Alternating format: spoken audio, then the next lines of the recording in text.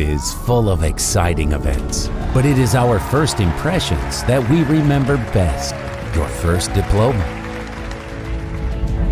your first job in a big company, unforgettable emotions from the first date, the first expensive things you bought when you got your first paycheck, and your first investments with Freedom Broker. Freedom Broker. Look at your favorite brands from a new perspective. Welcome to 100 Endgames You Must Know. Over 200 mini videos that our Chessable team edited together, synced with our move trainer, and made it a seamless learning experience. So thanks for watching, happy studying, and enjoy the material.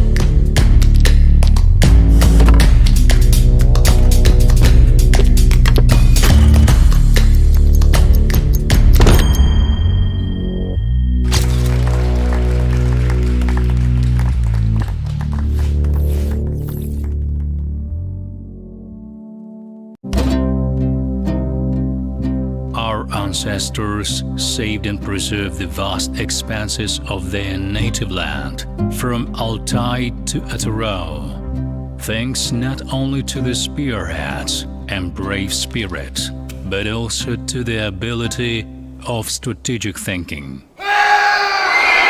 In the age of the larger political games, and in times of wars, step strategy decided the future of the nation and contributed to the strengthening of borders. Every step taken was another of the common obstacles on the way to a brighter future. Every decision made changed the trajectory of life. This is a game. This is a strategy. The light and dark side of life.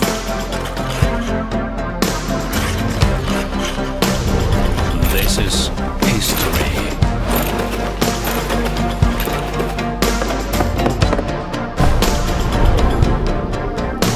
Friendship and rivalry.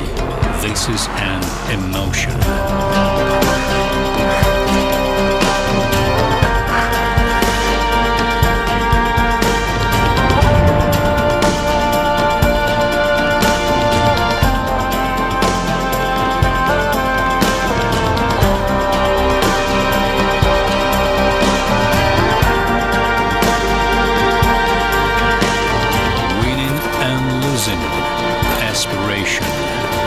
Aspiration to the future.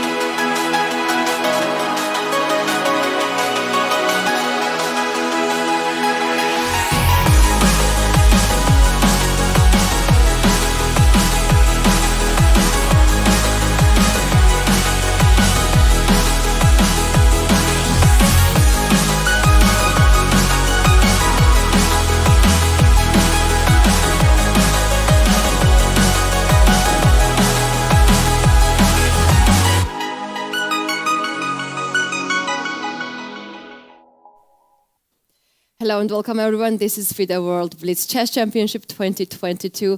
We do have one sole leader in the open section, Hikaru Nakamura, and today we will know if he keeps leading and wins the tournament or someone else can stop him. In the women's section we have two-way tie and we're gonna see incredible day in this category as well. And of course we're gonna have new world champions. In the studio we are working for you, Grandmaster Alexander Shabalov and woman Grandmaster Keti Tsatsalashvili. Good morning and good afternoon or good evening, depending on where you are and watching us. Seems like yesterday we just started covering the 2022 World Blitz and Rapid Championship, and here we are on our last day in the studio, and I hope it will be very, very exciting. That's right. Let's take a look now in the playing venue as players are already at the boards. The games will start very soon and we'd like to see them right before the start of the games. So yesterday Magnus Carlsen was 3 minutes late and he made it at last 33 seconds in his hoodie and sports trousers, running all the way from the playing venue, went to the platform and started to play, and he managed to win that game. That was an unbelievable sight, and we missed it. Frankly, we probably need a floor manager to tell us about this, and you can see it all over the internet, like Magnus running, winning this game, getting a warning for improper attire.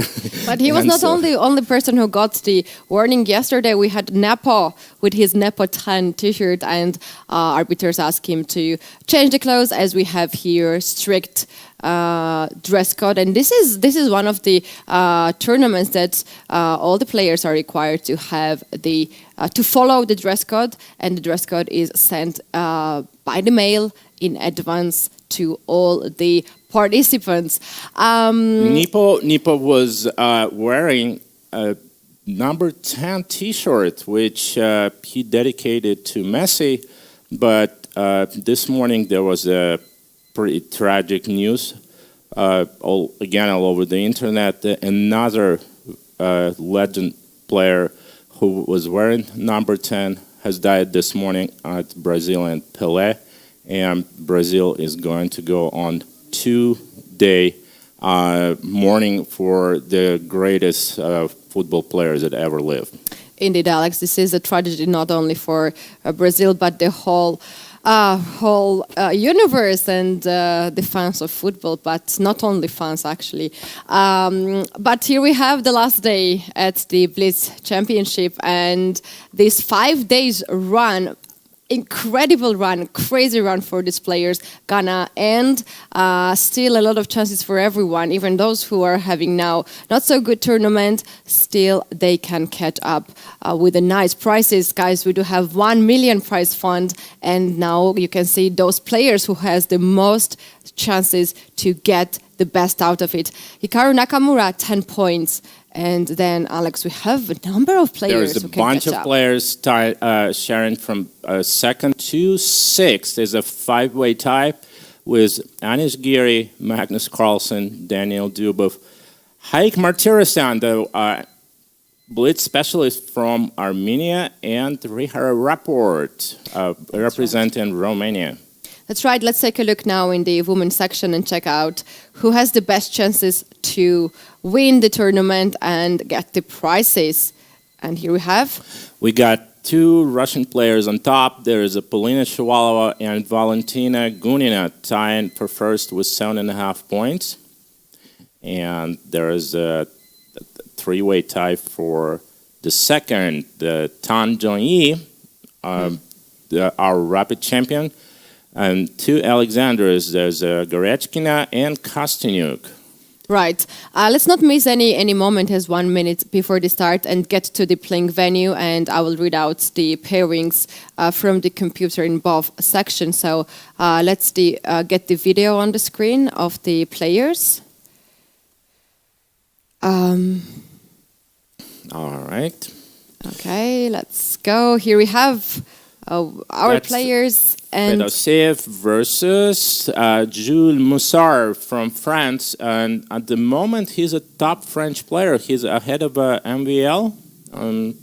Maybe they got the same points? No?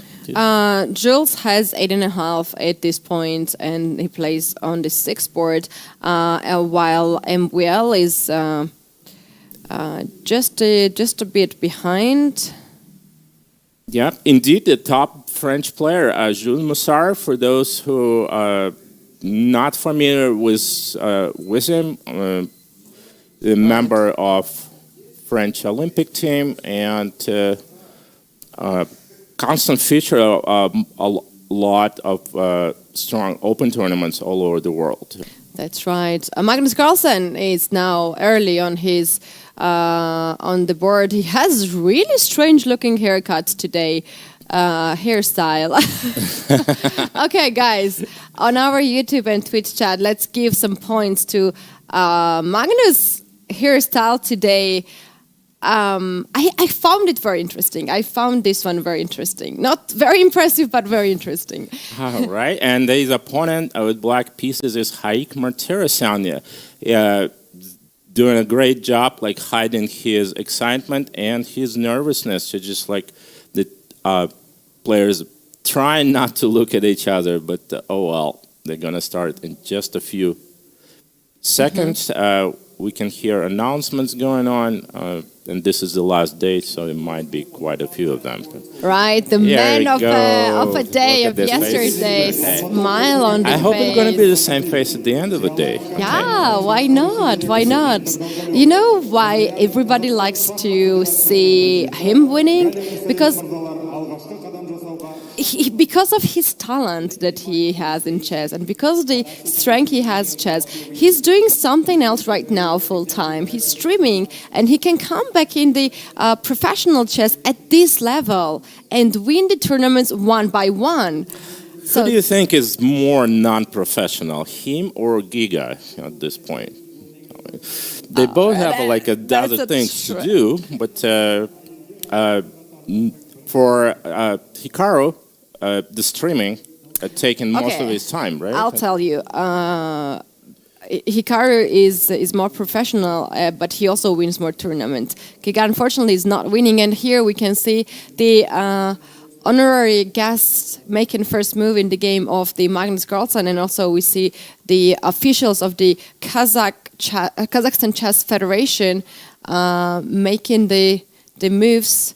So there was a ceremonial first move indeed. It's probably something that Magnus not going to play anyway.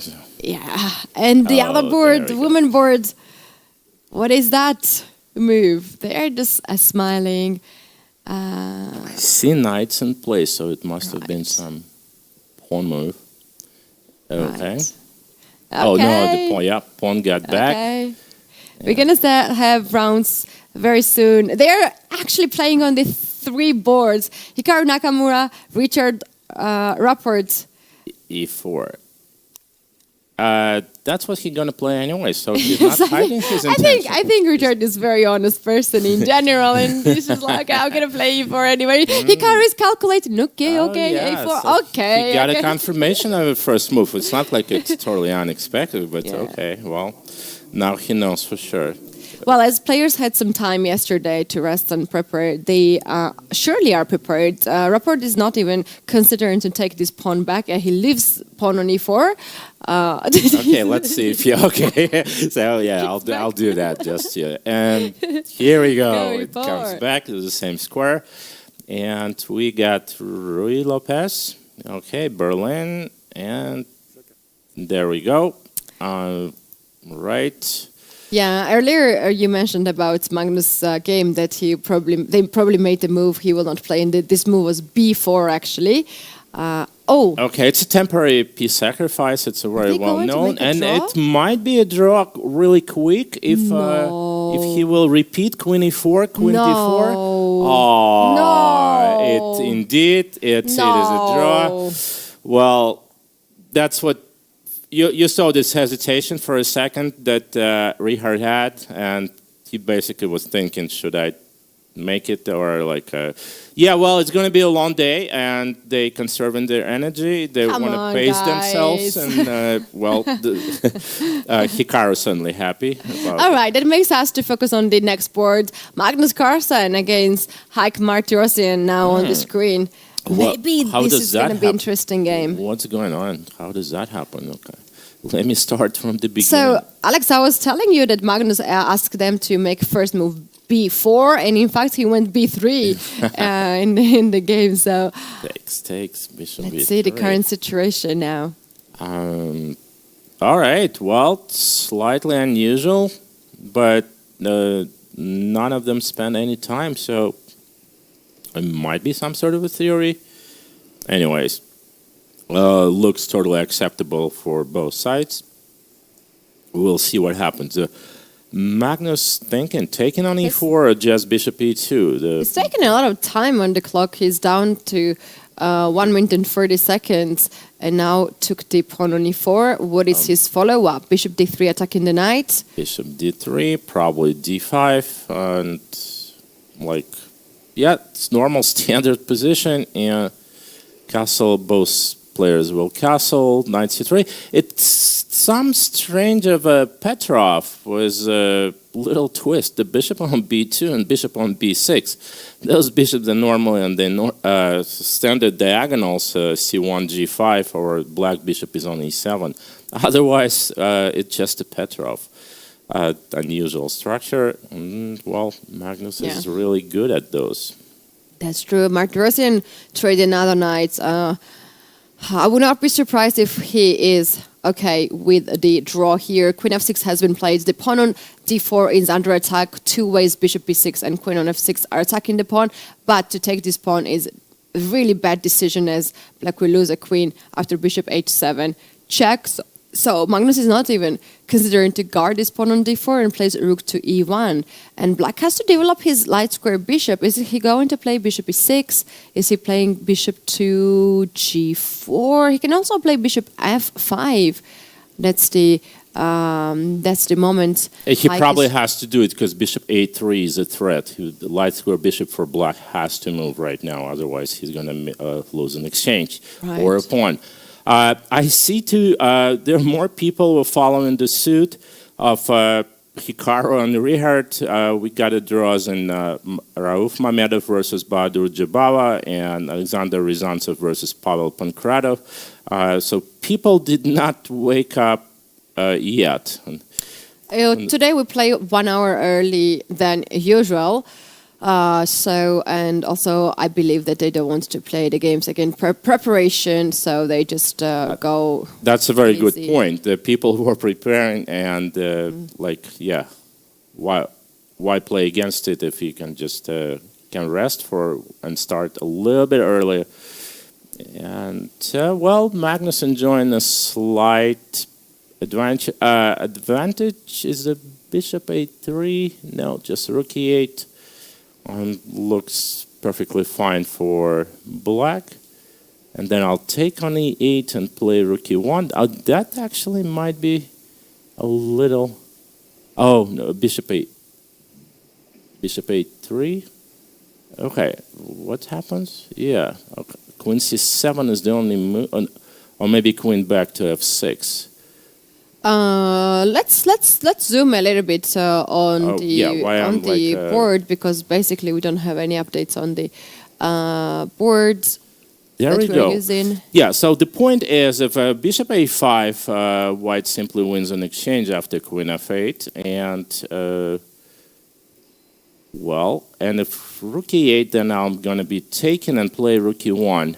And again, keeping the fire burning, the white will have some initiative here now that he has a file. Rook e8, he goes for it. I mean, I don't think it's a correct decision. I would definitely prefer to move my queen out to a5. Okay, not even rook e1. This is interesting. So seconds on the clock. c7. White just captured the pawn on b7 and black is taking the pawn on a5. We have a bit of different structure now and white is attacking the pawn on a7, which is a weakness. There is black going to play a6 to save that, but actually the other bishop from d3 can capture that. So Martin Rosen is thinking how to get the compensation for a7 pawn. Is it lost pawn? Eventually, yeah, that's definitely a target, and Magnus is going to put all his might on attacking this pawn. Rook b8, yeah, Haik decided to give it up, but if Magnus takes it, it's immediate draw, so he plays queen a6, and Haik defends it with bishop b6. A great way to defend the pawn. That's right. He invested some of the time for that move, but he found the most precise way and saved the pawn, which is very important. Now, Magnus is thinking, and he plays queen to a1. He realized that the first wave of attack didn't go through, so he has to regroup and try the second wave. And then third wave, he needs one. Right, queen to e1, queen is getting back to the center, maybe king side at some point. Oh! All right, giving up the dark squares and then immediate d4. Oh. That's very ambitious move, d4. He wants to play bishop d5 to activate this bishop. h4 has been played. For sure, Magnus wants to get some more advantage on the king side. Oh, that allows bishop c4. Rook e5 under attack. Queen d7, h5. All right, h6 has to play. Oh, then queen e4. He cannot do this. All right. Oh. Queen e4. h7 pawn is hanging. g6. And he's taking the pawn on c6. Yeah, this is lost position for Haik. Oh, no. Took Magnus a split done. second. He hesitated, but then he saw. It's, yeah. Wow, this is amazing game. The position which looks so dry, so draw, so equal, he somehow managed to create a lot of pressure. This is amazing indeed. Magnus, no, he's not joining the lead yet, but he cut the gap. Yeah, the gap with the half point. So let's focus now on the ladies, on the women section, and we have Alexandra Garetkina and Shabalova on the board. Shabalova has queen against a rook and a lot of pawns. Also, body gesture just says that Shabalova is the one who is trying to win. And here we have a resignation. This girl is unstoppable. Yeah, Polina is having a great tournament, and Alexandra is not amused at all. Losing with white, a very important game. Another leaders game, Gunina and Alexandra Kostynev. Wow, we have on the board. Look what's going on there. It looks like a made-up problem. Oh, it was a couple of moves ago. Now it's back to normal. And it's hard Alexandra is trying to make a draw because Valentina's king is very weak, and now we can see this king on e3. I think it's very hard to hide the king in the center of the board. So Alexandra is not considering to win in this position and grab some pawns because his king is also not so safe. Check. Yeah, I don't think that was a good decision. Now the knight on f3 covers the queen really nicely, and it's going to be 2 pawns. Took the pawn. Now the objectively position is winning for white, but 11 seconds on the clock. Everything can happen. Yeah, but the g pawn goes forward like. Wow, that's. Knight d6. That's pretty cool. Check. Knight e4. No, she can't capture. Yeah, it's still knight f5 is coming. I hope she's not going to blunder that. Oh, the fork. Queen e6. Yes. Queen e6. Pin. Now g7. Now g7. Yeah, this is winning. This is winning. Alexandra's let her time expire. I feel like... she cannot stop by the knight. Queen cannot stop either. Yep. And here we have a resignation. Right. 2 leaders in the women's section. Gunina and Shabalova wins the game. Gunina is a bit shocked. What just happened? She wanted to take some time. Alexandra is trying to rush out from the board. That's also a very important game for her. At this point, every lose can make the difference for everyone. There we go. There's a Shak versus... Shafir Mamedir on the board 9 plays against Mohudin Madaminov. Madaminov, young Uzbeki player.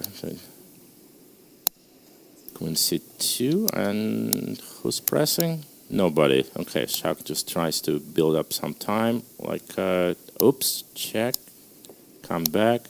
Black has a pawn. Oh no, it's a. It's oh yeah, equal he position. does. No, he does. It's a double pawn on f7, but it's double pawns and like looks Okay. equal. 22.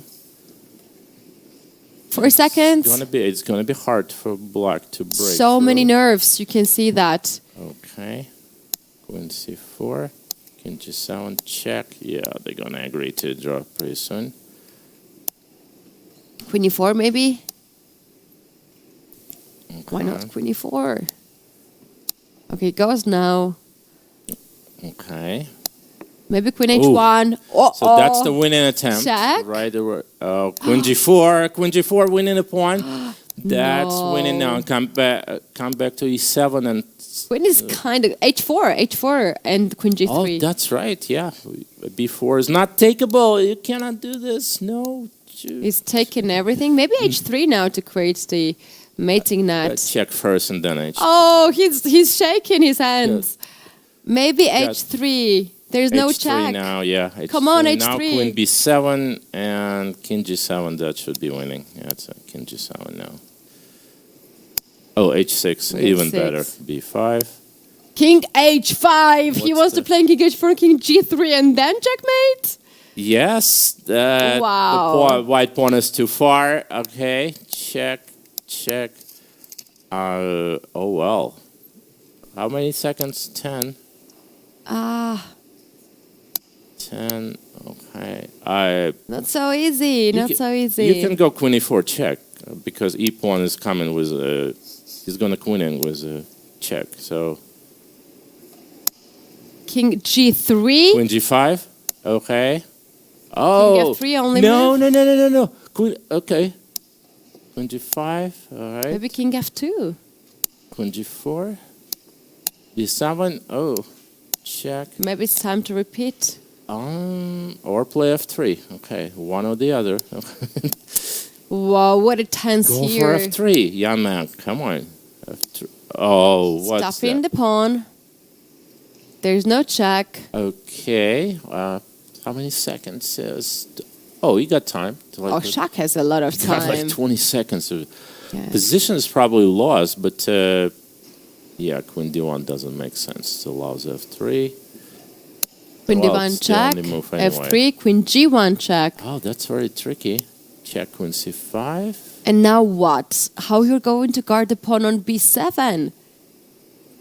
Maybe Queen g3? No. Queen g3. Queen g3, gonna lose the pawn on It's gonna lose b7. pawn on b7, then King will fight. Whoa, 2 seconds, 1 second. It's a timeout. Time. Wow, Yeah, that's what a win of the well, Jan. Uzbekistan player, international master. I'm sure this is the incredible victory that he scored, although he has won against Bluebaum yesterday, and Petrosian Tigran, and Muradli, Ahmed Adli as well.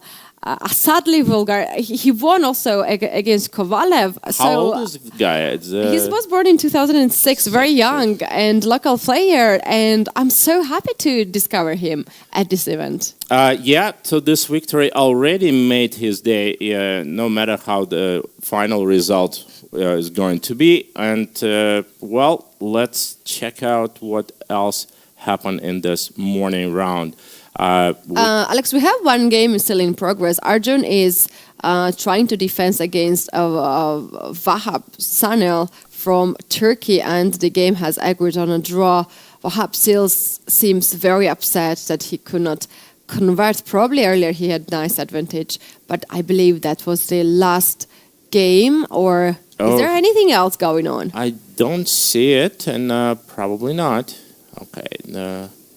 Okay, we are officially done with the first game of the second day. So now maybe we can pull up some of the interesting games on the screen. Yes, let's check out the results first. Artemyev beat Matlakov, Nipo beat Ronak Sedvani, and then young Krzysztof Duda beat Alexander Shimanov. Andreikin beat our yesterday's hero, Denis Lazovic. And now we saw Mukhidin beat Shak, and Vincent beat Nihal Sarin. And in the American matchup, Fabi beat Christopher Yu. Yuan Yi beat top Russian junior Volodar Murzin, and Sam Shanklin lost again to Daniel Darda. Right. So we are now going to take a look at some of the games which were the interesting. Maybe just the last parts, not to see most of it from the very beginning. How about Duda versus Shimanov? That looks like an straight forward attacking game. Okay.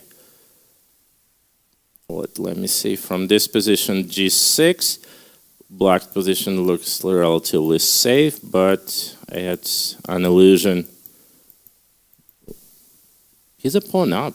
Black should be better. What happened? Check. The king is, I think, very exposed, and now white is simply capturing all the things on all the the pawns. Yeah, side. that something went wrong for Alexander in this latest sequence, and this is it. Win. Okay, let me quickly check an American match up. 0-1. Okay, Christopher, you. There is one interesting game, Daniel Dubov and Anish Giri. Let's board 3. take a look at this, because we can start to look. Earlier it was just a normal game, and at the moment of, let's say, 24 move 24, and there we go. Yeah, here white played knight to e5, black responded queen to c7, and Dubov goes g4 here, out of blue. Yeah, all of a sudden the quiet game became a mess, and takes. Queen f3. Now black enjoys much better pawn structure. I feel like black should have a chances here, but what happened? Queen h4, probably low on time, and they just started repeating. I've got a feeling that black is much better here. It's just probably low on time. And Anis decided to not to push any further. Okay, well, again, it's the long day, and it's the morning round. That's right, Alex. Every point now is so important, because we have a huge prize fund. In total, we have in open section $350,000 of the prize fund, and the winner will get 60,000. So, Alex, if Magnus Carlsen wins again, he will get 60,000 twice. He has done this already. We will not be surprised. If Hikaru wins, he can also get nice money for the New Year times. And then we have second place $50,000, fourth place $14,000, and this is decreasing a little bit by the places, but also the 35th place will get $1,500. In case if the players tie the places and the points, they're gonna share the money in between them. In the women's section, we have also quite nice prize fund, $150,000, and the winner gets $40,000. Yes, and for a lot of those girls, that would be the highlights of the year if they get into any of those prizes, because they're not playing in open tournament that often. Yeah, there's basically there are not many tournaments where they can earn this much of amount, even though like last year's there are some nice prize fund at the Grand Prix series, and other women events, but still, at the Grand Prix series, you have to be in top players, and it's not for everyone. You cannot just simply sign up there. You have to be invited. But at this tournament, if your rating is 2250 above, then you can sign up and try your best. That's why this tournament is incredible, and it's a chance and opportunity for many players. Yes, and let's try to predict the matchups for the next round. We actually have a next round. Easy. Let's take a look at this. Hikaru Nakamura against Fabiano Okay.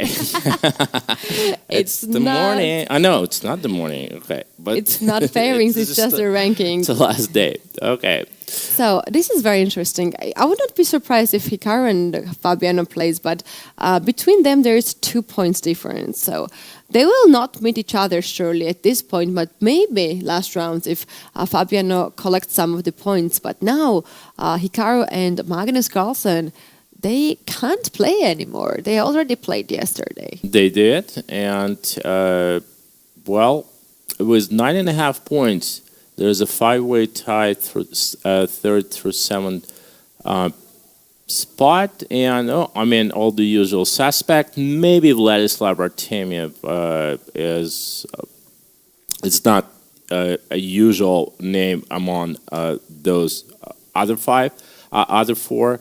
But again, it just suddenly it started looking like another Vaikanzi or just super tournament.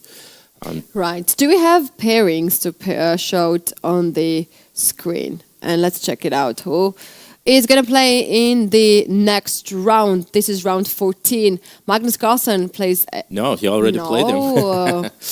He just No. Magnus Carlsen plays against Richard Rapport, in fact. Okay. Richard has 9.5 points, and Hikaru takes Jan Nepomniachtchi for the next round. And then we have Artemiev and Dubov with 9.5 playing each other. Oh, Artemiev played both. Gary was white and was black in this round.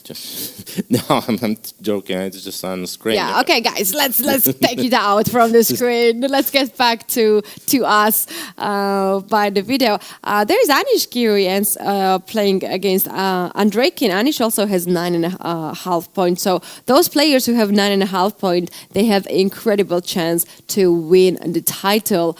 And as we say, this is a long tournament. 21 rounds in the open section, 17 rounds in the women's section. Every game matters. It has a high price. And also, Alex, we might have seen some of the players doing very good now, but spending a lot of energy and then losing some of the games. Like it happened to Yu Yangi's case yesterday.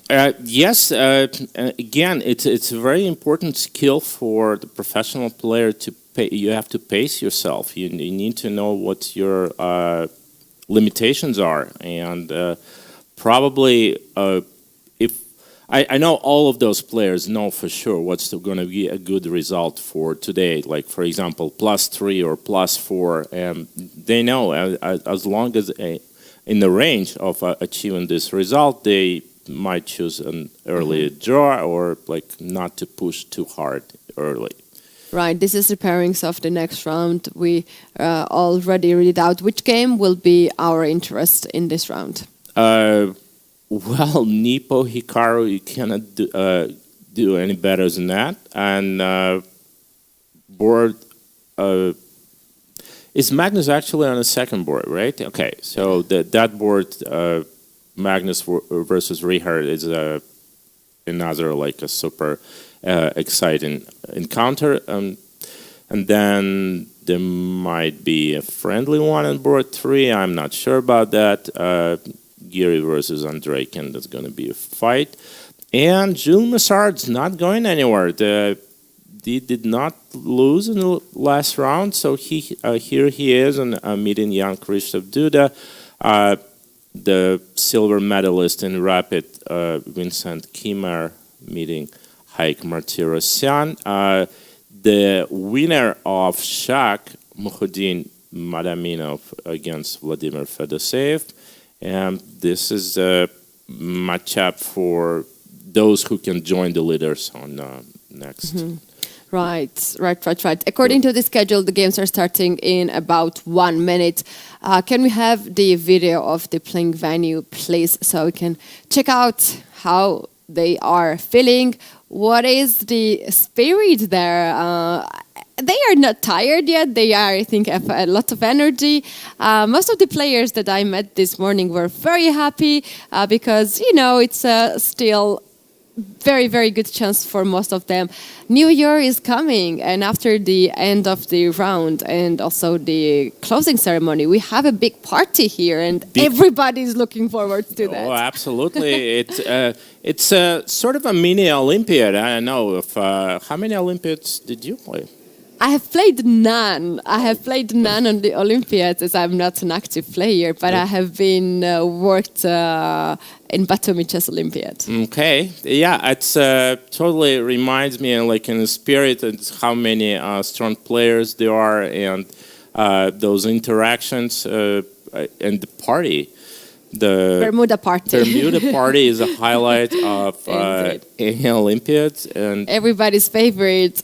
Bermuda party. Also, our viewers know a lot of stories from Bermuda party because what happens at Bermuda party never stays at Bermuda party, and it always, goes out in a different variations. The friends that we were talking earlier, Elena and Katia. They are best friends for many, many years, and we can say that. And this is something incredible that chess is giving us. They are not from the same country. They speak, I think, Russian, and they are very close and have been friends since And I'm forever. sure they did not discuss chess at this point. You can tell by hand gestures and everything. Bahadur is in a great mood. Bahadur is sleepy, as we can see, but he's fixing his hair, getting ready. Probably... He just had a quick draw against Rauf, and so for him the day did not yet begin. So this is those are Russian players, Artemiev, Sigurov, and I'm not sure who's like standing with his back to us. And there we go. Nair on the background. All right. No idea who that is. I think it's Rachmanov. Rachmanov? No. Okay, then we just pass. We just pass. Here we have German squad, Bluebaum and Vincent Keimer. And there's a Jordan, I think, back to us. And which language? Oh, no, it's a Donchenko. It's a Donchenko, yeah. Alexander. It's the Germans, yeah, it's okay. Yes. And here we have Armenian Robert Avanesian and Susik Gaboyan on the screen. Players are getting ready. The next round will start very soon. I think pairings in the women's section is open now. As earlier, they were waiting for the pairings. Let's take a look. All right, look at these pairings. Bibi Sara Asolbaeva, the winner of the World Blitz Chess Championship 2021, is facing Valentina Gonina. And look at that gap in points. The Gonina and Shabalov, they have a point and a half on their opponent. So even if they lose those games, I mean, they're still in the lead. And this is a great moment for them to push even harder. That's right. Shabalov against Lela Javahishvili from Georgia, and Tanjongi takes Harika Dronavali on the third board. Tanjongi also has 1 point difference. So those players, Gonina, Valentina, Shabalova, Polina, and Tanjongi, are taking huge lead. We have Sarah Hadem on the board 5 against Alexandra Kostyniuk. I would like to see her at some point on our screen, as she is playing at this tournament, at chess tournament ever, and she's in public ever without her hijab. is Yep. the word. So this is a big news in the world media in CNN. I was watching the other day in the evening just news, and I saw her, and it's like, no, that's Sarah. And then I saw other media. So all the heart goes to Sarah from us, as we're the Van family, and she's really having a hard time right now. Let's get to the playing venue, because they will start in 1 minute, and we want to check the players. Okay, I'm not sure why I'm getting this blue. All right.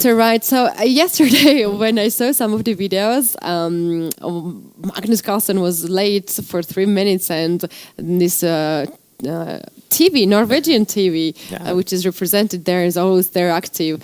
They were very confused. They were just looking around. What's happening? Why? Where is he? But then in the end, he arrived. Like he does such a show for it's basically it's just an accident. But in the end, it was the greatest show of yesterday's. That was a great sight of Magnus running to his board, making it with 30 seconds to go, and actually beating a super strong grandmasters on 30 seconds. I'm not sure if Vladislav took it easy, but It's amazing that you can do this too. Right. Guys, I would like to remind you that we are covering few games as we have really limited time. Sarah just arriving on the board and handshake her opponent, and we're going to see her on the screen. So I would kindly ask you to share your opinion, which game is the best, which game do you consider that we have to pull it on our screen when we have break, and let us know in our YouTube and Twitch chat. And by the way, there is a special prize for the most beautiful game played in both Rapid and Blitz championships here. It's an absolutely beautiful piece of art that will be awarded at the closing ceremony. If you saw something that we didn't see and you think that some of the games are your favorite, let us know. Right, give us some advices. Let's go to the top boards and look at Carlsen versus Rapport first. And Hikaru versus Jan is going to be a close second. Carlsen is missing from the board. Richard is is waiting. I had for a moment, hold on, they have already played and made this draw, but it was Richard and Hikaru who played and made the draw. Okay, just got a bit confused. Shaka on the screen, he must be a little bit upset. He's still in his previous game, he was thinking, how did I allow he's that not to happen? happy. Shak is not happy, he just greeted his opponent. As you can see, most of the participants are now at the playing venue. Gorechkina plays against Gunay Mamadzada. They know each other quite well, and they have played a lot of games, and now this is very important game for these two ladies. Alexandra is having some sparkling details. Unbelievable dress, I'm getting blind, looking at her. Right, too much sparkling. And here we have Magnus Carlsen arriving unusually early at the board. Handshake happened. Beautiful haircuts, what can I say? Who has the better one? I'm jealous. I think Alex Carlsen is always copying me, or I'm copying him, because we have kind of same style. Sometimes. All right, they have made the first moves, and we have here French. Okay, French, they moving a little bit faster than the board on the right, and it's a standard Winaver with Queen C7. Still Queen G4 is totally possible, but H4, 97, I guess H5. H6, and now it's an important move, which way the white is going to go. Just knight F3. Okay, safe and sound for both sides. Nepo tried to resurrect this line on candidates that he won, the previous ones. but it didn't go well for him. So another attempt from the Richard here. Let's see how this one will fare too. Right, bishop a4 kind of fix the things on the queen side. Is it safe to castle on the long side here for black? Is black going to do that? Knight a6? Either that or just simple king d7. And then knight c6. The standard maneuver is eventually bring your queen to h7, believe it or not. It looks like a long way to go. But if black manages to do this, king d7, queen d8, queen g8, queen h7, he might have a pretty good chances here. We have some maneuvering here. Pieces are going there and here. Knights walk all the way from f3, h2, f1, e3, now centralized. Richard castled on the long side, brought the king on b7. His king is safe out there. And king f1. f1 and knight c6. That's an interesting management of black knights that Richard demonstrates here. But I'm just waiting for his queen going to h7. Come on, do this. Queen h7. Queen e8, queen g8, he's on and the queen way. h7. He's yeah, on the way. that's it. All right. G2. There we go. Queen g8. Wow, Alex. Nice guess. Oh, well. So... it's a very standard plan here. I'm not just like generally invented something here. I thought you were a future teller. Just guess these moves. For those players who has never seen this setup and has never played, it's very unusual idea. So what is behind this? Why this maneuvering? From h7, the queen sort of controls both the queen side and the center and the king side. Right. And the problem for black is if he's aggressive here, so he needs to go with f6 or g5 at some point. But that will also will open some gates for white to come in. So while black position is super safe, I'm not sure if it's... aggressive enough here, so... Right, the things are so far normal here, but when the time goes down to 1 minute, all the craziness that these guys are capable of gonna start. So waiting for that moment, but so far they are not going to make any complications, right? Because it's... no one wants to start to open up the position. They both keeping it very, very safe, and Magnus probably will try to build some time advantage before he try to do something. But I'm not sure what white can really do, except for maybe sacrificing on c4. So going rook to b2. Maybe he wants to play rook to b1, but this seems to be that there's not that strong attack on the queen side, because black is just so... Is that Hikaru walking? He actually finished the game. Yeah, it's a draw. I'm quickly checking what happened in this game, and looks like not much. There were like Nepo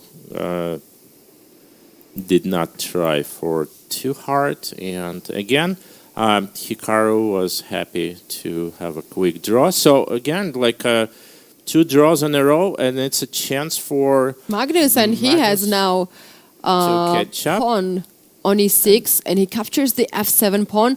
Maybe this is a good chance for him. He sacrificed a piece? Sacked a piece and played e6. Just like I said, he will try to build up some advantage on the clock. But instead of advantage on the clock, he fell a minute behind and then sacrificed the piece. I'm not sure that's such a great idea. Like now to spend the time. Rook to b4, another sacrifice. Knight can capture this rook. If I'm already what he's doing? Queen e7 now. Actually, it was a reflection of the. He wanted to reflect the knight from c6. King goes on a6. A takes b now. A file is open for the rook. I'll take on c2 no, with. Queen takes. I'll take on c2 with what exactly? Probably bishop. Okay, if this game goes crazy, A4, maybe this is my favorites for the best game, best attacking game. Very easily. I'm writing down it. So it's a piece first, and then the whole rook, and now Magnus has to demonstrated bishop takes c7. Bishop e4, it has to be done. Looks like, okay, so Richard has at least a draw at this point, and he will probably try for more. So queen e4. Okay, I'm not sure. Actually, position could be just equal at this point, huh? Yeah, seems like Richard has. So if you take the rook, it's a Past that draw. moment. It's a draw. Yeah, now it's All right, perpetual. that's a draw. No, queen d7. Oh, no, queen d7 is king a8. Sorry, the d5 was protected. I thought he has to go back, but... Wait, his idea is a6 and queen d7 to checkmate on b7, and there's no way to avoid that? No, there should be. Queen d1 Queen check. d1 check. Did King he h4. risk too much? Oh, queen d1 f3. Okay, he has the whole minute. Oh, wow, this is incredible no way, decision to make. He did not even spend any time. Rook to d8. so he just defended d7 square and... Queen? Oh! No. Hold on, takes Queen f3. d7. Queen d7. Rook Takes. f4. Oh my god, this is a craziness. Okay, so it's perpetually black wants it. Can he G2? win it? No. This is crazy. Okay, boom, check. It is a draw. King cannot really It is hide. a draw. Like, oh, what a game. King what a cannot game. hide. Oh. Wow, this is What a nicely played game. from both sides. Also, Richard found the only way to not to lose here. There's a checkmate in one move. G5. What? And then H5? h5? He risks this too much. Hold on. How does it work? Queen f5 wins the queen. King f1. Oh, Bring the king back, Magnus. It's not legal. That's still a draw. Yeah. King f2. Still a draw. King f2. Yeah, as soon as the black rook cannot join it. Queen and queen. Yeah, but well, this queen g4. Queen g4. Oh, but then he can lose. Okay. We just Yeah, we got just to been the- calmed down here. Just they told us to shut up. You know, we're actually screaming too much. Okay. That was incredible. This tournament is great. Okay, F7, C2. Black queen in first, and the game continues. Okay. No. What Magnus just did? He captured so many pieces. So king goes to. The king has to stay away from the.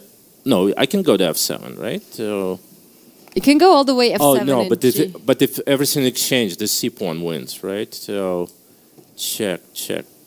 I believe that Magnus is not having a good position. That was too risky for him. But I don't see. King queen g4 now. So 24 seconds for And Richard, c3. and he tries to find a win. c3. Oh yeah, this is it. Queen f7, b7 square. No, check. Queen a4. Oh, this game is never ending. Yeah.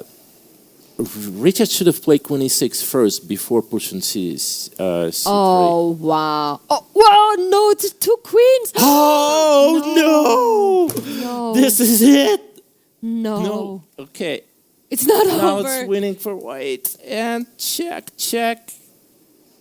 God. Nah. King f6. Check.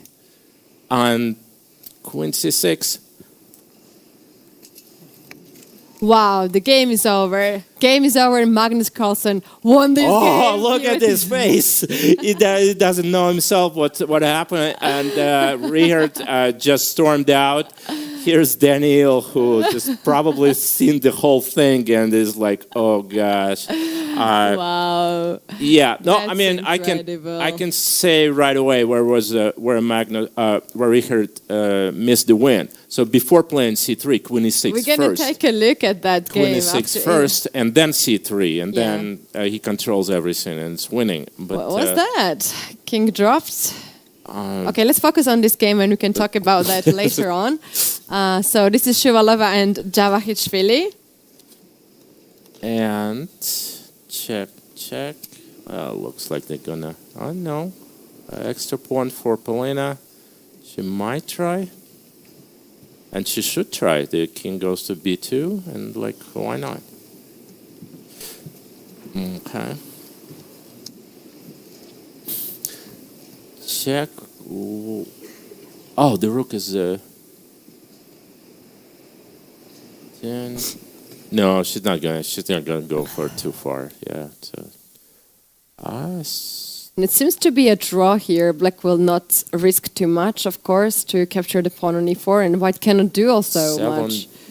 Yeah, and a handshake is now There's happening. No way to improve your position. Okay, was that the last game of the round? Or if we have anything else, let's take a look at this. Yuyangi sitting on the board. Another game has also finished. Arjun and Levan Panstaya on the background. What about you and Yi? It was exactly the same before the beginning of the round, and now he's just sitting. What was the result of this game? According to the kings in the middle, I assume that there was a draw against David Anton. And now we can see still some of the people concentrated in 1 or 2 points. So I believe there is some game still going on. The game on the top boards, there's Noderbek Abdusatorov plays Pavel Pankratov. That might be an interesting position. Yeah, it's another crazy position, but looks like Pankratov will win unless Noderbek will find some magical trick here.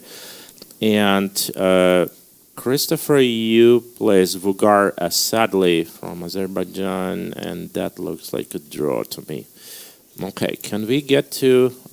yes, this is the game, Pankratov Abdusat.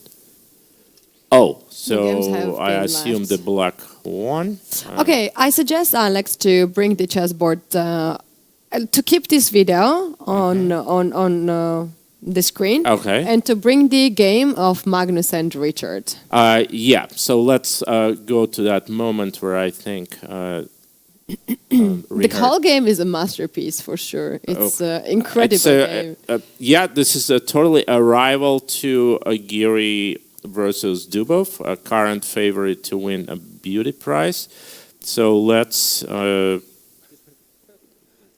find it. Can we please keep the video of the playing venue? Yes, and there we go. So I think where's the moment where black played c3? Right here, king h6. So c3, love queen f7. I believe that should be first. Queen goes to e6, taking control of key f7 square, and after king h7, and he has a move. Now c3 should just win. And there we go. Yeah, this is where Magnus would resign. No, queen b4 is not a serious try because, well, right now, pretty much everything wins for black. Even the simple bringing queen back to defense, queen to c6 would win. Instead, he played c3 immediately, and that allowed queen f7. And I wonder if this is the moment where black has to force a draw, and maybe it's still winning, but it's much harder. It's hard to defend both b7 and d5 at the same time. The only way to win it, I think, is to take on a6. Let's see if that's possible. So let's say check, and now I will try to check you from d6 and take on a6. And so you need to go to g5. But now g8 is... Okay, still a checkmate. Yeah. Well, That was indeed a crazy it's game. really- Shall we go to the point when Magnus actually started all this madness by pushing a5 and just check all the moves right away, how that happened? I think the fireworks started with this move rook to b4. So pawn piece sacrifice. I'm not sure about that. But it's like, how about rook b4 here? Is just like an amazing way of it's on the paper. It might be a simple deflection of the knight on c6, so you can play queen e7 check. And black actually has a lot of choices here, and maybe knight takes b4 was not the top choice. A simple knight takes c3. Now that I'm looking at it, looks very good for black. Maybe that's a simple win because queen is under attack, rook is Right. under attack, pawn is under attack, and But Richard took, and there was a check. Queen takes b4, and in that position, I was considering a takes b4 to open up the a file for the rook. not to take it with the queen, but with the pawn, and then Yes. bring the rook to a1. That's Yes. a great idea. And using the fact that there is no rook e8 now, as the pawn from f7 controls there, and there's also not rook c7 because I have the bishop, bishop on control. f4. That's the So- great attacking continuation. And I want to play next move rook a1, and there's already checkmate threat on the board. Oh, well, I'm sure this game will be dissected in all possible ways in chess media. What a feast of unbelievable strikes and counter strikes, and we have to give like all the kudos to Richard to keep it going. A lot of people would give a perpetual check at the first opportunity, but he was looking No, for he's not chances. a player who gonna be scared. He would try to play his best. So queen took on b4, bishop takes, knight c7, and you cannot take back on c7 right now because queen b5. Well, actually, why not? Maybe you could. And take on d5, With bishop, and queen e8. like controlling everything. Probably, yeah. Okay, Yeah, that's another moment, but Richard quickly played bishop e4, which also looked pretty good. And here we go. And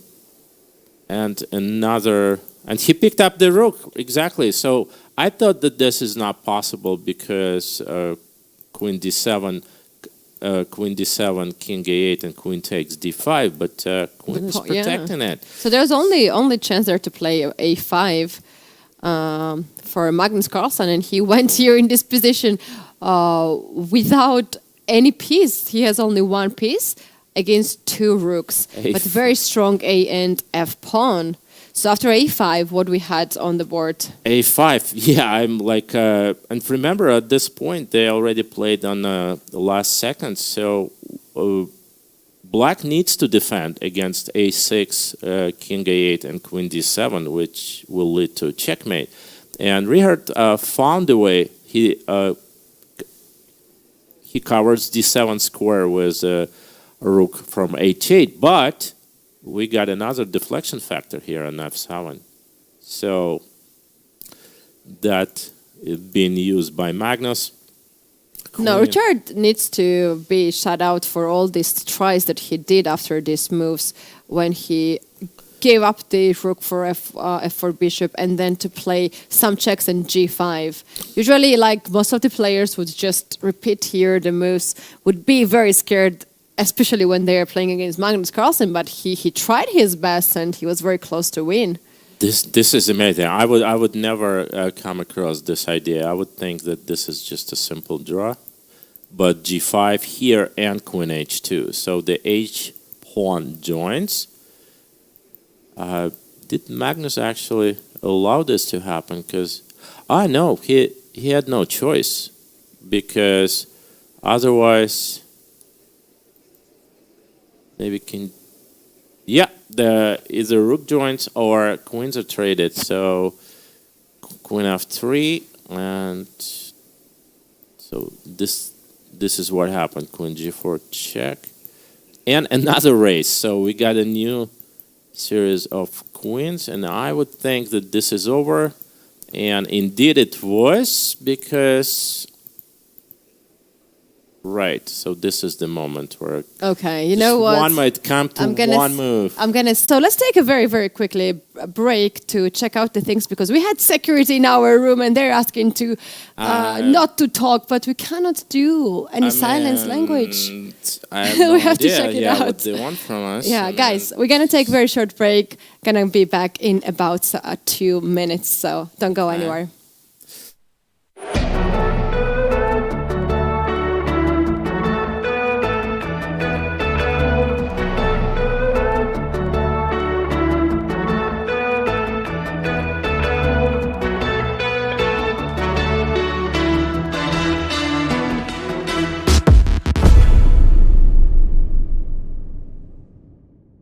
Life is full of exciting events, but it is our first impressions that we remember best.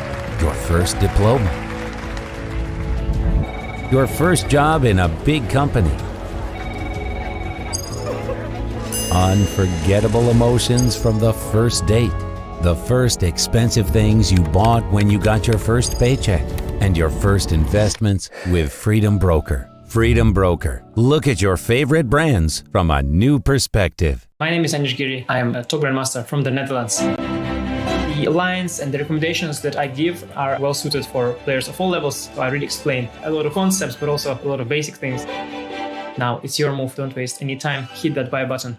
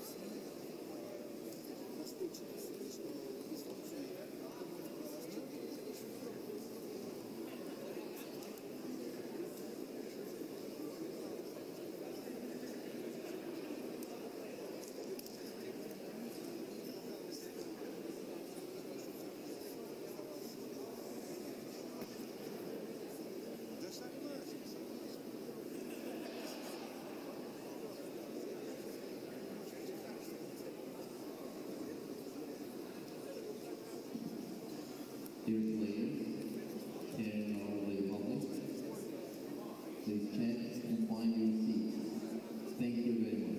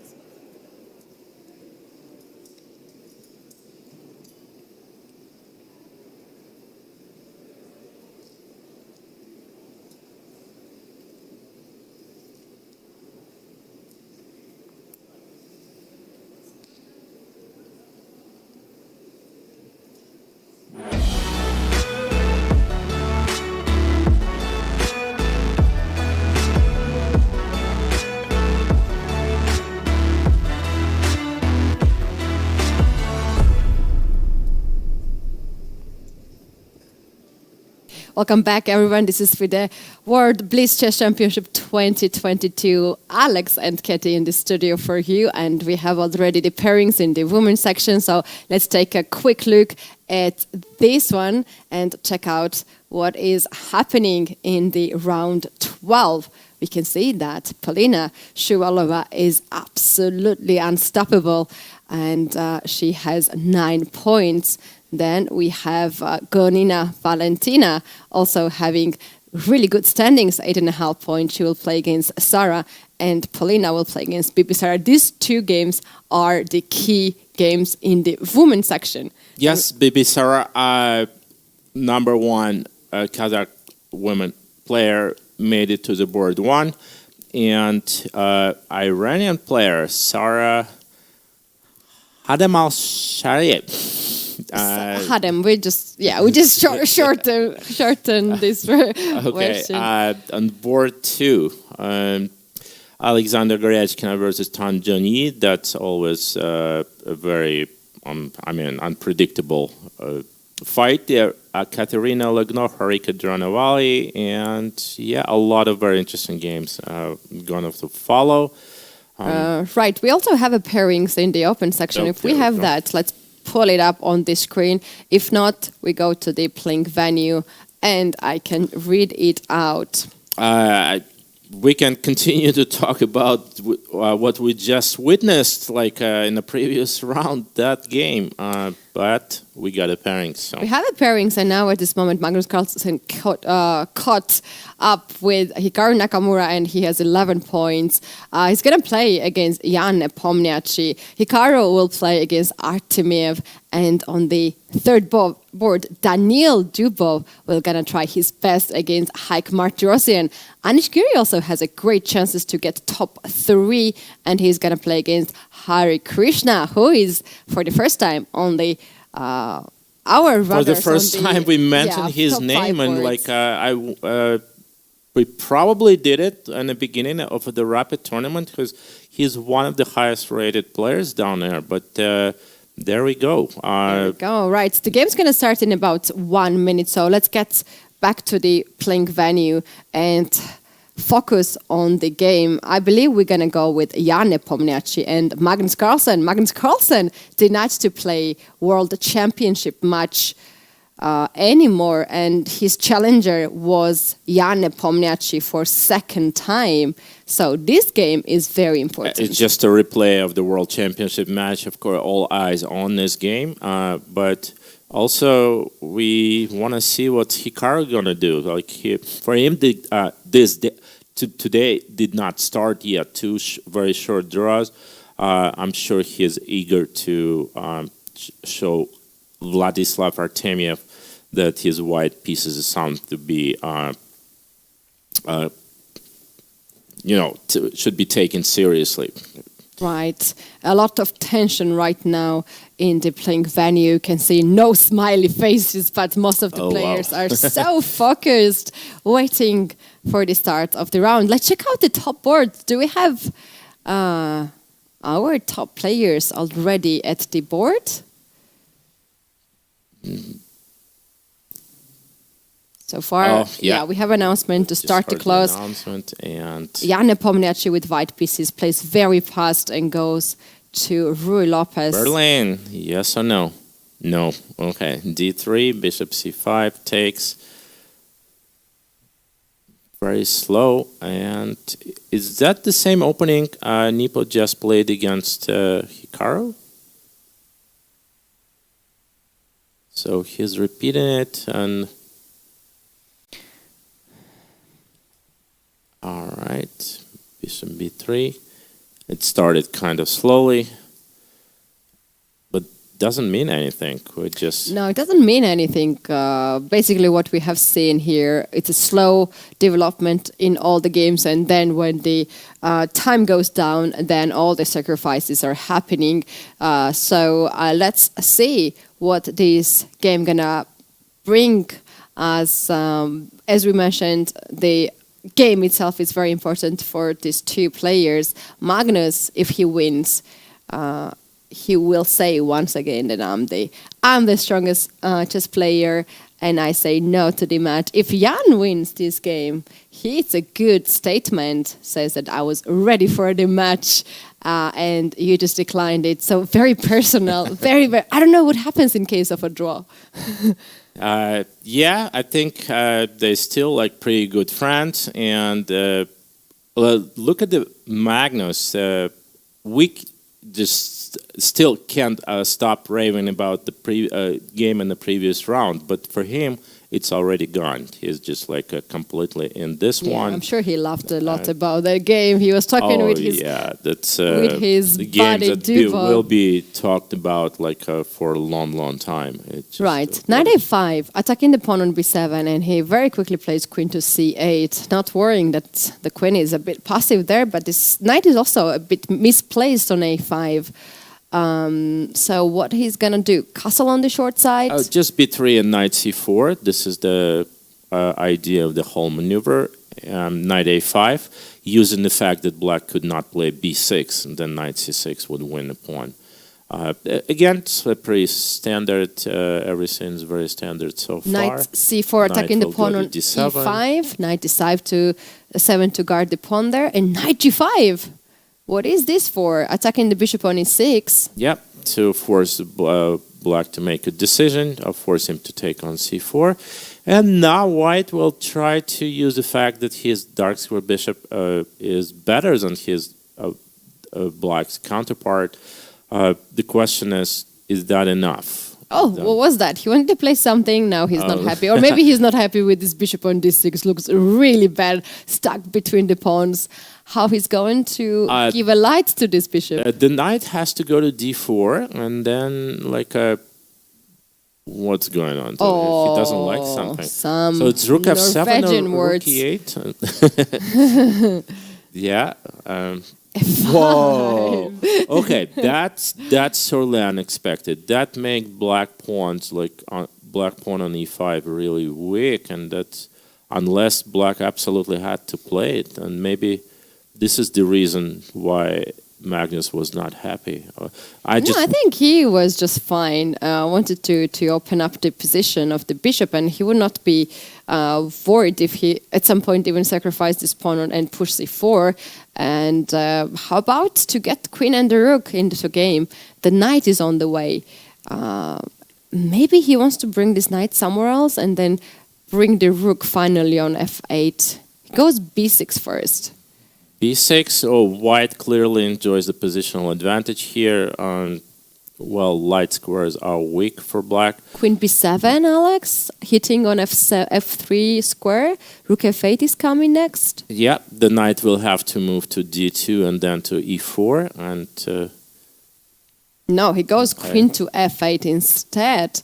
That's a bit surprising, but although queen on b7 would be just stuck and be far from the board. Yeah, it's time to relocate your knight to e4. and then we will see what's next.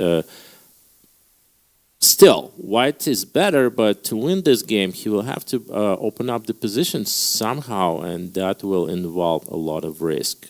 He will have to play f4. That might activate black bishop too. So, okay, in the meantime, while this game entered the maneuvering phase, let's see what Nakamura versus Artemiev, how does that develop?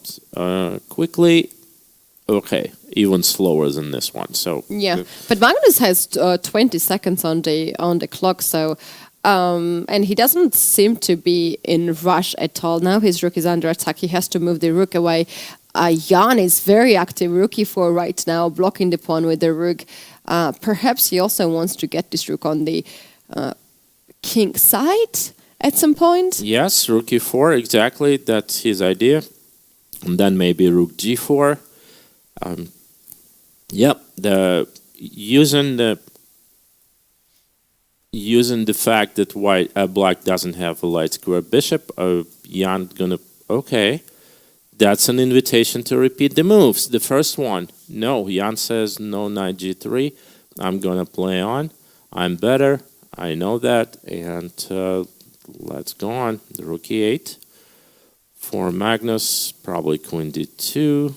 Oh no. So when I'm talking about rook is hanging, so h3, and then rook d2. Maybe rook g3 is another idea. Okay. Yeah, well, anyways, a lot of good moves here for white, and Jan.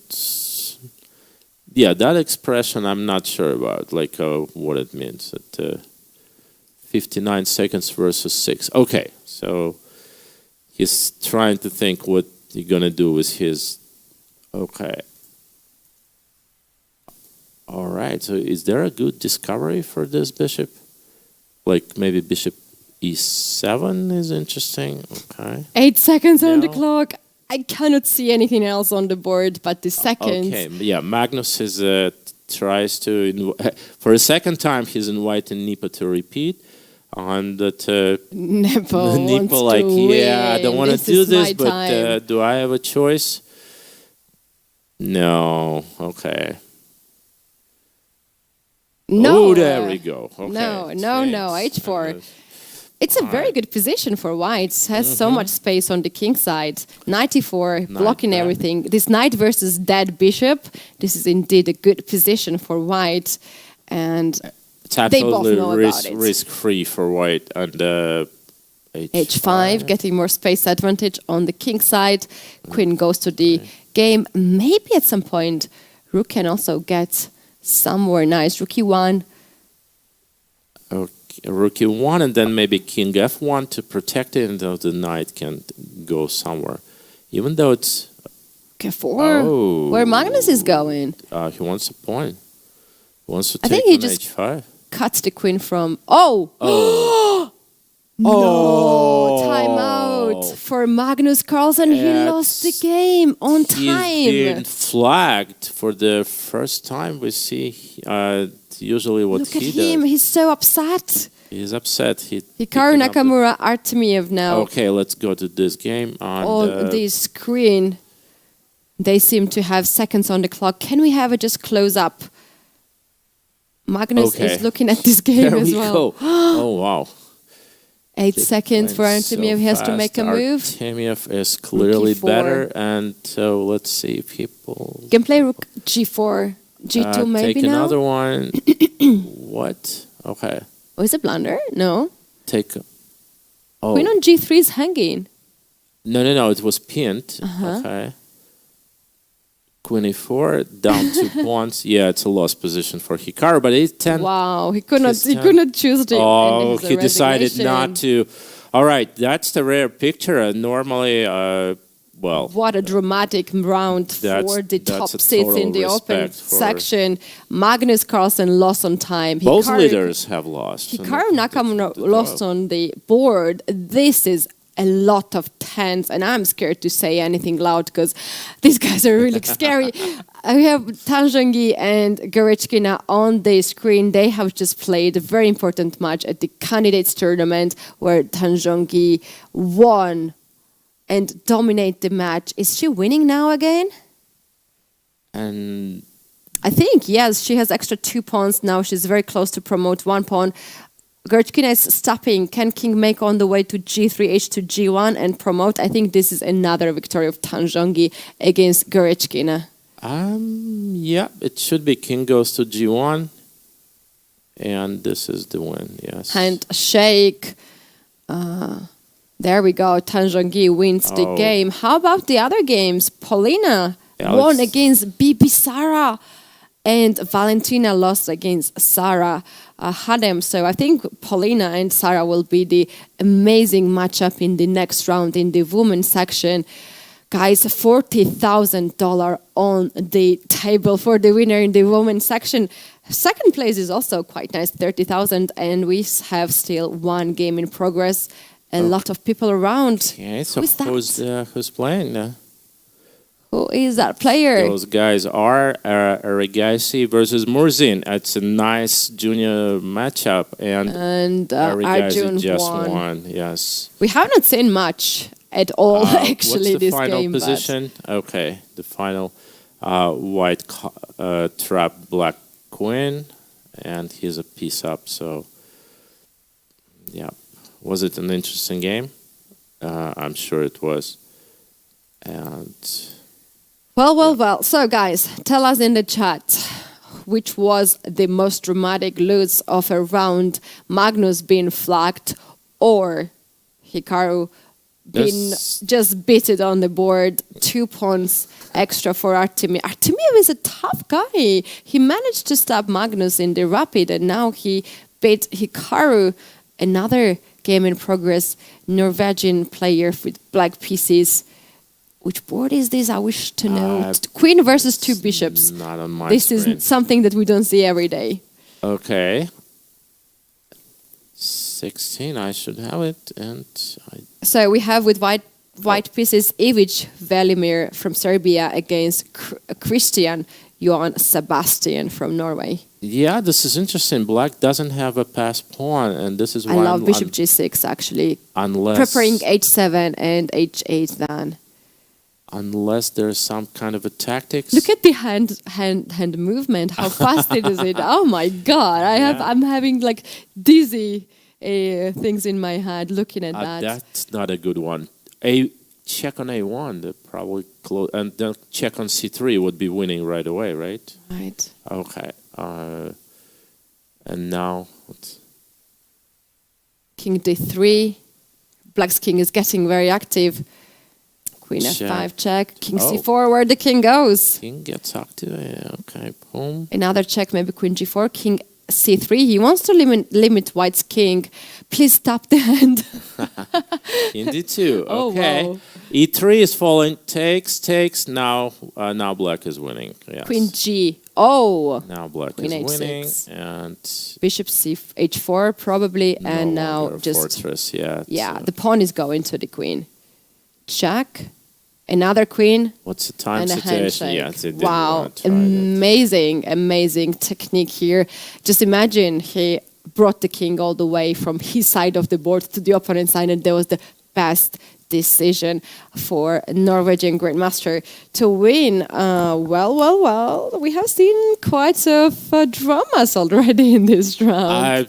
Yes, both leaders just lost. Uncharacteristic losses for Magnus Carlsen and Hikaru Nakamura, and that brings us to. This brings us to a very complicated position. I can't wait to see the pairings of the next round. On the round 5, we 15, has been just ended, and we're looking now at round 16 pairings. I really don't know what's going on here and who will play against who in the open section. And in the women's section, it's more or less clear situation as Polina Shabalova is keeping a leader's position, Tanjongi and Sarah Hadem as well. All right. So Nipo caught up with Magnus, and Artemiev almost caught up with Hikaru Nakamura. There should be more.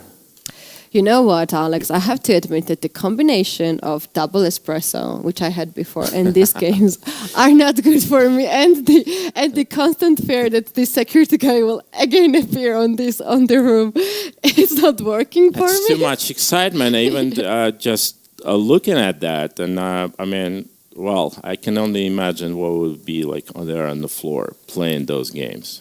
No, thank you very much. That's why we're sitting here in our small room comfortably, reading your chat, guys. Thank you so much for all the compliments you are giving to us. They also suggested some of the games that later on we can actually consider to take a look and nominate which one is the best game. Unfortunately, we cannot check out all these hundreds of games which are happening, but you see way more than we see here. So please feel free to write us your choice of the best game.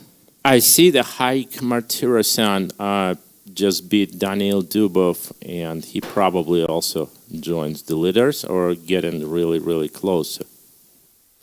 We can show his game. And let's take a look at the Dubov versus Martirasan. Again, I just seen it and I lost it. Yeah, while you're looking, I can remind our viewers that this is the Blitz World Blitz Chess Championship final tournament of the year, and we do have a very short time control for the players, 3 minutes plus 2 seconds only. All right, so let's take a quick look. Not from the beginning, please. It's a very long game. All right, so there we go. Here's black already a little bit better. Let's see. Okay, this looks more or less normal. Yes. Move 17 for white, and it looks like white has 2 bishops and pressing. And in few moves here, the situation's totally changed. The black pawn G4 again created this wall against white bishops. This bishop on G2 is especially bad. So Daniil tried G4. That magic worked for him in the previous round. Unfortunately, it didn't work for him here. Black simply activated his knight on E4, opened up the position, and suddenly, that Queen F4 doesn't look. It's clearly the move that drops the pawn, but if white doesn't do this, Rook F6 will simply win the game on the next move. So Queen F4 is played, and white was trying to survive in the endgame down a pawn, but very good conversion on the black side. Not a chance for Daniil here. Okay, check, knight e4. Right. He has to sacrifice another exchange, and there we go. We do have already pairings of the next round. If we're ready, we can pull it up on the board and check out what is happening. And I can see the standings, Alex. Look at this situation. After round 15, we do have Nakamura, Carlsen, Giwi, Martirosyan, wow, and Nepomniachtchi with sharing all the points. 5-way tie for first was 11 points. These guys will play each other somehow.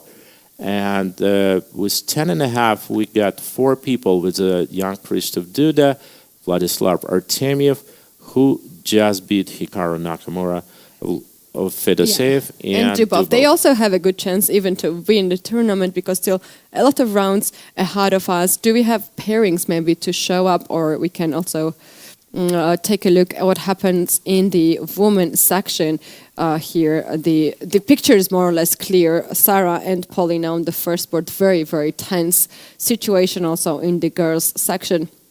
Tanjongi plays against Katerina Lachno. Someone should change the picture of this category, because seems like in open section things are going up and down. In the women's section, it's very stable path for those players. Yes, Polina is maintaining her lead, playing a very, very confident chess, and it looks already played the most of her rivals. And looks like she's cruising at the moment, unless there is some accident or anything. I would say she's my favorite to win the whole thing. It started with her hairstyle, I think. Oh yeah, that would be quite a fashion statement if that would be our champion, right? Yeah, right. Guys, can we go to the playing venue, please, and check out what is happening? Because it's already time to start the game, and here we have the pairings. That are pairings. Magnus Carlsen, Vincent Kame are very interesting matchup. Is that a pairings? I don't know. It is pairings. Unbelievable. Yes, it is. Yeah, Vincent was not doing great in the first day, but seems out that he is just climbing up on the first board, and we cannot say that he's not doing great anymore. So Anishikiri will play against Janne Pomniachtchi, Martirosyan against Fedosiev, and Hikaru goes with Grishchuk. Alexander made it to the JKD against Dubov, and Artemio will take Yu Youngi in the next round. That's the pairings, guys. And now let's take a look, either women pairing or the playing venue.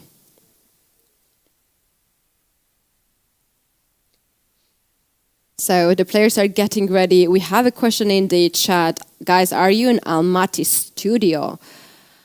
Alex?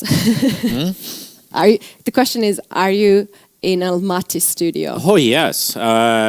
You bet we are. Alex flew all the way from States to get in here with many hours. I'm just trying to think, how long did it take me to get here? The more than... no. It was under 24 hours, but pretty close to this. We absolutely enjoying our time here in Almaty. We really, really hope it's not the last time. And oh, absolutely no. Seems like the development of the chess in Kazakhstan, and also the interest of sponsors in this country to chess is great, and they have superstars. Janse Abdulmalik, Bibi Sara, and Dinara Sadvakasova, very list of these players, and we also have youngsters, guys, just doing their best. Yes, and now we got pairings for women's section. We got Sara versus Polina. That's matchup that can decide a lot. If Sara pulls it out, the things would be really, really complicated on top of things. If on the contrary, Polina wins this game, I must say I don't really see the way she will be stopped. Right. Let's go to the playing venue once again and get ready for the games. Alex, which will be our choice of the game to analyze? Carlsen, Kmar, Giri, Nepomniachtchi, very interesting. I would suggest to go to Shabalov and Sara and start with this for the first time to see. That's the great choice. Okay. I still see they're smiling, so they're not so tired. They're not so tired. Yeah, we can tell that the moment all the smiles disappear, okay, we know that people are tired. There is a fine silver lining between being tired and being dead already. And this, yeah. We're going to reach the line for sure at some point. Maria Emelianova just crossed our camera. Lots of our viewers know her quite well. We are now walking around the playing venue and we are reaching on the top boards. Valentina Gonina is getting ready. She's in a good shape. She's in a good mood. At the interview, she says that she likes Blitz because it's a lot of emotions. That's the way. That's your weak point. That's the way to be recognizable, even if people don't see your face. Okay, that's the style. Amazing. I like that too. It's pretty cool, I must say. Polina, well done. well done. Nice tactic to go to all the way to the tournament with a new style. We see some of the players still chatting. We see some of the players being a bit focused, and everybody rushes into the playing venue. Alex, we had a little chat today with the coach of young Christoph Duda, Kamil Mitton. He's a very friendly guy, and I told him that what's the issue with Jan and G6 square? And he got a bit confused at the beginning, and I said, like, there was first Queen G6 tactic, then was Rook G6 tactic against Kiri, and he started to laugh. He's like, please tell him to watch out on that square, and he's like, I will. And I think today Jan is doing great, as he's having a very nice performance, and now he's gonna play against Daniil Dubov, and today he has scored already against Jules Moussard 1 point and Fedosiev half point. Okay, the good beginning of the day for him. And, well, it's just every round brings us unbelievable games. We're going to enjoy it to the end of it. But look at Polina here. Mm-hmm. Oh. So... we have also Conor on the background. Sarah is out there too. She's doing great at this event. She's under the media attention indeed. And we have to shout out one more time to Sarah, as she is here at this tournament with her 10-month-old baby. And doing unbelievably well.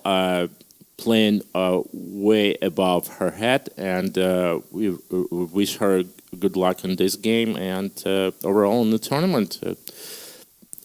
Yeah, she's just 25 years old, and she has won several Asian and World Championships, and she is the World Champion under 16 Blitz, World Champion under 16 girls in Blitz competition. And also is a runner-up of World Junior Girls. This is the toughest competition when you are junior, and several times Iranian woman chess champion. In 2018 in St. Petersburg, she got the prize of best woman performance, as she got the silver medal in both Blitz and Rapids. And here we have the first move. She goes D4 and then C4. And we have Nimza, Indian, on the board. Yeah, there's here we go. We got Nimzo moves played, and the line was knight f3, bishop g5 is not the main one, but requires requires very serious precision on the black side. c5 is pretty good so far. White has to play d5. No, okay. That's tells me that White's already improvising. D takes c5 is not the move here.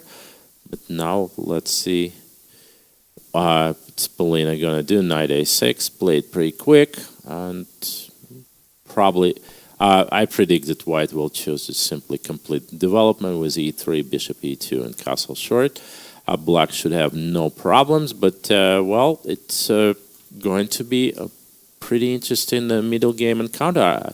Rook c1, okay.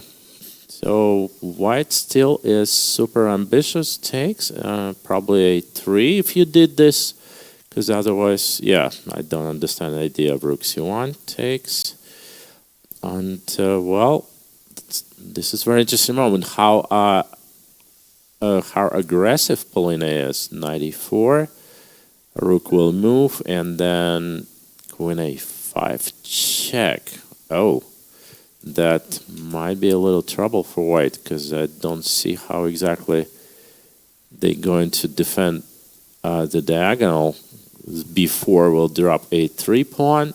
Knight d2, that's not a kind of pin you want to go under. So White is in a relative trouble right here.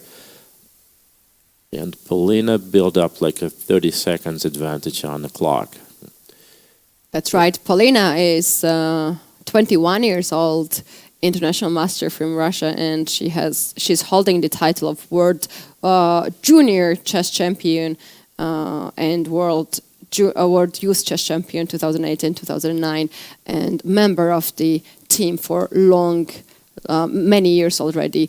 I do like her knight on e4, another knight that supports e4, and white has kind of problem to develop the king side. That's true, and I think now it's the moment to take on f6 to distract this knight from e4.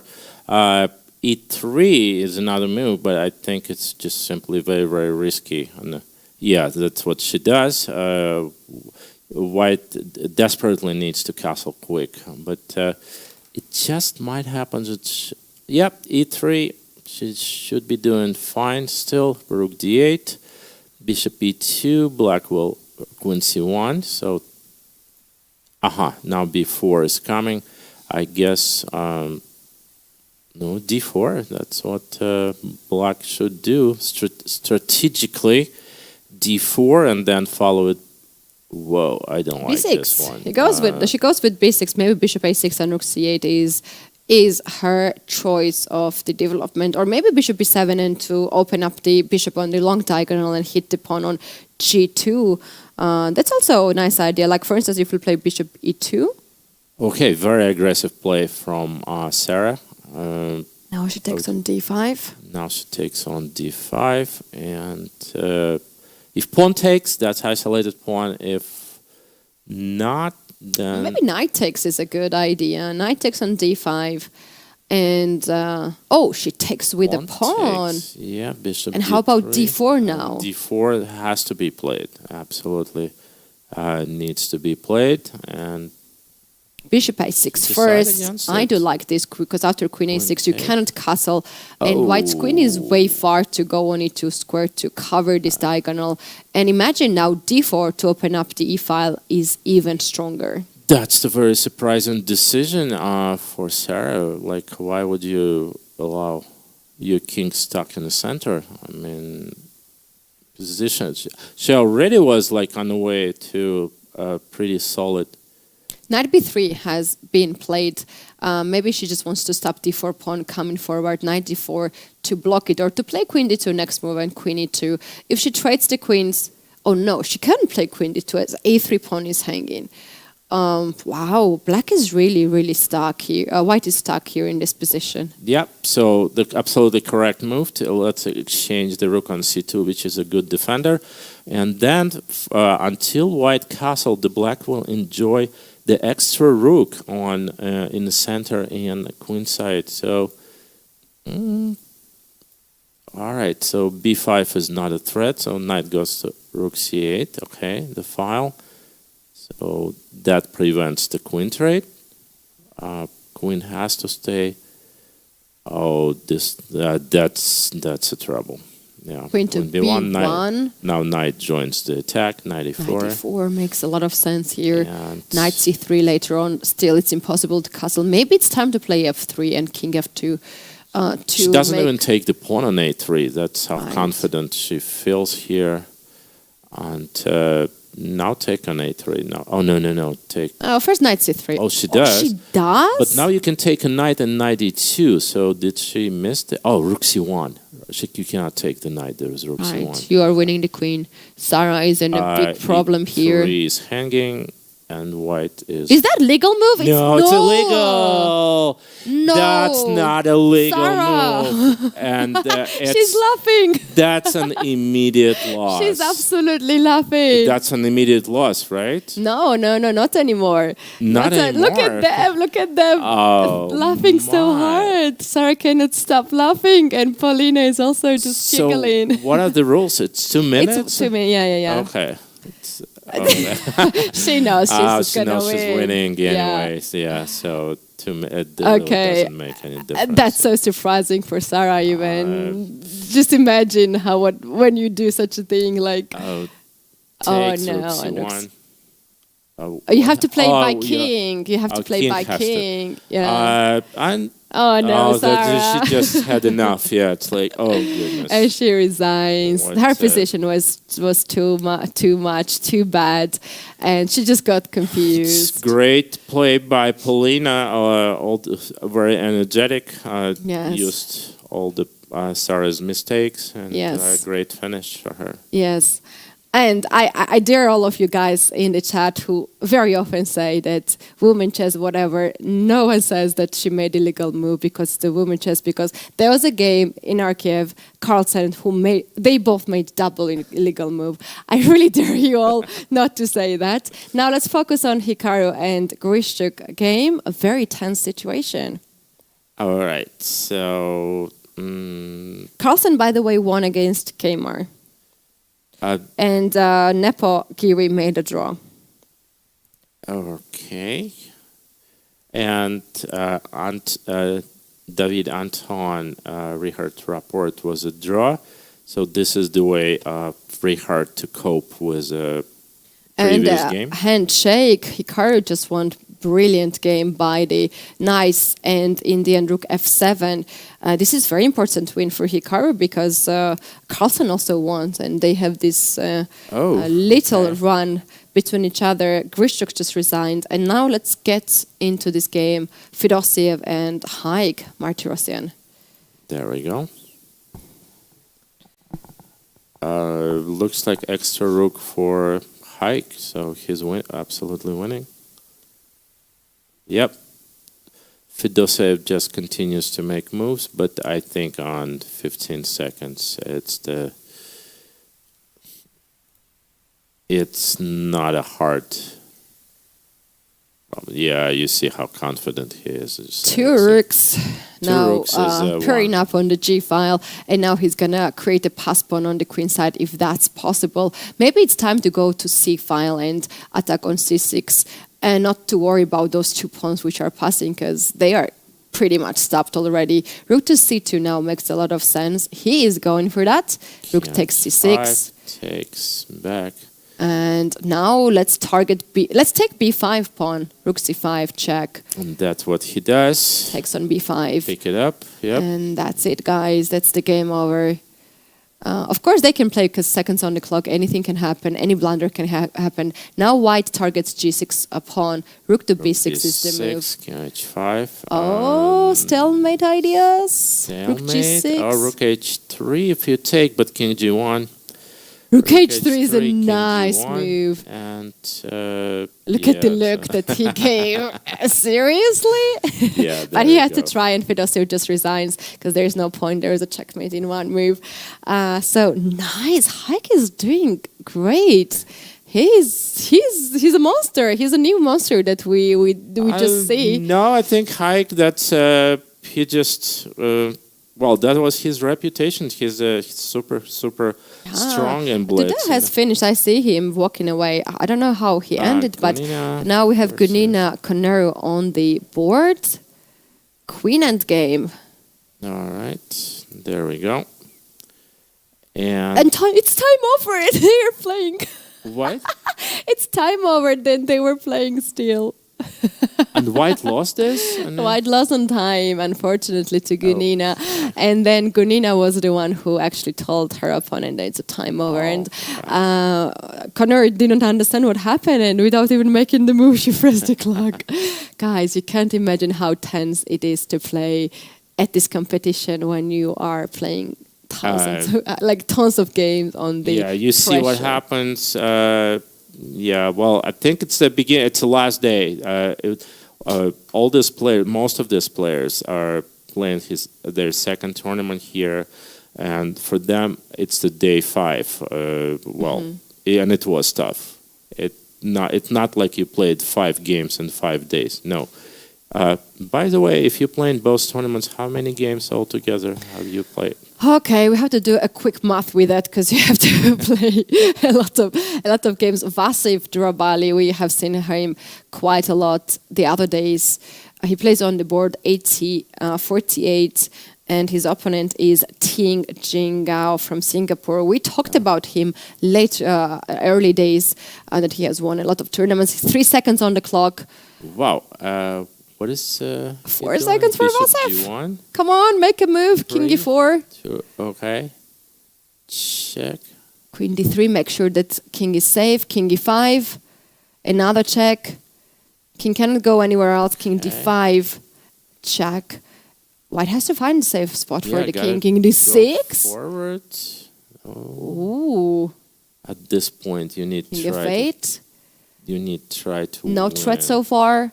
Okay. Check. King. Where this king goes? Can you do this? No, you can't. Check. I worry about this white king because Bring the sometimes bishop you are to too H4. active. Yeah, that's a good idea. Knight is pinned. You can't move your knight.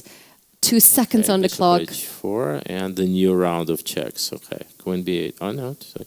Oh, black is doing great with his bishop moves. Now queen is on the long side.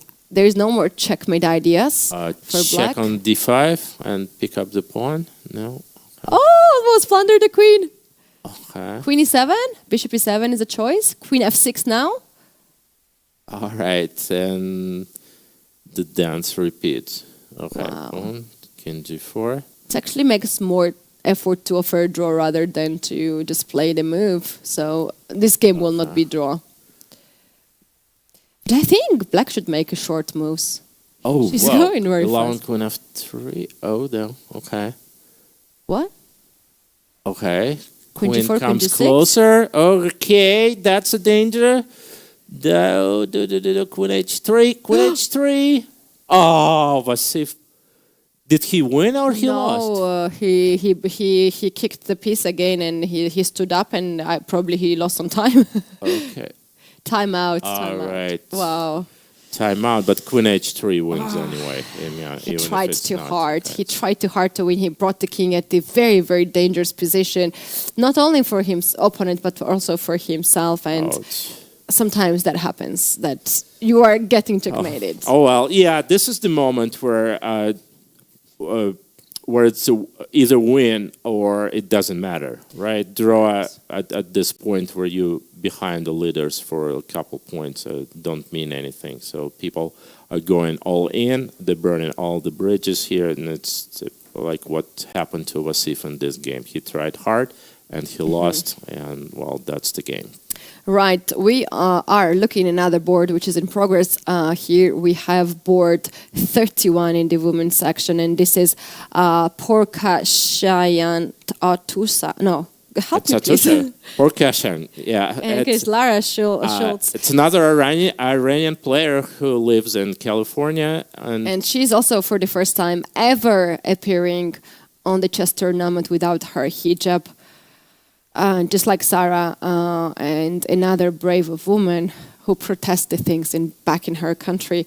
I think that was the last game of the round, was it? Okay, yeah, looked like this. And I thought that White just resigned, but apparently it was a draw. Because, both kings are in the center of the board, so they agreed to draw this way. Okay. Well, if we have still gaming, this is it. This is it for this round. So this was round 13 in women, round 16 in open. Guys, we're taking now break because we really need to get some energy for the rest of the rounds. Players are also taking break, and we will be right back a few minutes before the round starts.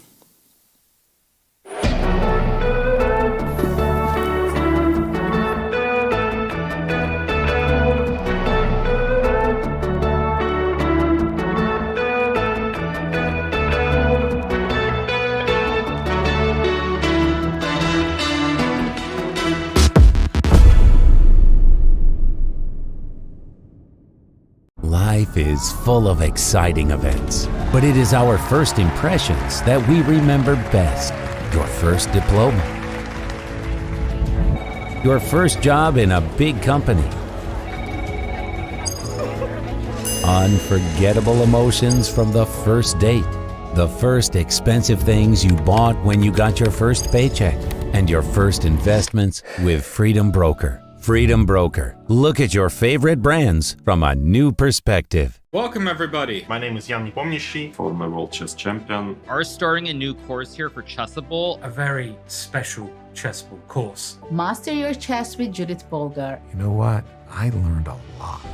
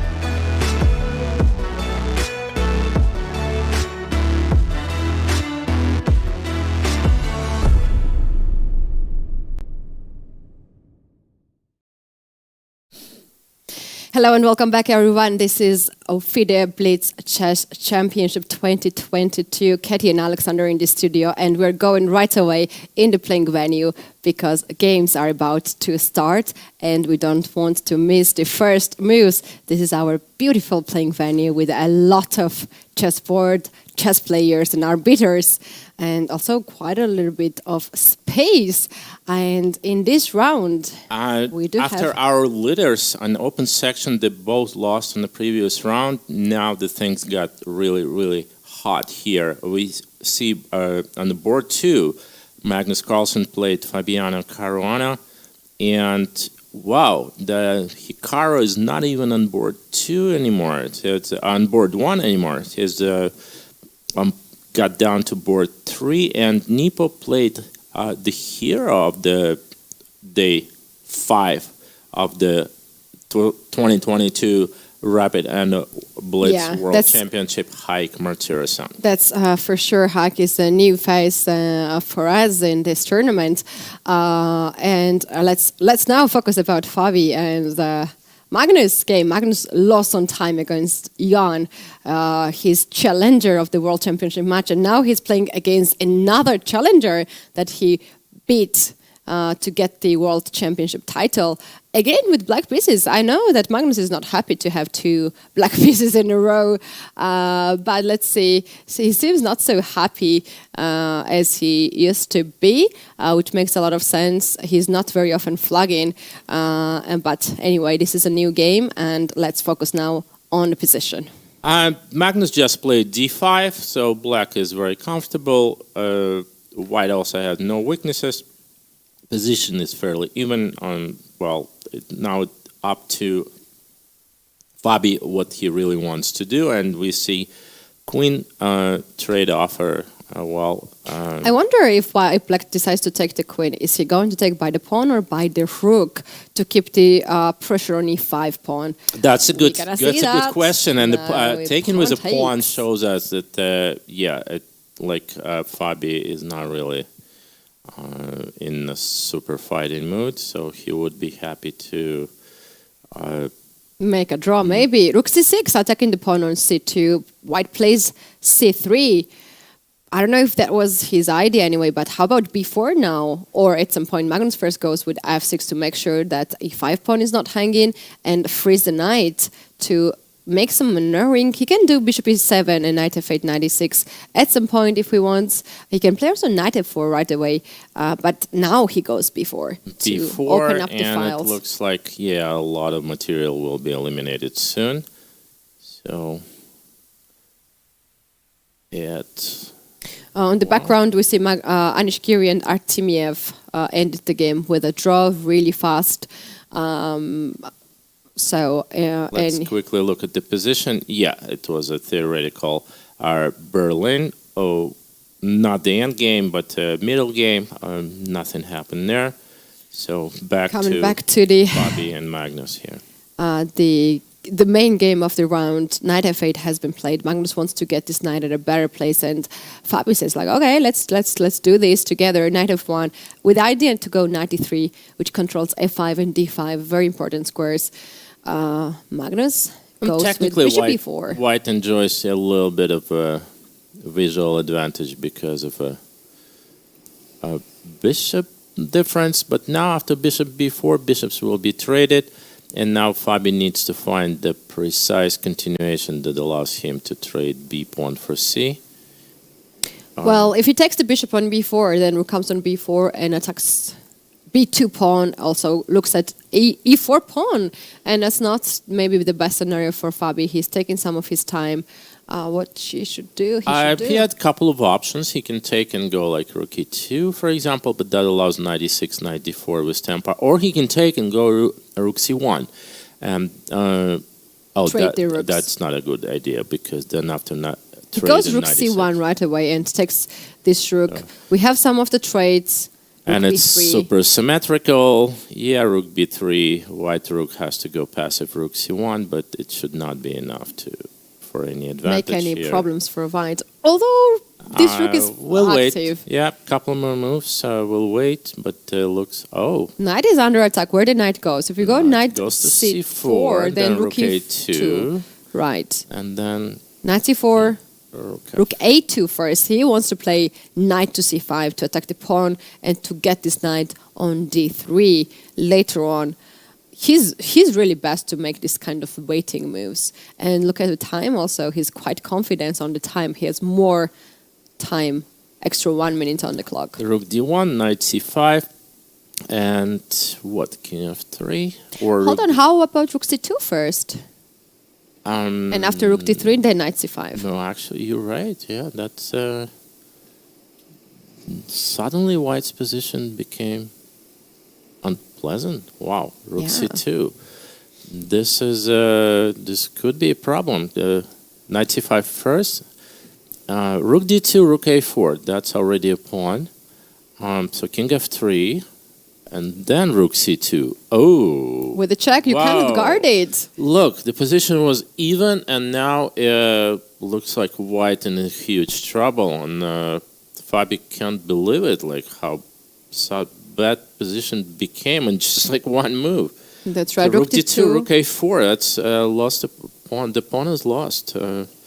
I can go rook d8 and knight to back. Oh, he keeps the knights also on the board. I thought he would trade at least knights to go to the rook endgame, but okay, he's not so sure what to play next. Yeah, he wonders if he should try to defend the c pawn or try to trade the c pawn and then defend 4 against 3, and that's his choice. Also, knight f5. Oh, so this is a trick. Okay. So if knight takes f2 right now, then knight f5, and White starts counterattack, is good chances to survive. So Magnus has to decide. Oh, yeah, that was a great decision by Fabi. Fabi, yeah. On the other side of the board, we have here second-rated Blitz player against Magnus Carlsen, and Hikaru is the first rated player in the Blitz. Magnus is taking some of his time. It's not so clear what is his next decision. Maybe knight g5 check. Oh, how about knight g5, e4, knight f3? No, he's taking knight f5. And what now? E4 maybe? No, e4, king e3. Just knight takes. c3. He decided to pick up. He likes to take pawns, actually. Who doesn't? Like we all do, but he extra likes this too. Knight g5, no, h5. And taking control g4 square. So after knight g5, there will be no king g4. Less and less pawns on the board. And it will be not easy to convert disadvantage. Both white pieces are extremely active, and he also got a pass pawn, the c pawn. Right. So some madness is going on in the game of Andrekin and Hikaru Nakamura. Oh, Shall we take a look at that? Okay, quick look. Oh, good. Okay, well... can we have, please, Hikaru Nakamura and Andrekin? But I think it's over. It's just a checkmate. Oh, no. Yeah, it's just a checkmate. Hikaru tricked the guy. Okay. Close up. Do we have? Yeah. Okay. Yeah. Oh, Hikaru just that's Hikaru. Yeah, you can be one move away from a checkmate, but well. Yeah, White had an incredible attack. Oh wow! I'll nominate this game too. I really like this one as well. Which one? The Hikaru and Andrekin. We can take a look later on, of course. Let's focus on this one. That's. All right, and I lost it again. Okay, there we go. Ooh, what happens?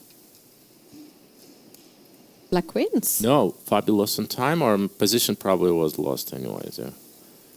So Hikaru laughing at the. Okay. Was it a time? He definitely lost on time, but I think position was also like down 2 pawns and something. Another board, Alexandra Gerchkina against Sarah Hadlem. Check what's going on in this Seems game. like the endgame or obstacle color bishop, where black is the one who is pushing with extra pawns. So here we have another loss from Gorechkina. She just resigned. Now let's see what all these top players are laughing at. This is Richard Rapport playing. In the meantime, we have the first loss for Polina.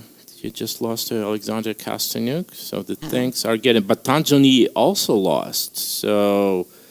Oh, whoa. Can we pull up this game, please? What's going on? Richard Rapport on the board 8 against Denis Lazavic.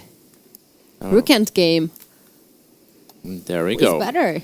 And it looks like... no, white is pushing still. Oh, no, it's... White is pushing. White is pushing. White can play rook f3, rook f5 to trade the rooks. Takes. Rook h7. No, can check. Back. White is cutting the king from the long file. Oh, wow. Okay. So he needs the rook on h5 and he needs to go king f5, but it's still nothing. Yeah, no, he cannot do anything. Maybe from h8.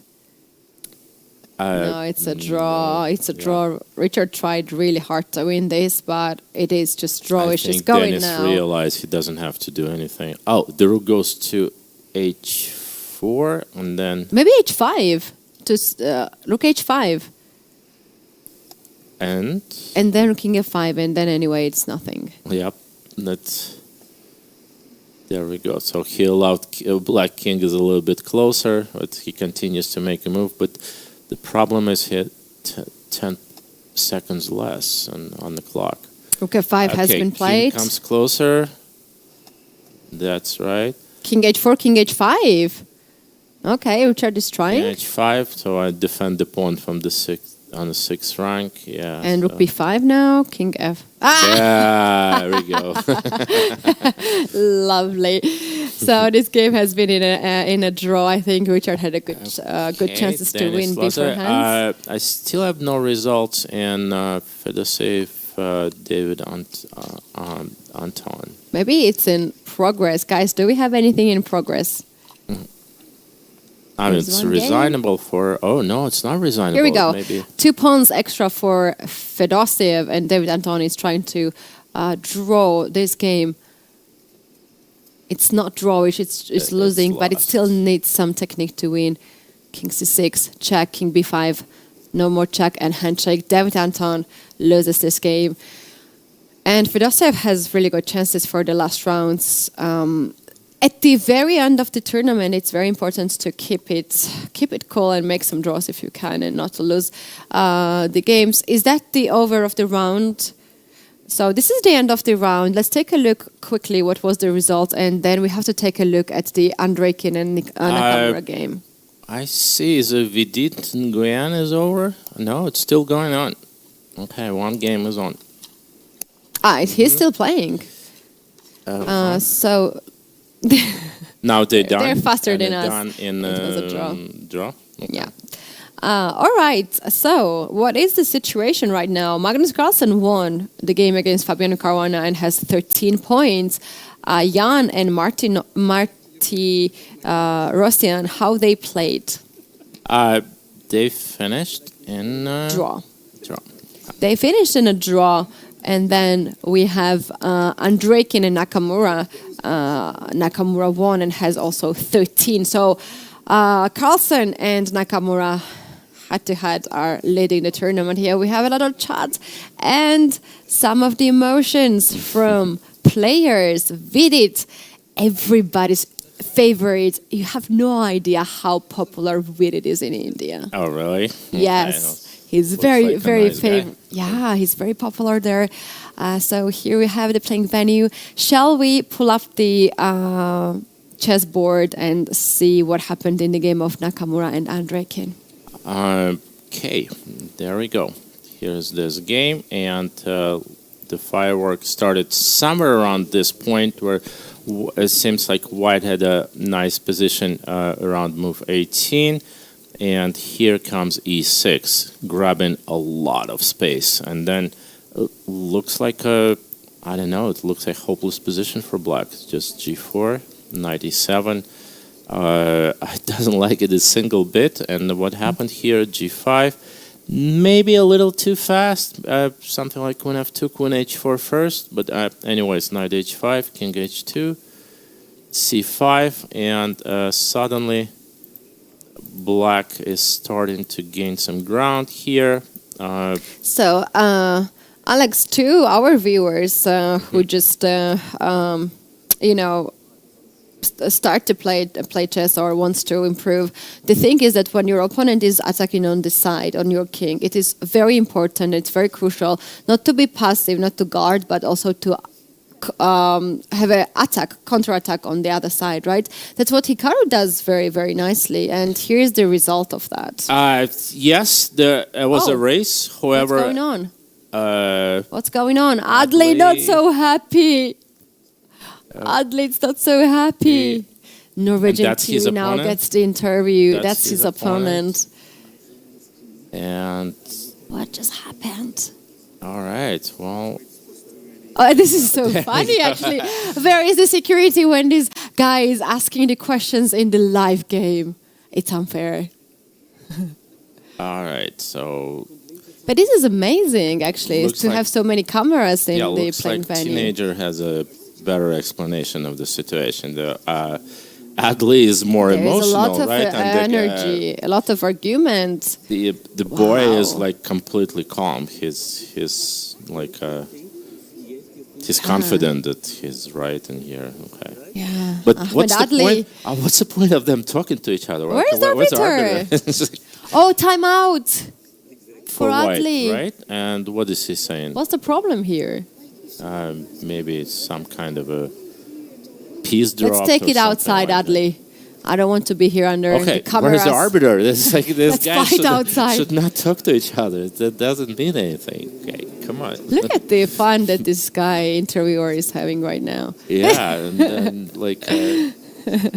Adley is just laughing. So Ahmed Adley used to be the world junior chess champion, and he has the academy. He has students like his opponent's age. Okay. Arbiter says like leave the area. What's going on? Maybe he asked for a chief arbiter. I don't know. Like why just okay. Which board is this? I don't know. Let's take a look.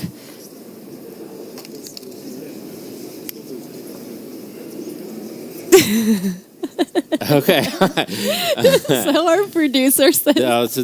Apparently this guy is known to the to the arbiters here, not the first time. Also recognize the guy, but I don't want it to give a Is that wrong Averin? impression. Okay, is that a Russian guy, Averin? Wait, Adley. Where is Adley playing? Ahmed Adley.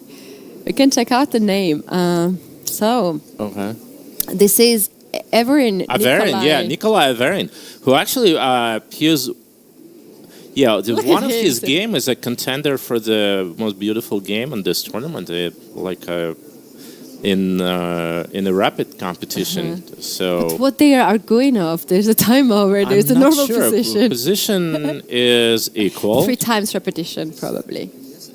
Well, in this case, what's the point of arguing? The arbiter is there. All right. Okay, and he speaks to Adley. Okay. Okay. This guy doesn't seem very happy. Nikolai. So.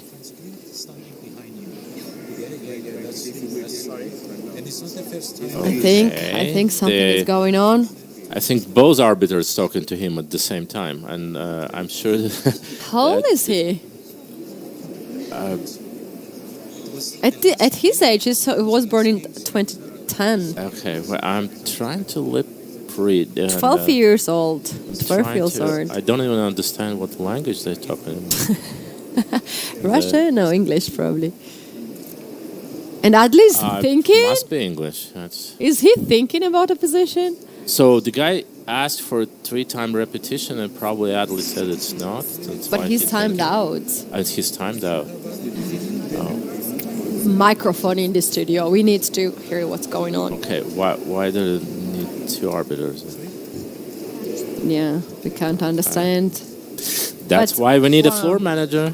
But at the age of 12, best I could do was cry in this kind of situations. Oh, this guy seems very, very brave to have already two games in a row. At least do not think. You cannot do this. That's not cool. But the game will not be Ahmed. continued, right? It's 0 on the clock. So You it's, never know. gonna One be a game resolution. continued 3 times. So and our young friend, was sneaking in.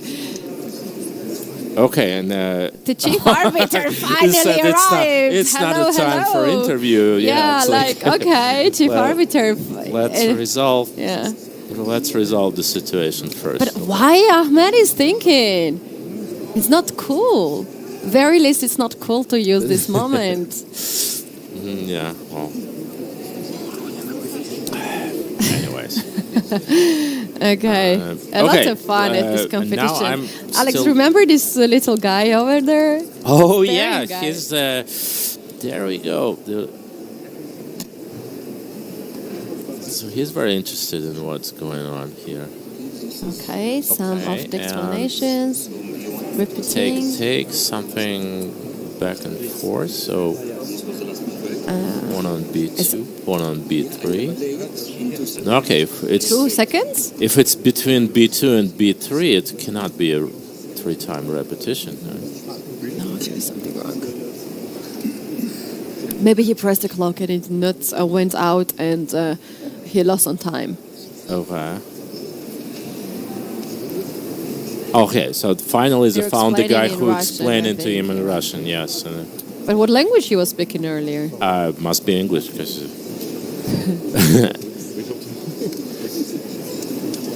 Okay, the young boy clearly disagree. Nikolai is... Alright.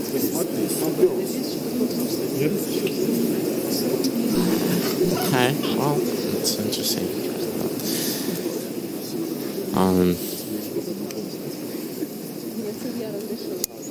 It's quite a few situations. Maybe there is some information in the internet. Let me. What's going on? In Twitter, there are so many people there. They're tweeting right away, just based India. Uh-huh. Maybe.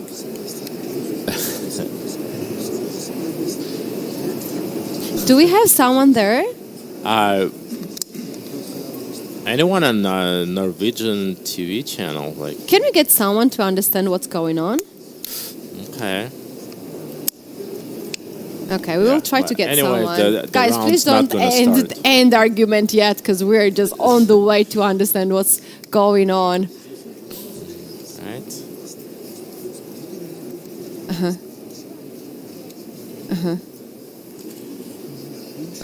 But this must be the last game of the round, right? Okay. Oh, they're gonna play on? Yeah, Seriously? and Adli has to play Kidding me? move into seconds. But he's gonna play B3. Yes. And that's the position that. Whoa! And he's ready for another move. Rook F2. I know. G2. Oh, not it. What's going on? He lost the pawn. He's taking another pawn. Yeah, it's gonna be a draw. They had this argument for the draw. Okay. Okay. No. Probably black was winning, but I don't. I mean, what was the initial argument? Okay, it said don't analyze. Don't. Okay. Okay, we're gonna understand what was going on. All right. Well, we're gonna bring it later on. Mm-hmm. But seems like really tense situation. That actually what Blitz brings. There is a short time to make decision from arbiters. There is a short time to deal with it for the players, and a lot of people around. Yeah, we see. Wow. So Jordan won first. So it's laughing at the situation. So massive. Okay, yeah, that's what everybody saw. So there was zeros on Adli's clock, but he somehow talked to arbiters about. Wow, the guy with his friends. Look at this. Yeah, his friends are clearly. I remember on the his other side, guy also had some arguments. Those guys are tough. Look at them walking together. He's still saying there was zeros on the clock of Adli's clock. Why he got more time? What? My best guess is that the time did not, like the clock did not work. Okay. So Otherwise, there's no point to right. give some time. Oh, yeah. Take it easy, young boy. I mean, it's not your last tournament. It looks like He looks a little bit disappointed. no, he's upset. Hopefully, okay.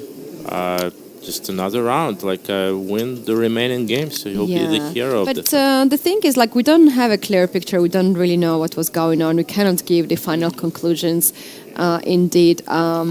But that's our best guess at the moment. It was a mechanical problems. He just got some time added to his clock, and he managed to.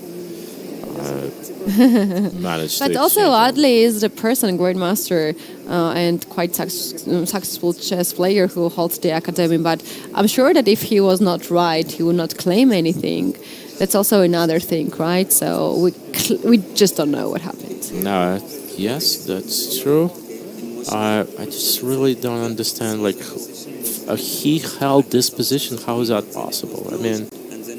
Would G6 just still going on? There's two sides.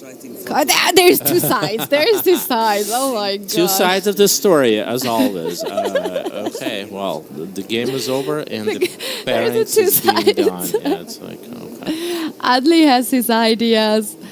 Nikolai has his ideas. We're gonna listen both of them and draw the conclusions. But for now, we cannot do much. I like how his friends are supporting him and just being around him and listening. It's very important. When you are upset, you need to let it go and speak. And I really liked how they are just walking together. They're so young. Yeah, look so at this, cute. guys. That's what friends are for. This is really, really nice. Yeah. All right, Nikolai, just take it easy. Just start preparing for the next round. That's Adli. It's not your last game. Seems rather relieved. All right. Jigalko is here to give his opinion on the situation. No, I think he's just listening. And now another live interview. Wow, this is not over. Oh, Norwegian TV. This is more interesting than some of the chess games. All right. Yeah, I don't know. Should I? Okay. What about our chat? Our chat knows everything. Should I keep on looking at yes, the screen, absolutely. or We're just not analyze no. Andrei and Nakamura? Because it looked like it was a few moves away from a checkmate. How did... this is a checkmate in real life. Look at this guy. How did Hikaru survive this? It's absolute miracle. Knight f5. Oh, yeah, so he's given an interview. Maybe our chat knows. So someone in the comments says, if commentators could shut up a little, we can understand what's going on. All right, we will shut up. We will shut up. It's not the first time. It's not the first time today that we were told to shut up. Yeah. Okay, but so we're fine, totally fine with it.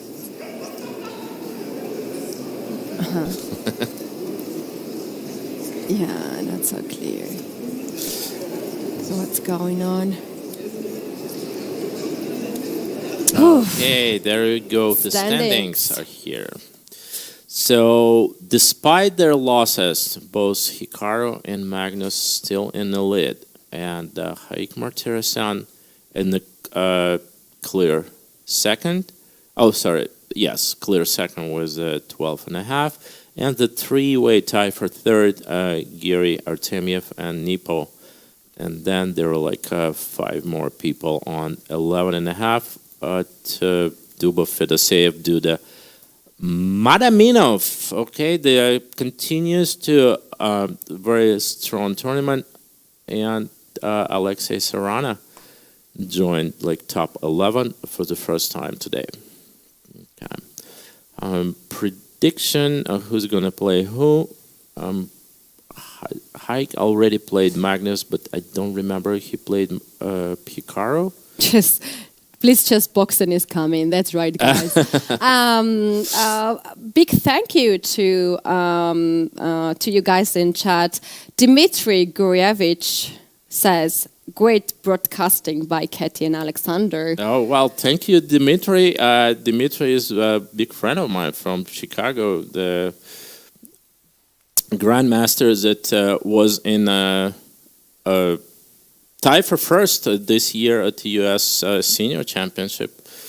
So I hope Dmitry, you're having a good time over there. And, right. Thank you so much. It means a lot, of course. All of your commentaries, guys, don't insult us in a way, because we are really, really tough people over here too, and having really long day in the women's section. All right, Polina's. and Polina's still in the clear lead, 1 point ahead of a four-way tie for second with Tanjoni. Babisara is back, tying for second, and Alexander Kostyniuk just to beat Polina Shabalova. And Sarah is back, so she was not affected by that game that looked like she's started to lose it a little bit, but a strong recovery and beating someone. I'm not sure who. Let's guys get into playing venue, please, and to check out what is going on. But before that, let's check out first the pairings in the women's section.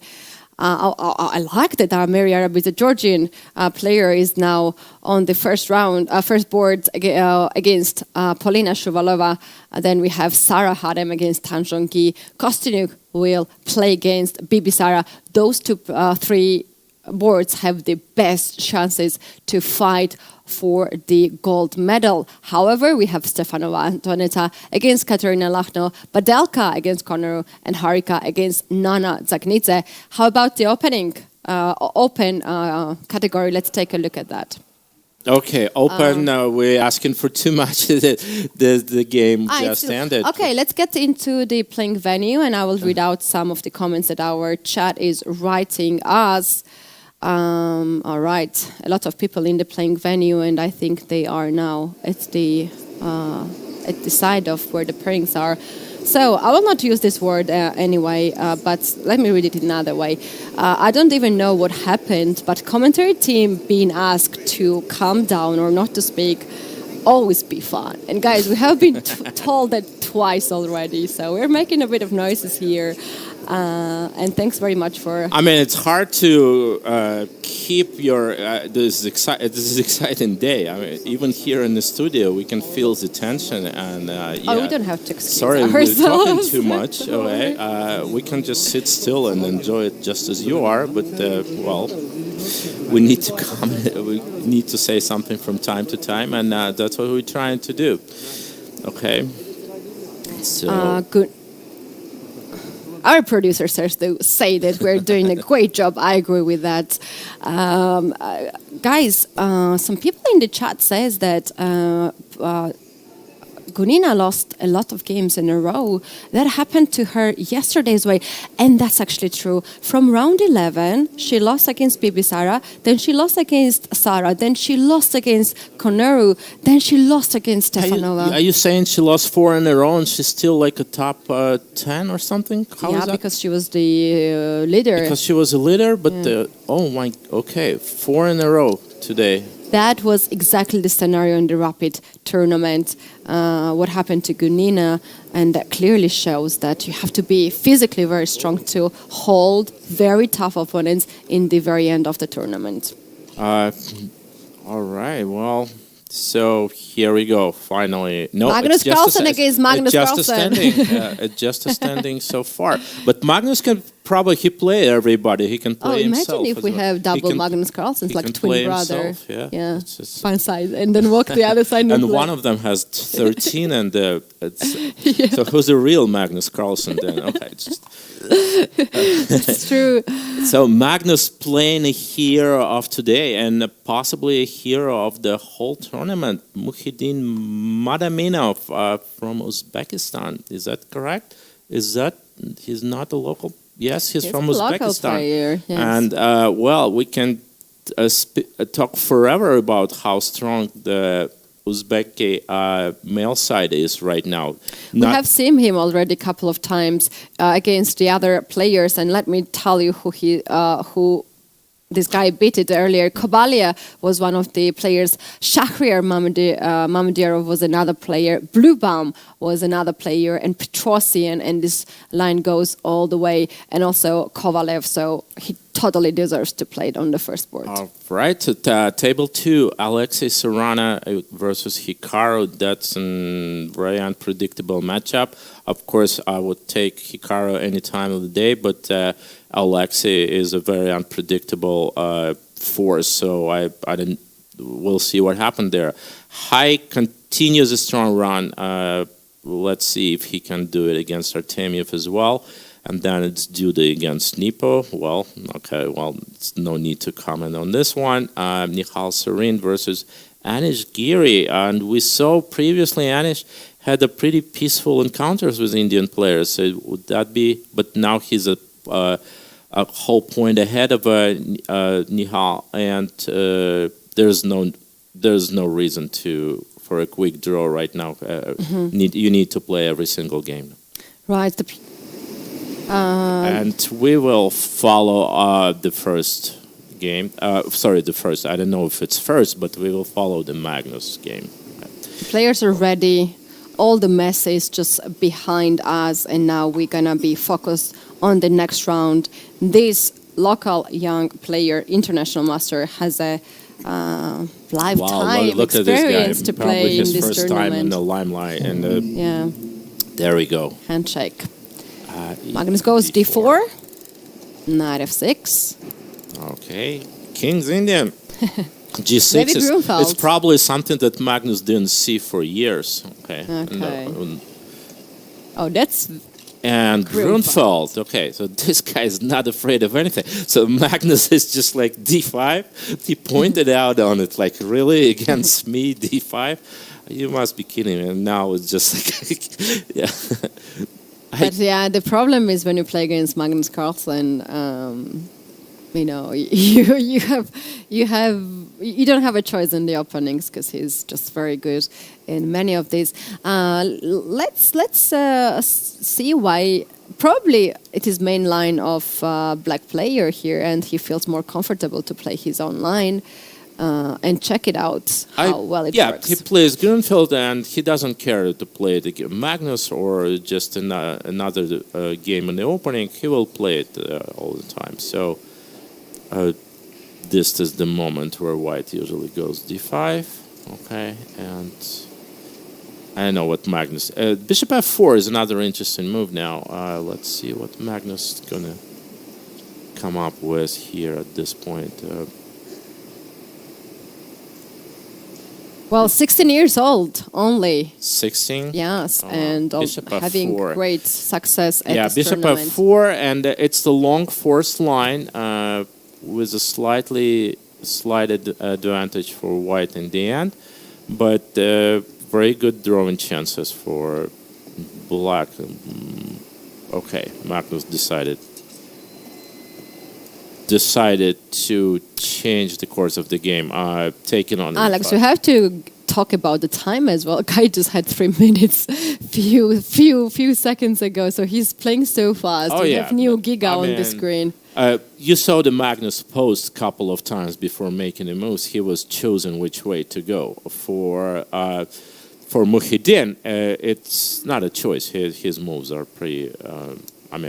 he played the only moves so far. That was the first moment. He played Queen E7. It's just because Magnus took him out of the book. So he chose the... Well, I think black is just better. So that's a price to pay. See, here, for Magnus to take Muhyiddin out of the book, he has to play a worse position. Yeah, that's what he very often does. Bishop now is under attack. Bishop can All go the way back on to C8. Quickly, don't hesitate. I think he's considering Bishop D4 first to take this knight, and then Bishop F5 ideas. He's going for that. Okay, but you're giving up 2 bishops. Why would you do that? But there's an isolated pawn, and we have an endgame. Maybe that's not so bad decision. Position is still pretty much equal. I would choose here black, in fact, to play against the isolated pawn, which is tapped, and black's pieces are pretty looking. How about bishop e6, knight d5 idea, or bishop e6, bishop d5 idea? That looks like he's going to go for it, yeah. Oh, no, look at this aggression, okay. Pawn on b2 and pawn on d4 under attack, but they are not hanging. a3, Magnus so is Magnus like, hey, just go back. tries to solve his problems tactically. b3. But his position getting Look worse at the and look. worse. He gave a look to Magnus Carlsen.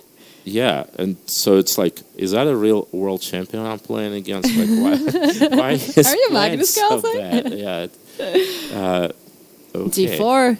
No, that's Magnus already guessing all the I way. was thinking bishop e6. Yeah, I don't well, know why he does that. Oh, knight e4, knight can go on f6. Okay, suddenly there are some problems, and dark Maybe squares knight are d5 weak. now to control f6 square. But yeah, there we go. Good. Oh, me and this guy have the same level in the classical chess, like standard chess. So we're guessing each other's moves. King g7, like, make sure nothing happens on f6. Okay. Don't take that much time. Just So, okay, Madaminov. Madaminov is the name. I will not say this guy anymore because this is a name we're gonna for sure see one more time in this tournament and in the future for sure. 16 years old, local player, doing great. I don't think he's a part of Olympic team that got the gold at the Chennai Olympiad earlier this year. I don't remember him playing there. So it's just imagine there are 5 guys, at least 5 guys in Uzbekistan who are better than him. And but at this tournament, he's doing way nicely, beating a lot of top-rated players, and now having nice position against Magnus Carlsen. Bishop takes d5. Knight. He wanted to He's do not so this, sure. and then rook e7, and maybe Knight decided d3. against it. Okay, it's like Maybe knight d5 is his idea. bishop b6, knight Knight c5. c5. Okay, take on d5 and go rook e7. It's But then rook takes d5 and queen is under attack. still rook e7. Really? Maybe can you? Oh, yeah. I think No, queen d6, not a good idea. Okay, that's. But maybe take. Oh no, queen is 7 now. But when you take this knight with a bishop and you give up this bishop, it's quite a committal decision, right? Then your king might be a bit weak with g4 pawn being pushed. So Magnus is not so sure what to play. 40 seconds on the clock. Something like before, like any waiting move will. Oh, so unpleasant situation for knight him. d3. He Bishop doesn't e6, wanna I allow offer knight you a f4. draw. Okay. And he says no. So some regrouping is due. So like the first wave of attack didn't work out. And How about g5, knight d5, knight g4 ideas? Rook c a1. He wants to have some chances on c on file. minority attack was before. Why black played b6? That's a bit odd. Now c6 pawn is weaker. Okay. Yeah, and Magnus immediately setting up his pieces against this pawn. So, still, I would say that black is slightly better. And you can tell it. The Magnus goes down to 15 seconds, and Muhyiddin is continued to play like extremely fast. Okay, so white is probably out of danger now, but maybe the rook c2, right? Rook c2, c7, check and rook d2, check and rook d2. Oh, d7. Why not like? He wants to make a draw. I think this is the best way to make a draw. f6 Or h6 first. possible? Yeah, h6 first and then f6. Yes. 10 seconds. This is going to be a draw. Magnus cannot really win this one. Take f6, okay? Yeah, let's go. f6. Oh. Why not f6? King not d6? Sure. Maybe he's playing for a win. But Madaminov, he is doing great so far against Carlsen. Yeah, if Magnus pulls this out, that would be like, no, it's impossible. Whoa, really? I don't like to on a light fix the pawn square? on 8, Seriously? a4. Not another pawn. Bishop goes on b3. Okay, so bishop defends all the pawns. Should be fine. Okay. So d7. b5. Black's king is extremely active, and there's no way that white can activate his king that easily. King d3. Anyways, tries to get king he e4, tries to king get the e5. f6. Yeah, then suddenly it's uh-oh. Bishop c4. Bishop c4, king e4, and king d6. The yeah, he's going. Yeah, but king d4 now. And oh, that's the wow. He tried so hard. Bishop c6 now. Bishop goes back, and now white king is slightly more active than it used. Bishop e2 still possibility here to keep the game on as f7 pawn is wow, not the more king hanging. cannot move. Bishop moves, then bishop d3. Black is in start having trouble. There's like look, all the pawns on the light squares. If Mukhadin loses this one, he will remember forever that you don't put the pawns on squares. He will work very hard on the end games after this tournament. No, that's too risky. Yeah, King g5 maybe. Magnus wins. Magnus wins. And again. Okay. Bishop.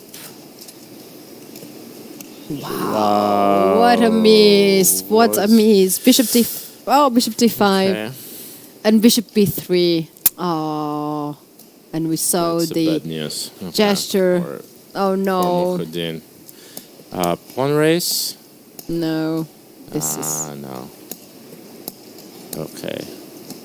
Yeah. No. Oh, wow, but he asked for the trouble. He asked for the trouble. Such a nice chance. Look at Magnus. He knows it was equal position, and yeah. Oh no! What an emotion! This is what this gesture means. That what do you want? No. And this young boy, he knows where he made yeah, mistake. it was a right? chance. He could make a draw. He's very much worried. Even Magnus was feeling not so happy. He's doing great. He's doing great job, and he gonna be once again not among your leaders. last tournament, yeah, man. Yeah, it's okay. And Hikaru against Arena. In the meantime, Serrana is just completely winning, and let's see if Hikaru's magic will work this time. King f6, no more checks.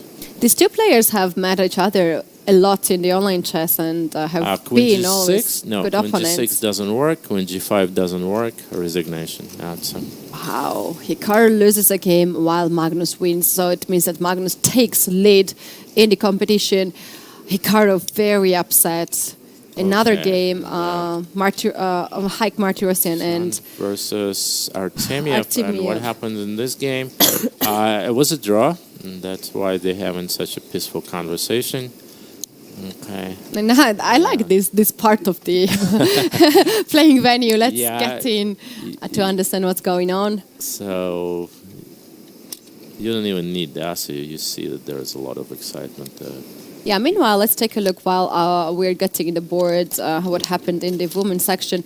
On the first board, Maria Rabridze tried to stop Shabalov and made a draw. I think this is the game Andrei Yesepenko versus Jahangir Rahidov, another Uzbek player. That's the member of Olympic gold team there. Yesepenko is having an extra piece, but the material is down to queen and the bishop. Is that like queen? Oh, no, he already won? What's going on? No, maybe it's not the game. We are, I think, getting close, and we'll get some of the information about the game. Yeah. No, yeah, the game actually continued, and Queen C1. I see our camera tries to get in. Do you see Alex, our camera? We're going to see very soon the footage from it, guys. Hold on. Okay, we're officially we need drones. Have you ever tried, guys, to use the drones for this? Andrei. Did he pull it out? Did White win? We don't know. We don't know yet, and the board is... Probably something was happening there too. Andrei has a smile on the face. Maybe for the next championship, I can be a drone operator. I mean, I would really love. What is drone? To have a yeah, drone. I mean, if this crowd and you're not allowed to the board. And imagine you lose the batteries and the drone just drops on someone's head. Okay. Yeah, we might need it. All right. So 2 young guys get in. They're playing so peacefully. I don't know if they have that much time. 5 seconds. Day 8 seconds. moment, yeah, of glory. And Oh, so peaceful. Nice manners. Yeah, it's no rush. He just tries to improve his king, and technique is that you're moving towards the your opponent's queen. And there's no checks. Okay, step 1. But the problem is you don't have any pass pawn, so this is the moment you used to push the pass pawn forward, but white doesn't have one, so position is equal unless you're winning that pawn. No, g6 is covered, so there's no queen g6. Position is drawn, but okay, let's see. It should be a perpetual now. Nice yeah, to you see cannot these go that far. guys playing at the big event. What an opportunity! Okay, queen b2, and yeah, he knows this idea that white king has to stay with the yeah. Queen c2, very important check not to allow king to go on g6. Okay, Time out! Time out! Yeah, he lost on time, and look how cool he keeps. He absolutely he was cool, too quiet and inside. you see the black player didn't want to win this way. But this is the cutest thing you can see. It's not his fault that look at his face. Oh, yeah. Oh, he tries to keep it, but you see his... Can I hug this guy? So cute. Wow. But, okay, well... He was playing way too peacefully, and we were mentioning about a little that. bit, yeah. It's not the moment when you're down to 4 seconds. It's not the moment when you pull out this dying swan act, right? It's like... Dying swan? Dying swan. It's a... Dying like dying? Dying, yeah. This is a famous ballet, right? It's like... and you have to be a little bit more active. Yeah, you have to move faster. It's like 4 seconds on the clock. It looks like it's tons of time. Swan like this one. Okay. Okay. What a day. We couldn't ask for more than these emotions at the last day of the FIDE World Blitz Chess Championship. Guys, this is the best event of whole year in the chess world. You might say chess boxing is the best, but... no, come on. Carlsen report, it's beating chess box. We have some information about Adli and Nikolai's case from my moderator, so I totally trust him. And let me read it out. The game that makes the round hold up. Adli loses on time, but apparently he was disturbed by friends of his 12-year-old opponent. Arbiter decided to give Adli 2 seconds extra and continue the game. And is a draw. Oh, so those guys who were like with Nikolai, yeah, it's a mafia. They distracting Adli, and he was just like, okay, lost on time. I didn't know that you can complain about it and get more time. Oh, absolutely. If I knew that it was a rule, I would complain once in my life. I mean, you're a professional chess player. No, Alex. There was one case in one of my games that I was playing with some Belgian opponent, and his friends were talking about chess. I could hear. I don't understand the language, but I can hear the moves because we're chess players, and some of the moves which are repeating, it's about the chess. He was standing right here and talking, and my opponent could hear. And I was not smart enough to stop the clock and complain about this. Okay. Some people do this, and it's not fair, actually. And I think arbiters were right in this case. Thanks very much for the information, Dan.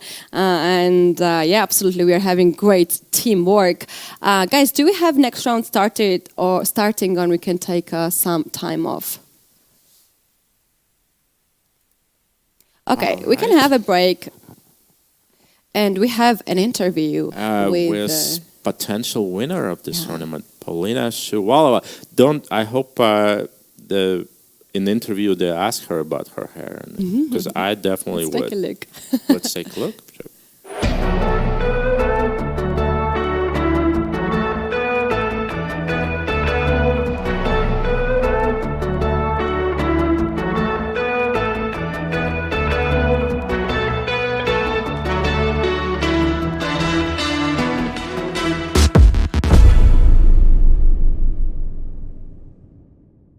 We have Polina Shabalova joining us. You're having a second day of the Blitz now, and you seem to be having a great day so far, and the first day was really good for you. Let's start from the Blitz. How is this tournament so far, and do you feel that you're within reach of victory? Yeah, this tournament is going now better than the rapid section, so I'm just happy to play it. Has the rapid been a good preparation for the Blitz, or? Well, I can say that it's better to play first rapid and then Blitz. Generally, because if you play Blitz at first, then you play rapid a bit bored. Which you've obviously won your games, and you're at the top now. Which has been the most difficult game in this Blitz section so far? Well, I can't really say. Well, which I lost to Gunina. But I can say it was difficult. I can say it was just misluck for me. Would you say that you're more relaxed when you play the Blitz than when playing the Rapid and obviously classical chess? Maybe this year, yes. Oh, but in general, you're not? You're finding it stressful? No, I thought that I'm playing Rapid better than Blitz, but maybe now it's a bit different. Overall, how would you say your time in Almaty has been the past 5 days? We're obviously going to end everything tonight. We were playing a lot, so it's not much of the time left. So it's just sleeping, eating, and relaxing. Okay, it's still early hours, but what's your New Year's wish, if you have any? What obviously in less than 20? What is it in 30-something hours? We're going to have New Year's here in Almaty. What's your wish for this New Year, apart from winning the Blitz? I was not thinking, but maybe it's about my closest people to be all right. All right, all good. Well, we wish you a lot of luck here, and thank you so much for your time. Thank you. Life is full of exciting events, but it is our first impressions that we remember best. Your first diploma, your first job in a big company, unforgettable emotions from the first date, the first expensive things you bought when you got your first paycheck, and your first investments with Freedom Broker. Freedom Broker. Look at your favorite brands from a new perspective. My name is Sam Shankland. I was the U.S. champion in 2018. My goal is to keep things as simple as possible, but no simpler. So if I believe there is an easy solution to something, I'm giving it. No questions asked. Thanks much, and I wish you the best for all your studying.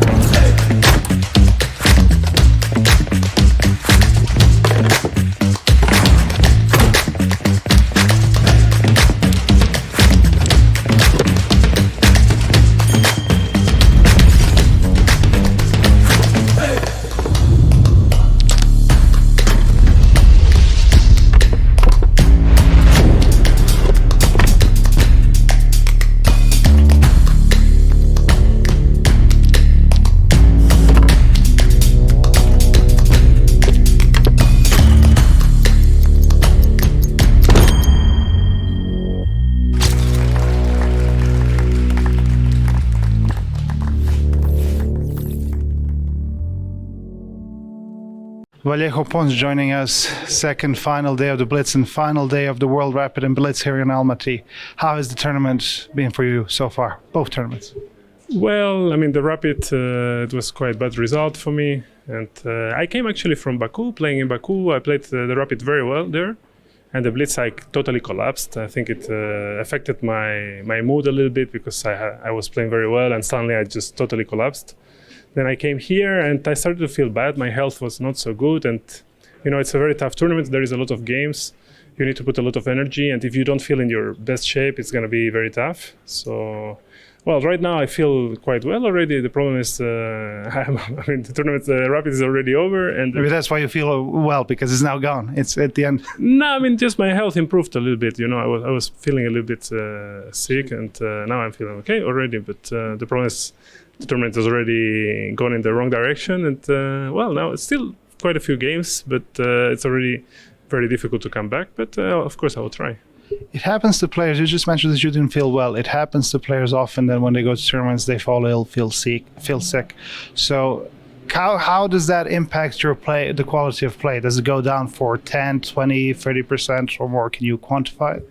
Yeah, well, for example, the last Chess Olympiad, I missed 3 games with the team in a row, and it was very unpleasant because also, I mean, I was playing quite well, and suddenly I started to feel bad. So it's happening to me quite often, too often, I would say. And honestly, it affects your play, it affects your mood, and you need to be very optimistic in chess. You need to be really thinking you are the best player in the world. I mean, probably you are not, but still, you need to think like that. Have that mentality. Exactly. And well, the problem is when you feel weak and when you don't have the energy, I mean, you have a couple of bad games, and then you start to think like, again, I'm going through this, and so it gets complicated.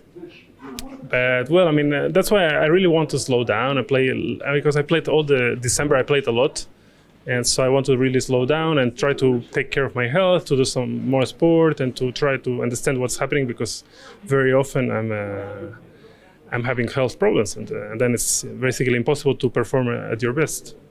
And in terms of the tempo of play, do you find that sort of slower classical chess is something that is easier now for you when you take into account your health and your overall shape, or is Rapid and Blitz still good? Well, in a way, it's easier because you can always. I mean, in Rapid and Blitz, the time of reaction is very small. If your mind is not in the best moment, you're going to make a lot of big mistakes. And I mean, most of the Blitz games, I mean, you just blunder a knight, a fork, or whatever, and it's like it's too bad. So in the classical chess, it's easier when you are not in such a great spirit and everything. So it's easier in classical, of course, but the old classical, like the very, very slow games, are already. I mean, I think nowadays nobody wants to follow that; it's too slow. But the games like 1 hour 30 with increment 30 seconds, I think that's still reasonable. Yeah. You mentioned that because of your health, you missed a few games in the Olympiad for your team, and you felt bad about it. I've noticed here in the playing hall that often after the games, all the Spanish players get together and discuss. Which it seems that you guys have a really strong team spirit and a solidarity between you. I mean, yeah, I think we have a very good relationship with all the players in general. I mean, we are a very relaxed mood team. I mean, in general, now we have actually quite a very strong team. But for a very long period, we never had really a chance to get into the medals or something. It was really a dream almost to say. So, but nowadays, I mean, we got like a couple of new players. We still have Shirov. Anton is consolidated among the best players in the world. So, I mean, Latasa is now like playing very well. So, I mean, we do have a team, but well, I remember Iescas long ago joking, like at some point we had the very strong 3 boards, like let's say Shirov, me, and Iescas. And on the 4th board we had problems because it was changing every Olympiad, and sometimes people were not performing very well there. And Iescas was joking that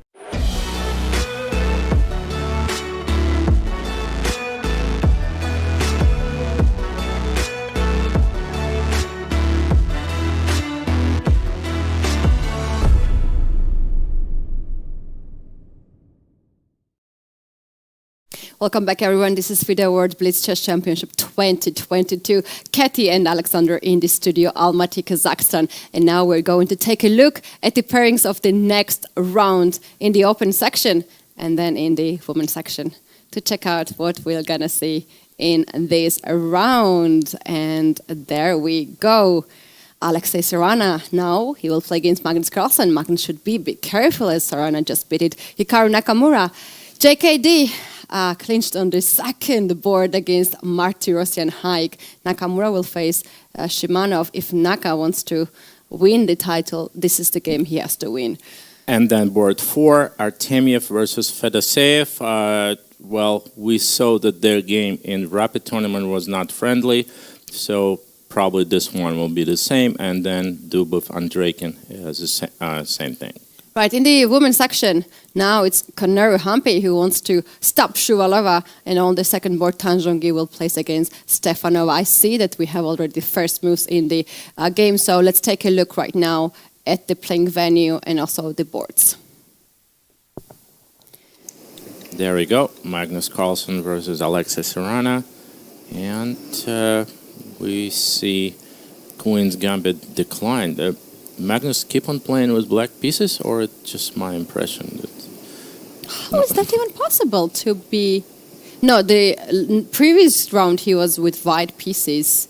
Oh, that's true. Against Madaminov. But the other two was Fabi and Nepo, 2 rounds in a row with black pieces. Okay. F3, that's looking a little strange for white, but white prepares g4 and h4.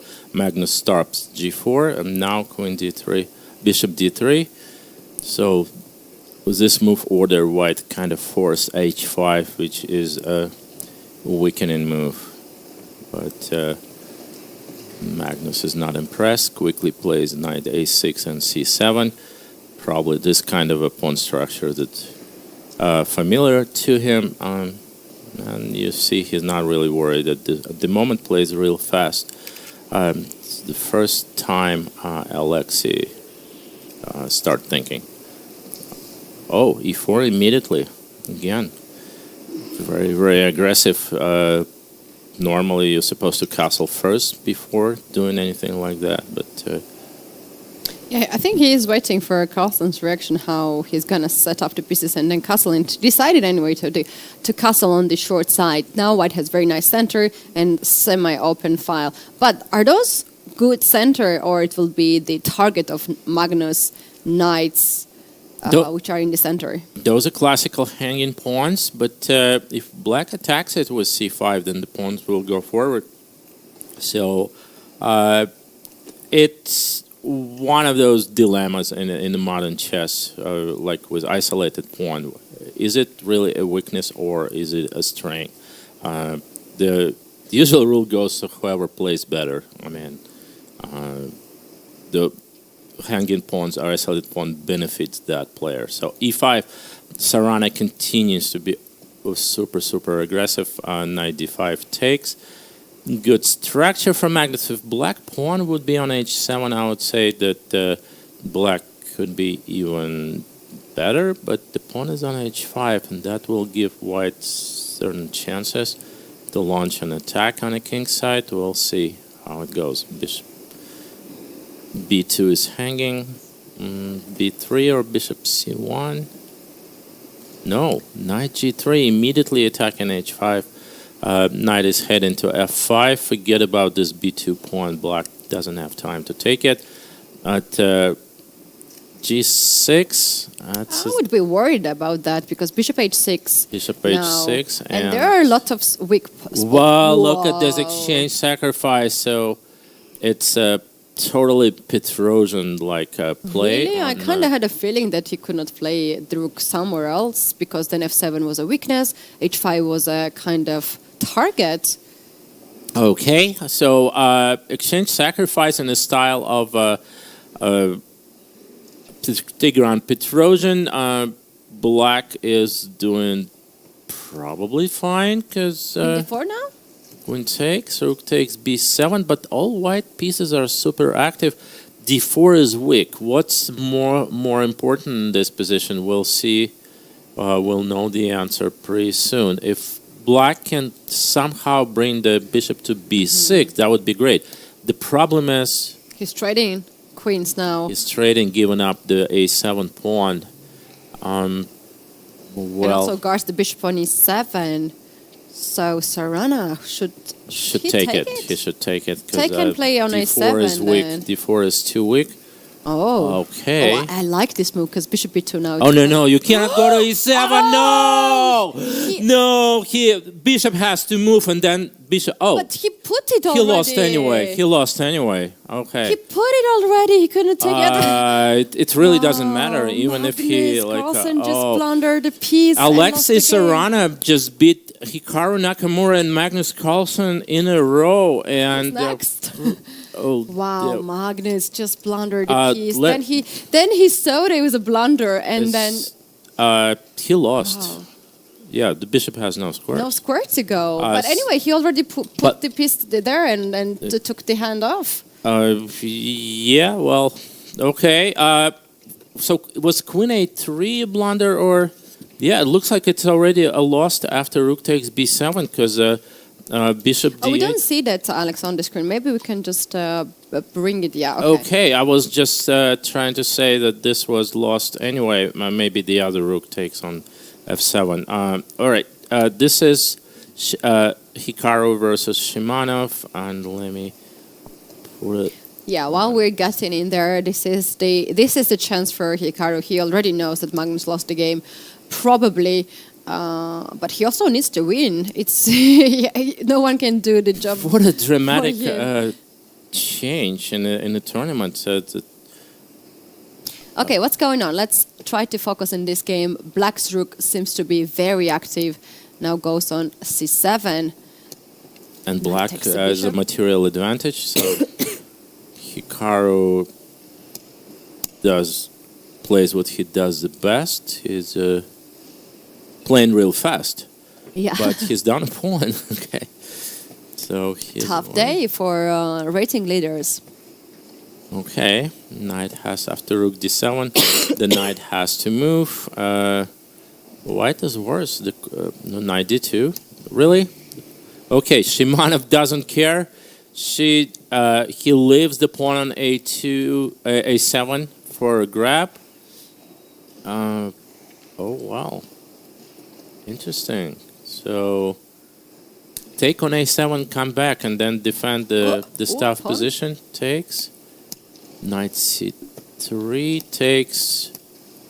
Check knight takes. I'm surprised Hikaru chose this one and not a 4 against 3 on the same side. Does he think it offers the more chances to win? Maybe. He's keeping the chances to win too, and he's sure that he can hold this position. I think he never thinks to make a draw, unless it happens.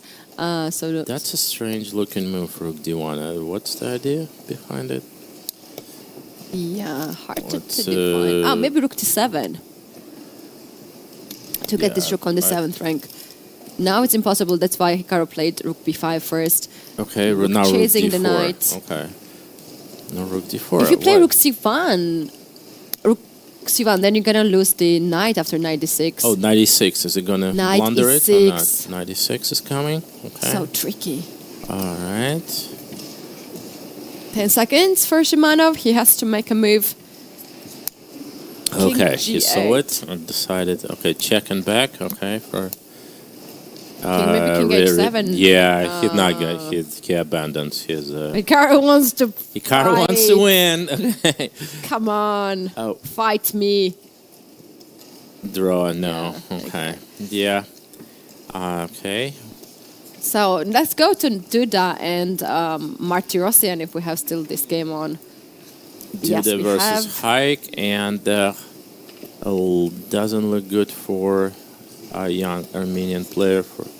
But well, the tricks are still there, and Queen is already on the queen board. for white, and like And timeout as well, I suppose. Time's up. So Duda is doing great. He's now among the leaders after this win. Haik seems to be a little bit upset about his loss, and now Tanjongi against Stepanova. Antoinette Stefanova was playing with black. And what's the situation here?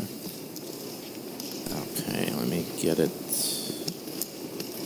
I see bishop and the rook on the board. Is black missing a piece, or black has... Yes, black is down a piece, but very few pawns on the board. Unfortunately for Antoinette, the pawns are hard to trade, and it's just technical job for Tanjongi, and, well, Chinese players are notoriously good at... Right. Can we go to the other game? It's more interesting, actually. Which Bibisara and Sarah. Oh, There no, we it's just go. ending. Oh, whoa. Look at this pawns. Just ended, unfortunately. What's going on here? Looks like white is winning, and that means... Oh, yeah, she already did. Okay. Can Tanjongi convert this one? Stefanova seems to be very fast. She's speeding up. She doesn't Hold care. on, where did the bishop go? Bishop is next to king, I think, hiding. Is Oh. bishop there? Yes. Oh, yeah, all right. I was like... Okay. Yeah, it was not shown. Well, exchange of the rooks is a draw. No. That's Why a not? correct corner. So it's It's dark script. First you didn't see it, bishop, now I don't see the color. It's a long day. Fire these commentators. Rook to d6. King can't go on back on g6 now, as the pawn on f6 is hanging. Let me get back to this game. Just King f5. Yeah, there we go. Yeah, the black will be winning. Oh, sorry, losing this game. That's the moment where f6 cannot be protected anymore, and Antoinette will. No, she will continue to play on. Yes, of course, because seconds on the clock.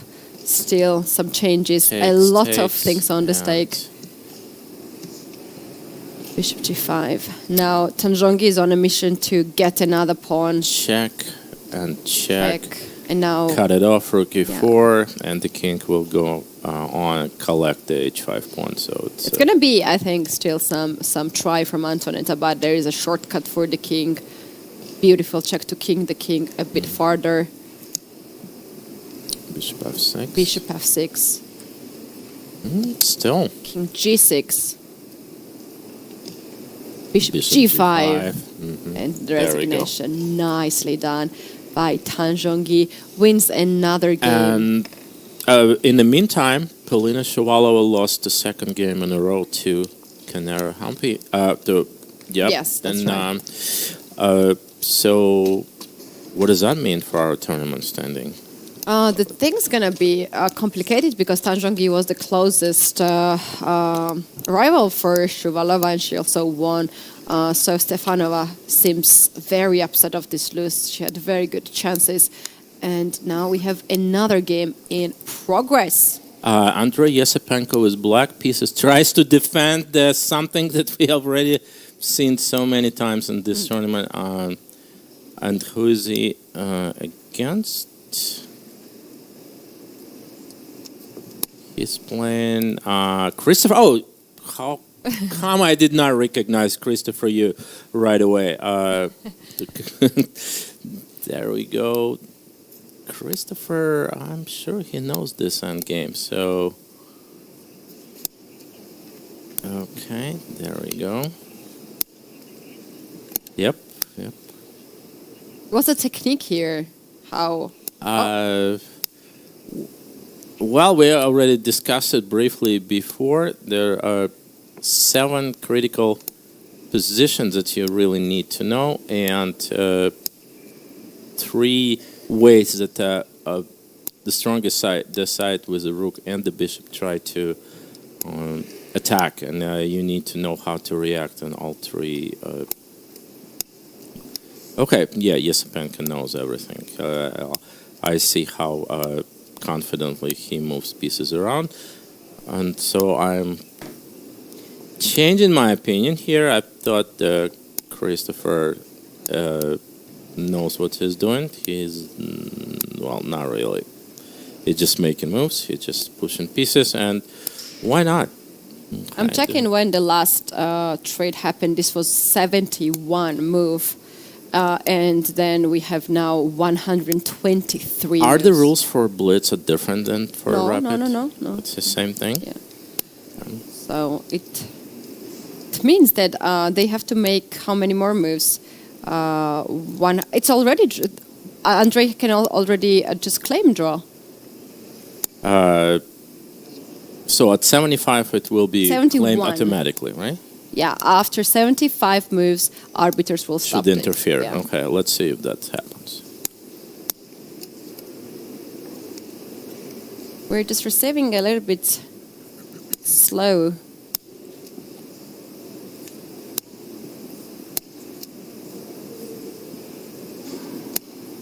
Okay. Already 136 moves that I can see. I think it's a little bit more. So that means that at the move of 126, it was already 50 times a repetition. And now in few moves, arbiter will just stop the clocks. Okay. There we go. And arbiters have this really cool device that I saw yesterday from one of the arbiters, that they're counting it on the very small device, the moves. Yep, it's a clicker that they use in American Boy Scouts a lot. So to calculate like how many kids, you know. Really? It's still, yeah. It was still I don't know that actually, because we don't have that thing happening in Europe. There we go. Bishop d4. All right. Is Andrei thinking that someone will stop the game? 120. Is it time to stop? Yes, please. Okay, Where's arbiter? Just go and stop this. Madness. Okay. Is that the last game? No, there's this Rasmus Swanee. 155 moves, and the last change was on 71 move. Okay, I'll go and check what happened in the other game that's still going on. Oh no. Okay, he's claiming draw. He's claiming? How does he moves? know? How does he know? He's asking if it's a 50 moves. He's asking. Okay, no one can tell him. Did he stop the clock? Yeah, looks like he did. Of course, he should do that. Christopher and Miles. What? What is he saying? Keep going? What? What do you want from me? Yeah, it's like a... Andrei. Look, Christopher, I was just looking at him, yeah. He's looking like what he's claiming. Please, don't stop. I like it, yes. Yeah. Just stop. Of course, the draw, guys. Yeah. Okay, Andrei Yasipenko, Christopher, Andrei seems a little bit upset. It looks like Andrei explained the rules to arbiters, and not the other way around. No, he was just asking how many moves they have been played. So what an event. A lot of joyful situations happening. Not for everyone. Magnus Carlsen just got beaten by his opponent. Alexei Sorana was just beat Hikaru Nakamura and Magnus Carlsen in a row. It's like it's not happening every day. There's not much of the information about Alexei, and he's a grandmaster. He got this title just 2017, and he's 22 years old. But we know him. Our viewers know him from the online chess championships because he's one of the top players all the time. I wish to know more about him, to be honest, and more over-the-board tournaments. What is his achievements? But we don't have that much of the information about him. Clearly, what we can see here is he's very tough. Extremely tough, and just beat two best Blitz players in the world. And this. Okay, can we take a look? Can we keep this video, please, of the playing venue, and take a look and bring the chessboard? Okay, what do you want to look at? And okay, let's take a look what happened in the first board in women's section. All right, so Polina Shabalova got lost. Oh, sorry, got lost. No. No, she drew. Okay, why am I keep saying that she lost again?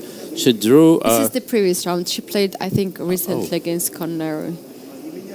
Okay, let me just clear the. Yeah, she lost to Canero, and what happened in this game? So it's a normal position. Quite and short game. I see that the game ended in the 33 moves. And she probably blundered somewhere around here. So knight c5 still looks totally acceptable, and bishop d5 doesn't feel correct. She just blundered in one move. Oh, so she's probably very tired. The bishop now. was defending c6 square, and she decided to trade it. Immediately lost on exchange, and well, actually tried for more, but no, that was. Alex, we have last round now in the women's section. Do we? Yes, because this this was 16th round, and we have overall 17th round in the women's section. So this is the last round, and now the standings are very important, and the pairings are very important. And it should be a complete mess after Polina lost. Tan Zhongyi takes over everyone, together with Bibisara. Okay, this is interesting. Oh, the similar situation to Rapid. We got one Kadak player and Tan Zhongyi. So could Bibisara actually take a revenge on? That's very interesting. If Tan Zhongyi and Bibisara have played, and I see that Bibisara won against Tan Zhongyi, so they cannot play in the next round. Okay. We might have another tiebreaks of Tan Zhongyi and the local player. Oh. Wow. Yes, we want to see that. Please, Definitely. we want to see that. Conor Hampi and Shabalov also have good chances. They have 11.5 points. And rest of the girls have also very good chances to top 10, 15. And the prices are incredible for this event. Total prize fund in the women's section is $150,000. So we still see some smiles on the floor. The Gabriel Sargsyan was there, but I wonder if that smile means that he is no longer in the competition. I think we have some of the time, Alex, and our team prepared some of the nice positions for the viewers. Shall we bring that up on the screen?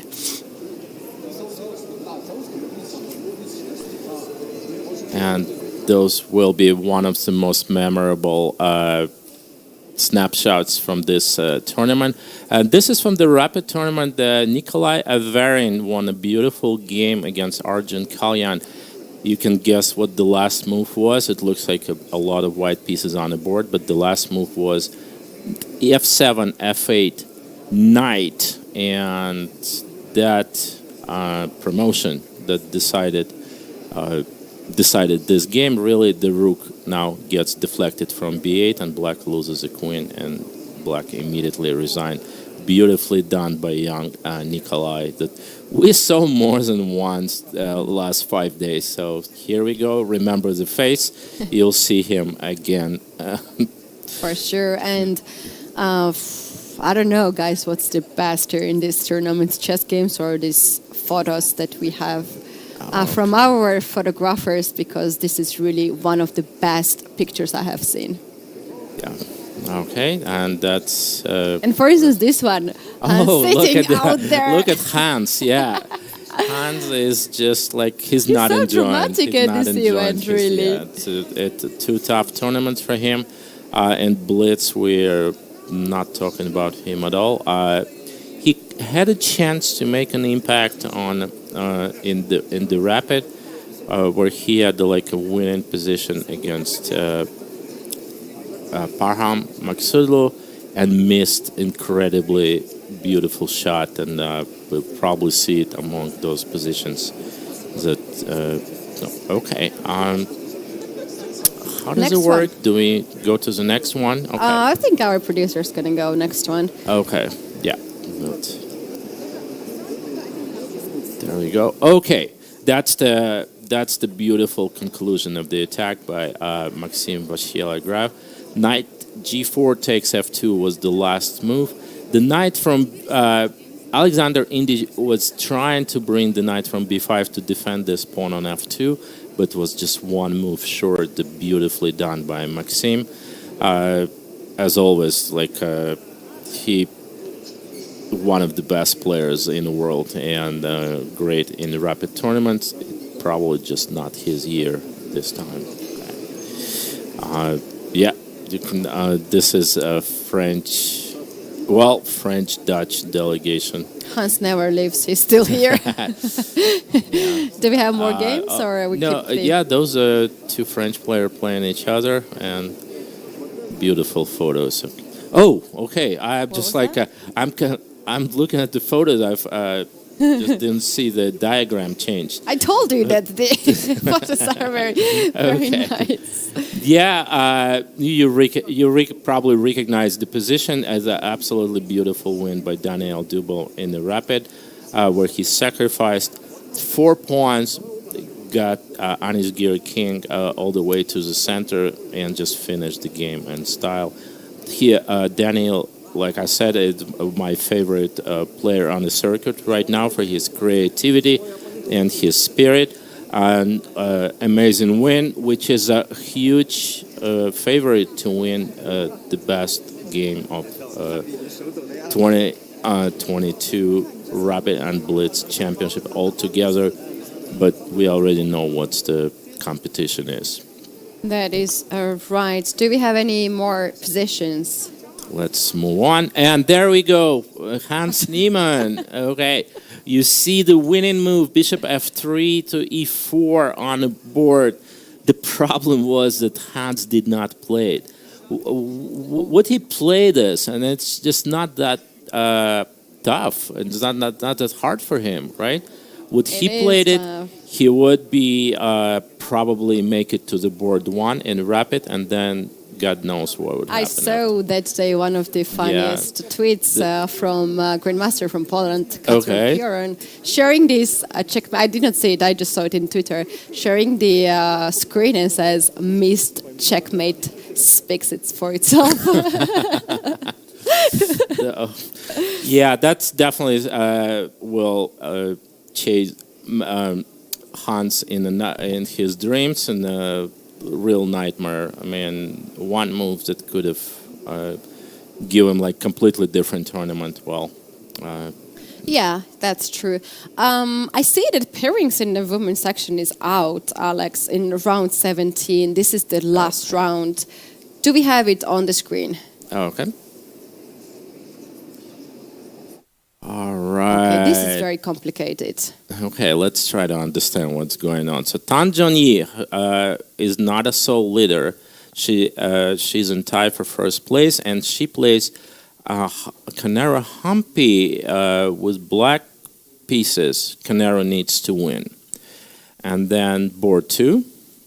On the board 2, we have Bibisara Asalbaeva against Harika Dronawali. 2 leaders are facing toughest Indian woman Grand Masters, very tough match indeed. And Shabalov Polina, who was the leader of this tournament, let's be honest, she's now facing Olga Badelka, but she has half a point less than Tan Jong-gi and Bibisara. In case if Tan Jong-gi and Bibisara wins their game, it's going to be for sure tiebreaks between these two. But if Shabalova wins and Tan Jong-gi together with Asalbaeva draws, that's going to be another way of the tiebreaks. What would happen if there is more than 2 players tying for first place? In the women's section, we're going to have anyway tiebreak of between 2 players, and then when the tiebreaks comes down, and we're going to read it out on the screen if that happens.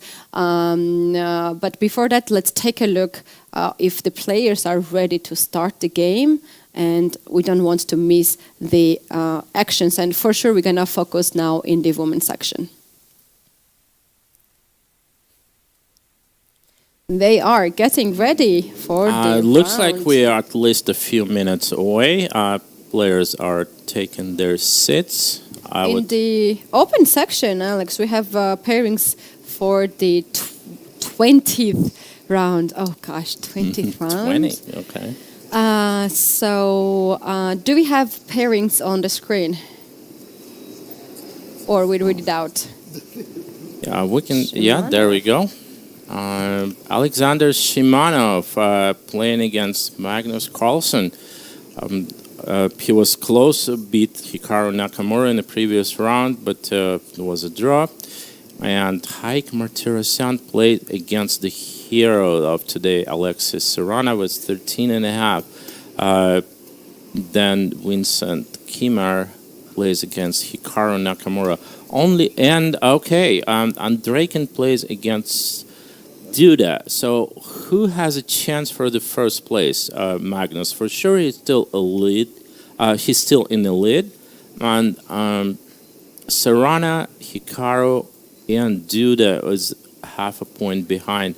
Those guys have a chance to catch up with Magnus and be in a playoff. Okay, what happens if Magnus draws and Serrana, Hikaru, and Duda win? We're gonna have tiebreaks with all the players playing, and it's gonna be different format in the open section, and we have the bracket for that. So that's the topic of what if, and I wish we have that what if to say something new. But now let's go to the playing venue and get ready to start the games, and we will be focusing in the last round of the women section. Okay, there we go. And the girls are... What game we're going to concentrate on? Probably... How about... Not this one. This is the board 4. How about we'll go to Bibisara if we can? So yeah, we have to go between Bibisara and Tanjongi. Here's the thing, Alex. We choose the Bibisara, let's say, because we have not seen her on the screen at all. And I'll keep the eye on the Konoru and Tanjongi. And if something happens, I'll just let you know. Okay, well, we got Kanaro and Tan. Yep, there we go. Moving to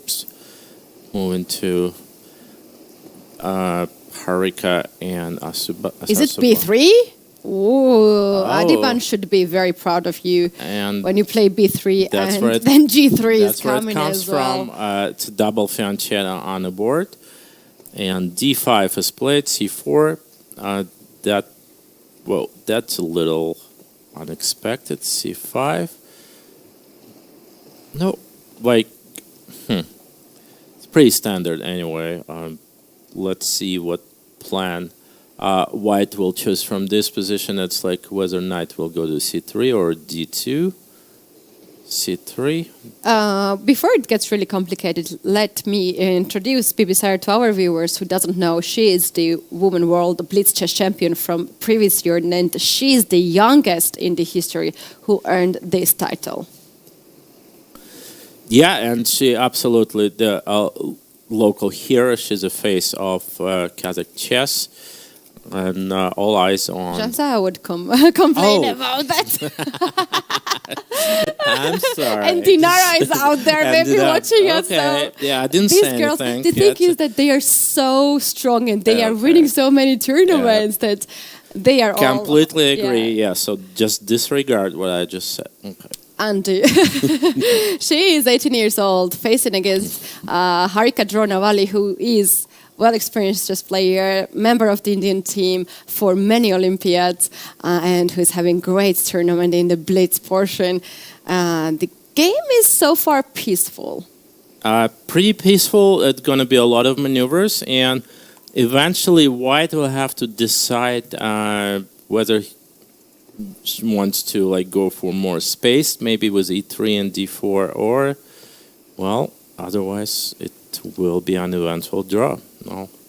And if these two are drawing each other, if these two draws the game, then it will be a 12.5 for Bibisara. Connor has a good chance to catch up if she wins. Tanjongi also has a very good chance.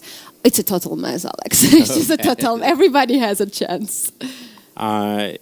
Yeah, it's just the draw doesn't benefit Harika at all. Right? Just the thing is, why not? Because she's behind. If she wants the title, of course. If she has that ambitions, of course. But then we have $30,000 on the second place and $20,000 on the third place. If you take even fifth place, you take $10,000, which is not a joke at all. Okay, so there's 94, first really aggressive move of this game, and let's see how Bibisara will answer that. So she takes. King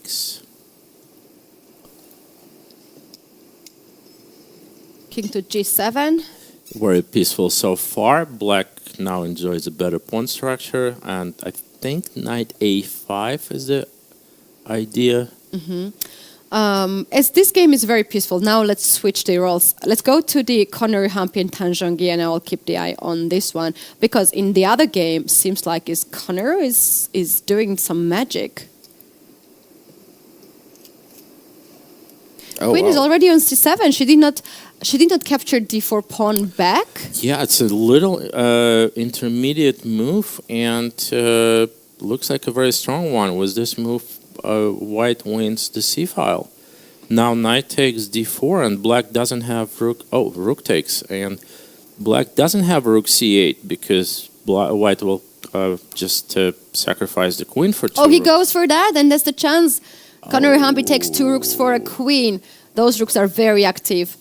Yeah, the white is definitely Tan better Zhongyi now. is having very bad position. I'm like really surprised, and she. We might have Bibisara winning this again, you know. E4, kicking the bishop away, then rook c7 will get the knight. It feels like white just wins outright just because she wins another piece. Yeah. Oh, no. Okay. Tan Zhongyi is giving up the piece. This is just like a really, really bad. White has now 2 rooks and the bishop for a queen. So if Conor wins, she was at 11.5, right? If Conor wins, she will be 12.5. Okay. And the rest we're going to be pretty much focused on the second board. E4, Tan Zhongyi is still trying. Okay. I don't know what's her chances, but this is... she has more time. It's just really bad. Yeah, she has more time. Maybe but, 3 here. 30 seconds, it's just too much material. I don't know if like... And Conor Hampi is not a player who will miss this chance. She's well experienced, very strong. Queen d7. Oh. Rook is a bit trapped. Yeah, but you attack it again and go to e file. So yeah. Tan Zhongyi, a lot of things for her. It doesn't look good for. Okay, well, so we know that Tang is in trouble. What about Polina? How is she doing?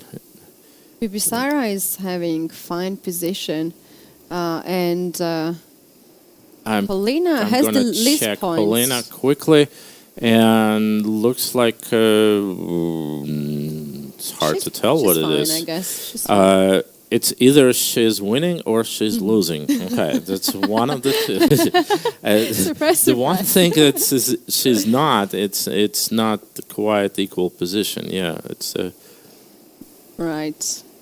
It's not at all. Bedalka Olga tries her best to stop Polina. Let's get back still in the game of Conor and Tan Zhongyi. This might be the end as they have changed so many pieces. And by that, knights are off the board. Yeah, now the queen has to stay with a pawn. White has to bring the rook. Bishop b1. I thought she blundered the rook on d1. She's so confident.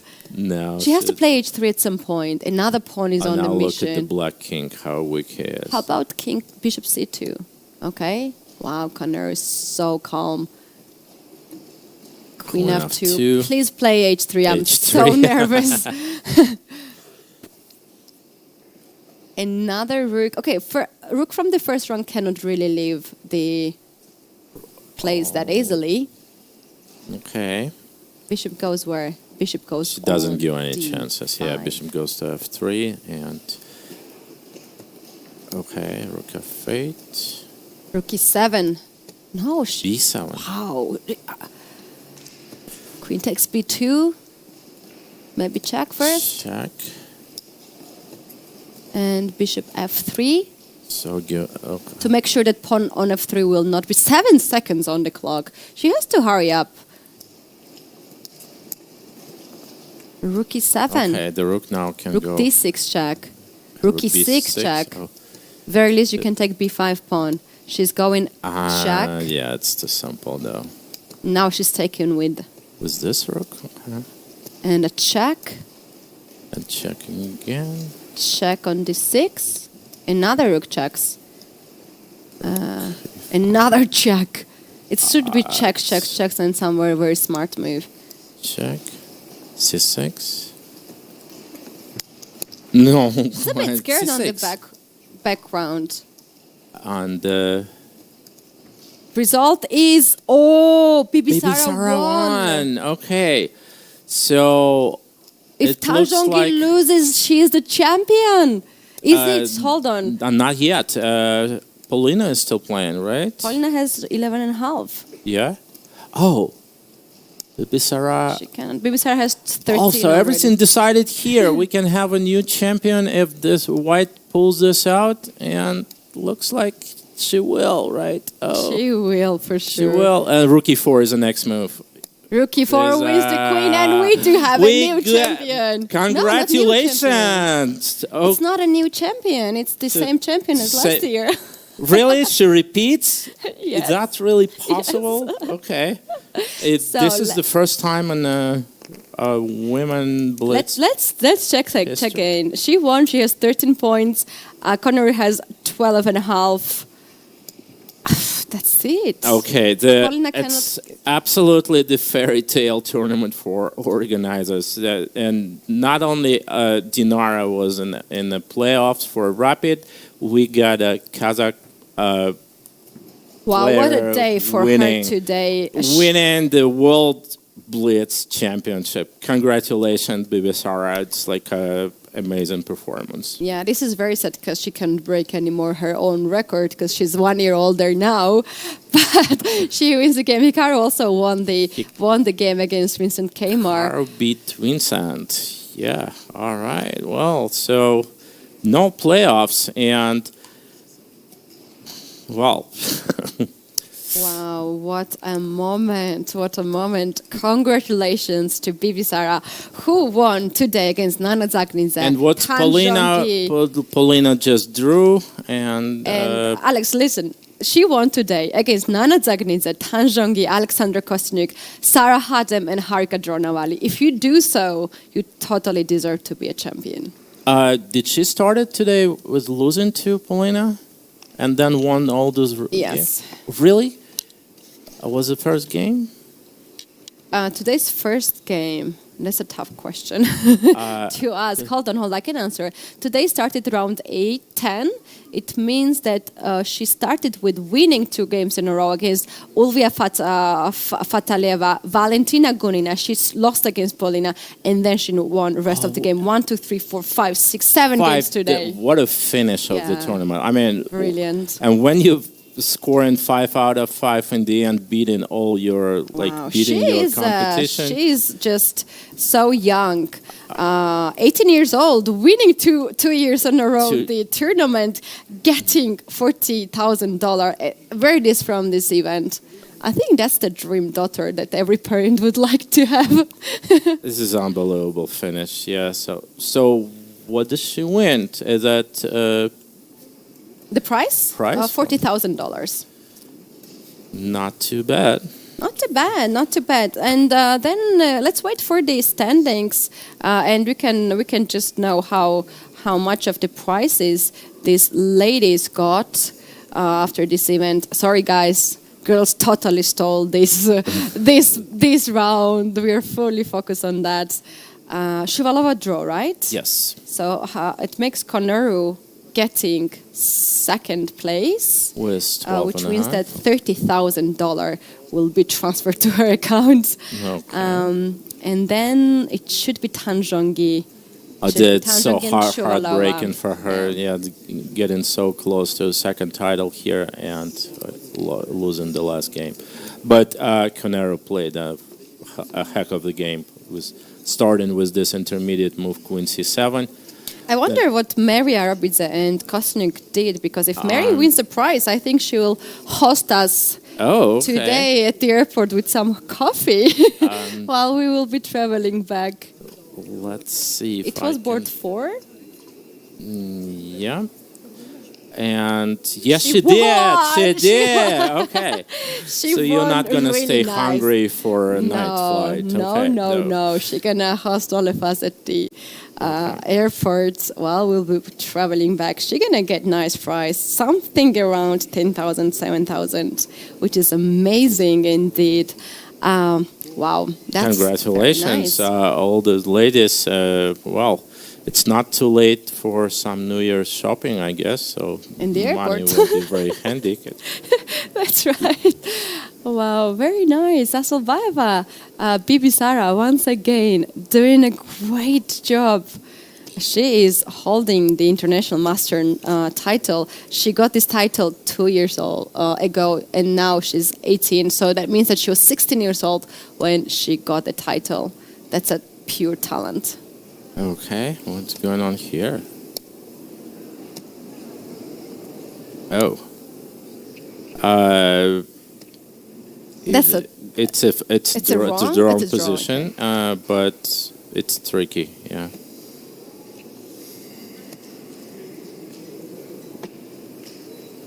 Very close to the end, Alex. The women's section is already end, and we have the winners and prize winners as well. Last round in the open section.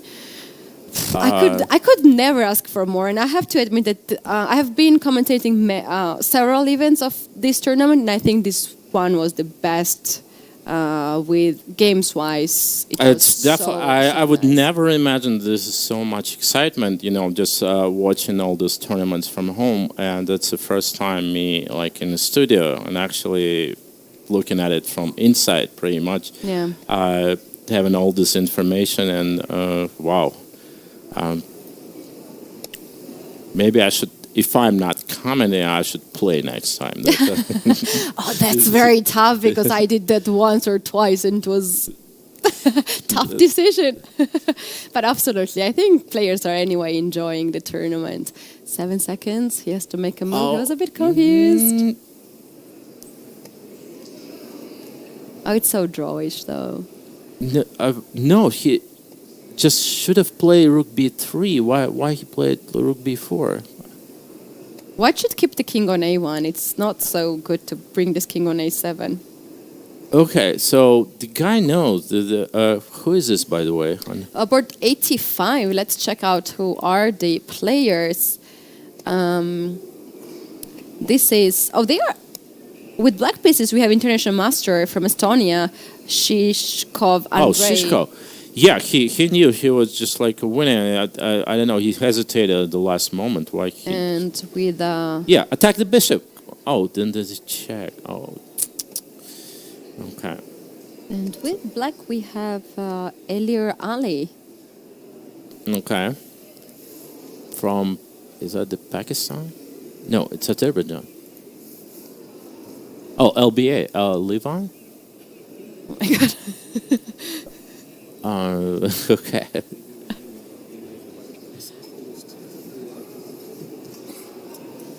Lebanon, right? LBA?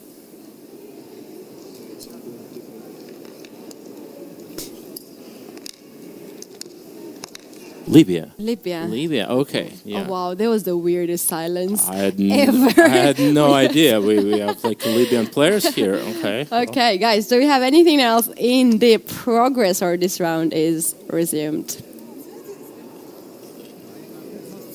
Okay. All right, where all the girls go. What's That's right. So big day for all the players. We're gonna have definitely new champions. We have already new champions. We already got one. Yes. Competition. Can Carlsen still win the title? It's two rounds to go. No, just one. Just one. Yeah. The last one How he played? This is the first time that I have no idea how he played. Let's check this out. He won. He won against Shabalov. Yeah, if you don't know how Magnus played, that's probably because he won. Yeah, otherwise you would know. Already know, yeah, somehow.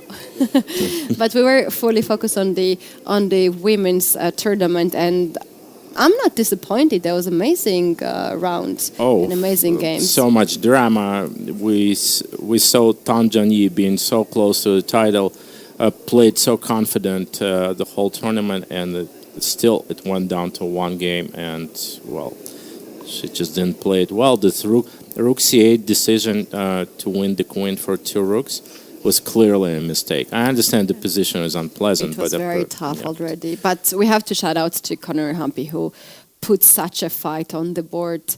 Even Tan Zhangyi could not just handle the situation.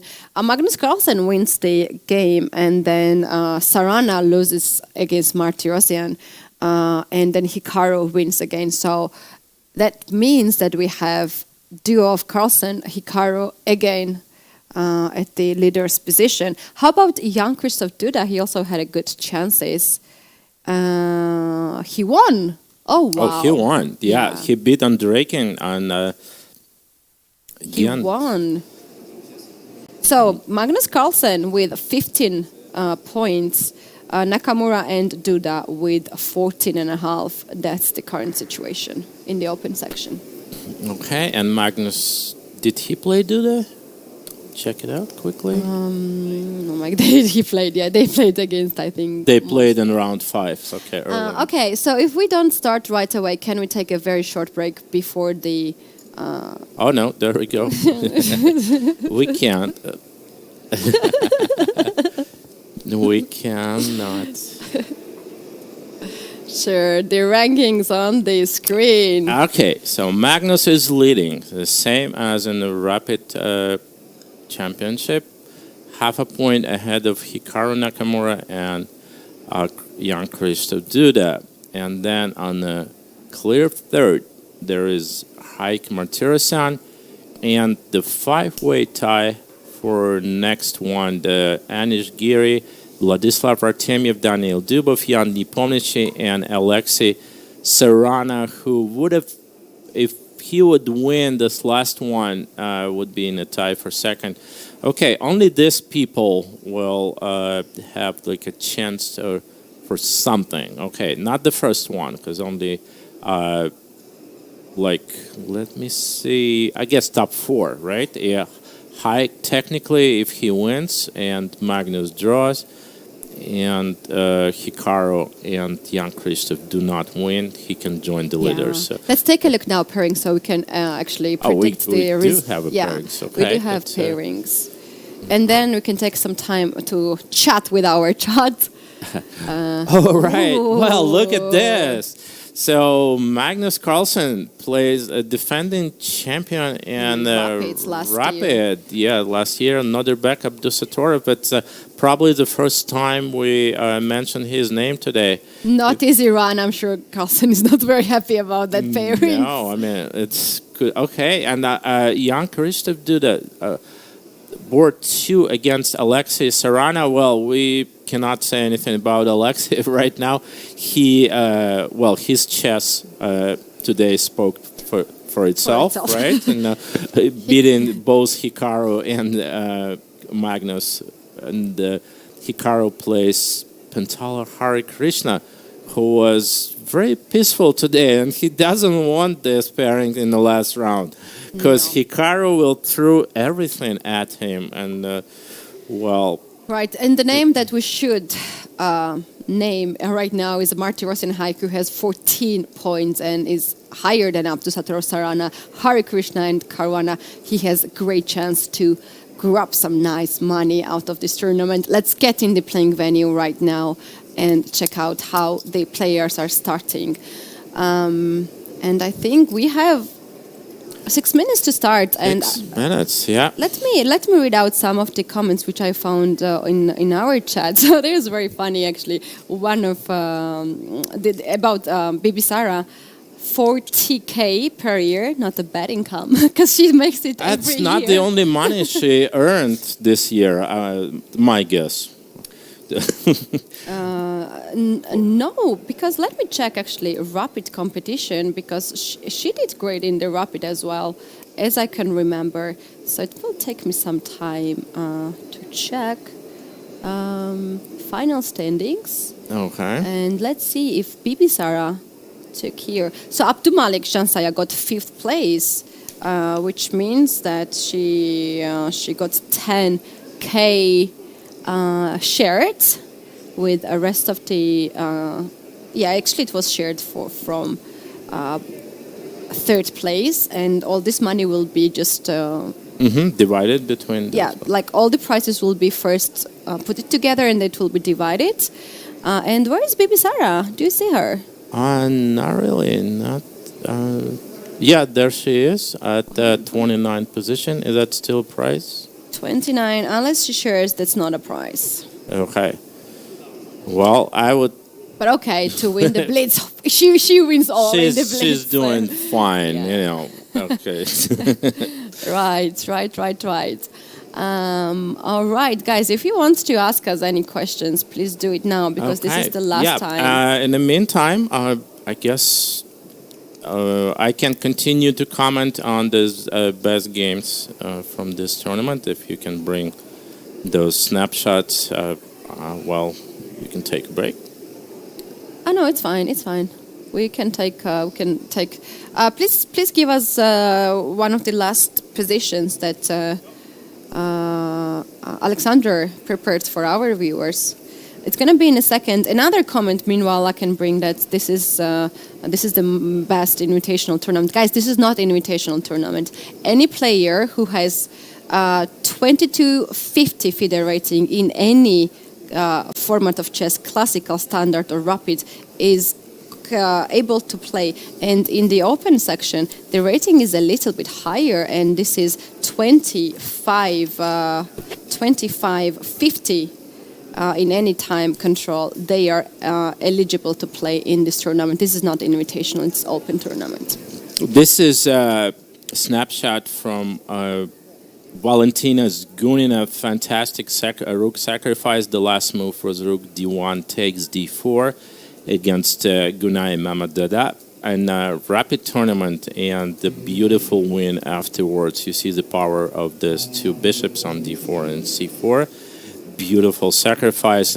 Polina was a leader in Blitz tournament before today, and unfortunately 5 in a row loss, or 4 losses in a row. That something happened today that only she can explain. Otherwise, I mean, extremely strong player. Well, and that's the beautiful combination that she played. Indeed. Do we have anything more? Yeah. Yes. Those pictures are so good. Absolutely, I really like it. Here we go. I'm gonna get you. Hey, that's my twin brother. The thing is that I was trying to get the FIDE Flickr. That's where all the photos are, guys, and it's free to check, free to download, and go for it, because those photos are just amazing. Another snapshot from Daniel Dubov. The last move, queen d1 to h5, immediately finished this game against Nihal Sari before move 20. Totally unexpected. It's pretty clear that White's attack is very strong, but to finish it in one move, it takes a queen sacrifice. Well done, Daniel, and another super great tournament for him. Wish him success in the future, and well, should be some titles on the way. That's right. Incredible games we have seen. Queen h5 was an absolutely favorite in that day. Yeah, we thought that this will be a winner of the beauty prize, but then... We don't know? Do we know yet already? No. But when it was played, that was a clear. But then he played even better game. So, just to make it's sure. It's a competition between Dubov and Dubov, I understand. Dubov 1 against Dubov 2. Okay. Next one. That's... Okay. So... Yeah. One of the person in our chat on Twitch says that next year it would be great if the organizers put a person on the playing hall to report things to commentators. I absolutely agree. To have a reporter there and to have such like lives, yeah, like. That's maybe we just need to teach one of the operators some chess, so we can just like he can go there and talk to us about as well. Chess. Talk about chess. Let's not ask too much to our guys who are doing great job to give us all the footage. But to have 3 people in the commentary team, that's a great idea, and I hope we're gonna have it. Yeah. I was doing that at European Championship. That was absolutely incredible job to do.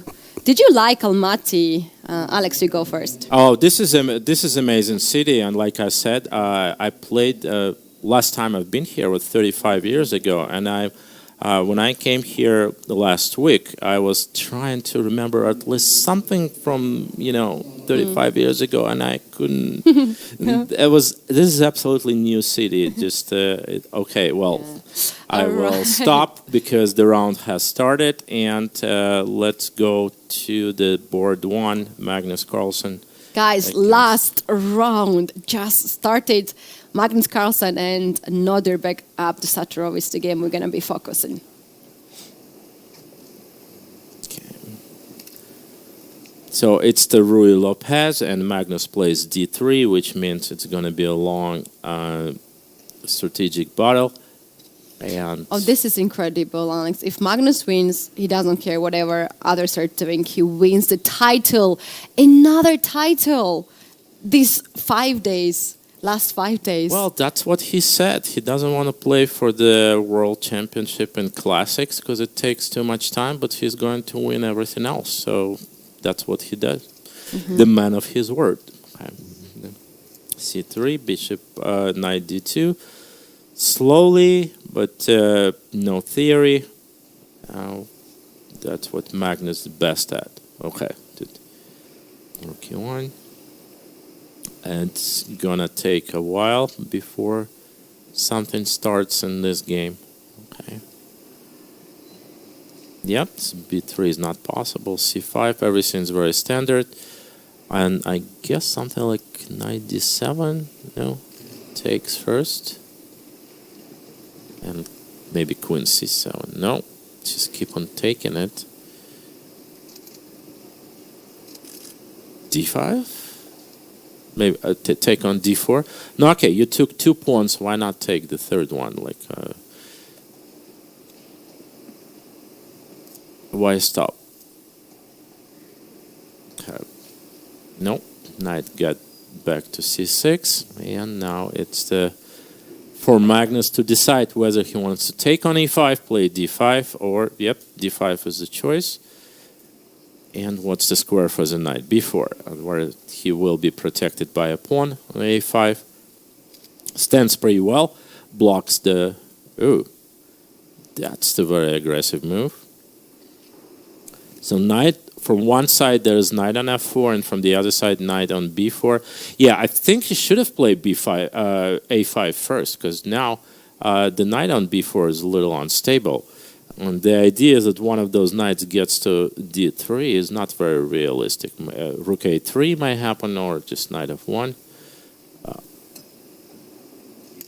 Rook a3 will be standing well and controlling the third rank. And Alex, apologies for a bit silence, but I was just wanting to make sure how many times Magnus Carlsen has already won World Blitz Chess Championship for 10 years.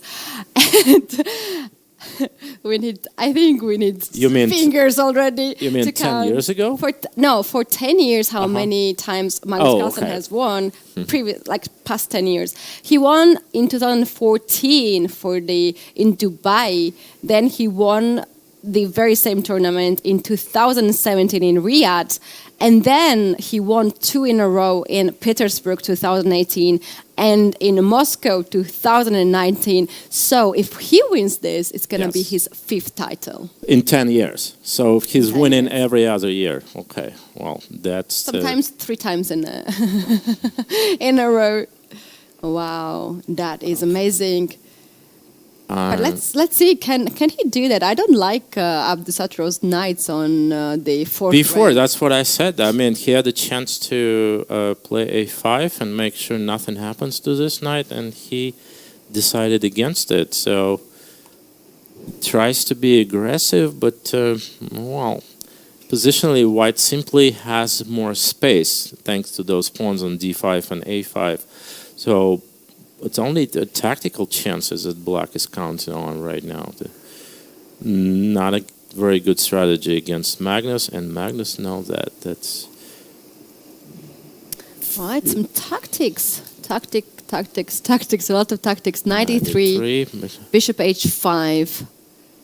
Okay, while we see the position on the board, let me quickly check out what's going on at in the other games as well. So Duda Sarana is interesting Sicilian. White is probably better. And Naka versus Hare Krishna. It's hard to tell, but looks very good for white. Okay. So Magnus needs to win if he doesn't want to play off. Okay. If doesn't want to play off. Maybe we want to play off. Let's get back to this game. Bishop f3. Bishop traded for a knight. He wanted to play, and queen takes f3 is not possible now? For some reason, he hesitates to play it. So what's wrong with that? Knight c2? And? Knight c2 and queen c4. 4, okay. So makes sense, but... trade, nothing really dramatic here for white, but some changes. Okay, Magnus wanted to make sure he controls all the squares. And now black queen is in relative trouble. No, he really? I think it's very active. Yeah, he has some squares on c5 and a7. e2, for instance. He goes on c5, attacks the rook, knight f5, attacks the bishop. Oh, bishop d8. But then maybe rook c3 and queen might have some...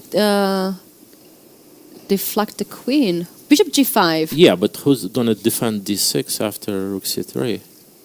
Okay, h4 first. Okay, that's a good intermediate one. Oh, he cannot go to h6. That looks like a blunder. It looks like a blunder to me. Bishop f6, and now rook to c7. C3 maybe g3 might be. First. So the knight will go back. Knight will go on e2 check, and you can take this knight, right? Yeah, he can go knight e2. So no. Rook c3 immediately. C3. Yeah, you can play g3 in the next move if you don't want it. Can you take on a5? Is there a good discovery?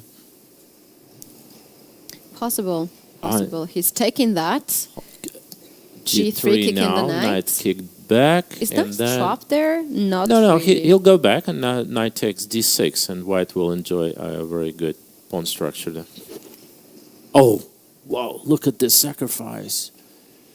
Knight takes d5. Does that mean Magnus just blundered? And what happens after he takes d5? e4, but this is an intermediate move. Rook a3, queen is under attack 2 times. And if queen moves, white takes on d5, game's over. Okay. So, in fact, there's Noderberg who blundered. Goes on c5. He's not taking, he goes another rook c1. Because if you take, it's still, e4, queen e3. Yeah, he could have. Queen b6, now he takes maybe e4. Now the rook is not hanging on a3. Queen b2 attacking rook, bishop in fact. 3 seconds on the clock. Noderberg, no, he cannot. We're going to have a new champion. I got a feeling that... New old champion.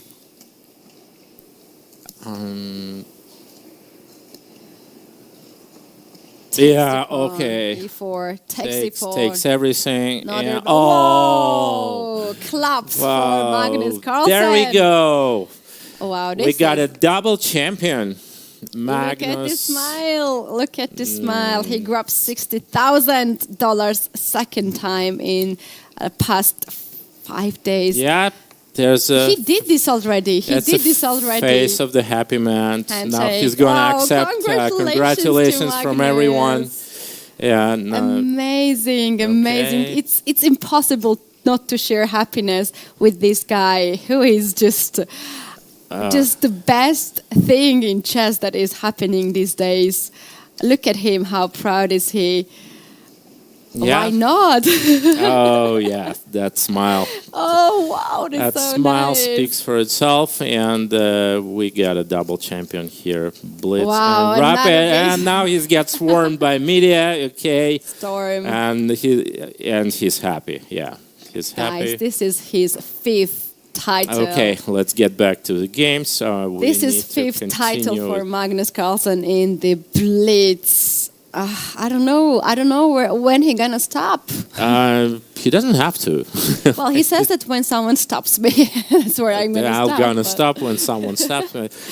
But in classical chess, it was not the case. Actually, he just stopped by himself. Yeah, he stopped himself. Well, he's saying I'm just taking a break, and you can understand that. Like the way he prepares to those matches, World Championship, it takes 7-8 months of his life on a very rigid schedule. Oh wow! Okay, let's take a look. What's going on? So hard to focus though. They move in so the fast. They move in so fast. Queens are traded, but balls on few seconds. So you don't have time to think. You just have to move pieces around. Okay. Oops. 4 seconds. Do. Yeah, he with does the fingers. that all the Okay. time. Yeah, look at this. He does all the time. Okay. Obstacle color bishop, Go not back. easy. Maybe draw. Is Magnus just talking next to our room? I think he's giving interview.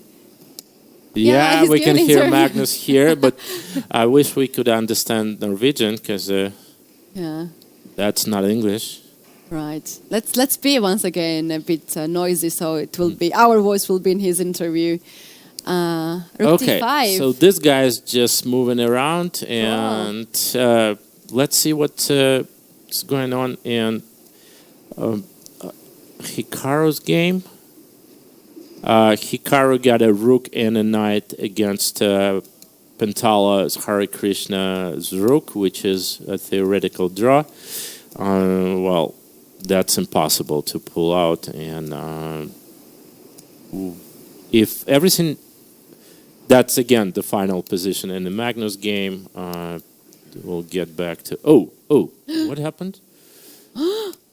Whoa, double rook. Okay, Oh, everything. whoa. The pieces started to fly, and I guess black is winning now. Okay. Bishop E6, and this is the position when the bishop does not work at all. White just losing. Bishop king. Okay. King comes in. Bishop D5, rook B2. Doesn't look good for him. For Duda. But there is a double pawns on A file. Maybe that's the So hope Bishop for D4 him. doesn't win, right? So he sends the king in first. All right. Okay, he's waiting for king. Bishop D4 now, and oh yeah, Can he take the? No, he picks up the bishop. Then he should have picked. Oh no, Duda. Yeah, that's the. Oh, he's upset. Oh he's well, storming he's out. super upset. But congratulations to Alexis Sarana. Had a fantastic day, and. But with the winning of Alexei, he just catch up Duda and Nakamura. Not more actually. I mean, he's not getting second place right away. Hikaru seems to be distracted. Maybe he's looking some other game. Yeah, he knows it's a draw, and but he will keep on trying. If he wins, he's clear second. Okay, but that's not. If it's a draw, it's going to be a many ways tie. How many people in? Sarana and Duda. Martirosyan. How about him? On the board Let's 4 against see how this game Kavanagh. ended. He won. He beat Fabi because I think he's just a stronger. What? Mark Blitz player. Tirosian with 15 points? Is that clear second? No. No. No. He just joined. No, but he. He's a clear second. He's clear second. Yeah, he's clear second. He's clear second. Oh my goodness! So that's why Hikaru is upset. Okay, that he's not even getting a second place. If okay. Oh wait, let's see when this trade happened. Oh here. my. Okay, so On move 97, the trade happened. okay.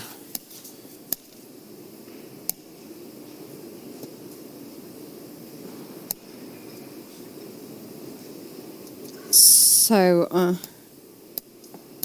and right now, this is move 127. I think they have played a little bit more moves on the board. So if Hikaru somehow loses on time, it's still losing, right? Yeah, for sure. Okay.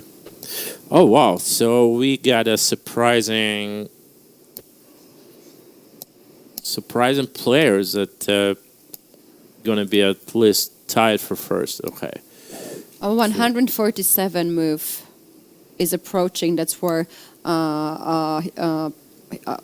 oh gosh. Okay. That's where Black can stop the clock and ask for a draw, claim for a draw. So that it's kind of useless for me to go to this board because the board will be delay and they 143 move according to our board. Okay, so But let's just go for it. Yeah, it's better to have the same but position. We'll be like 10 moves behind if I That's fine. Okay. Where is it? To Hikaru Pentala, and there we go.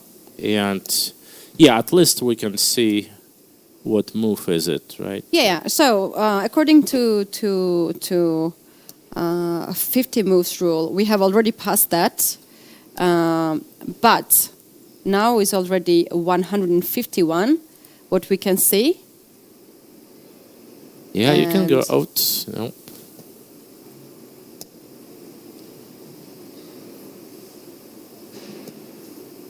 All right.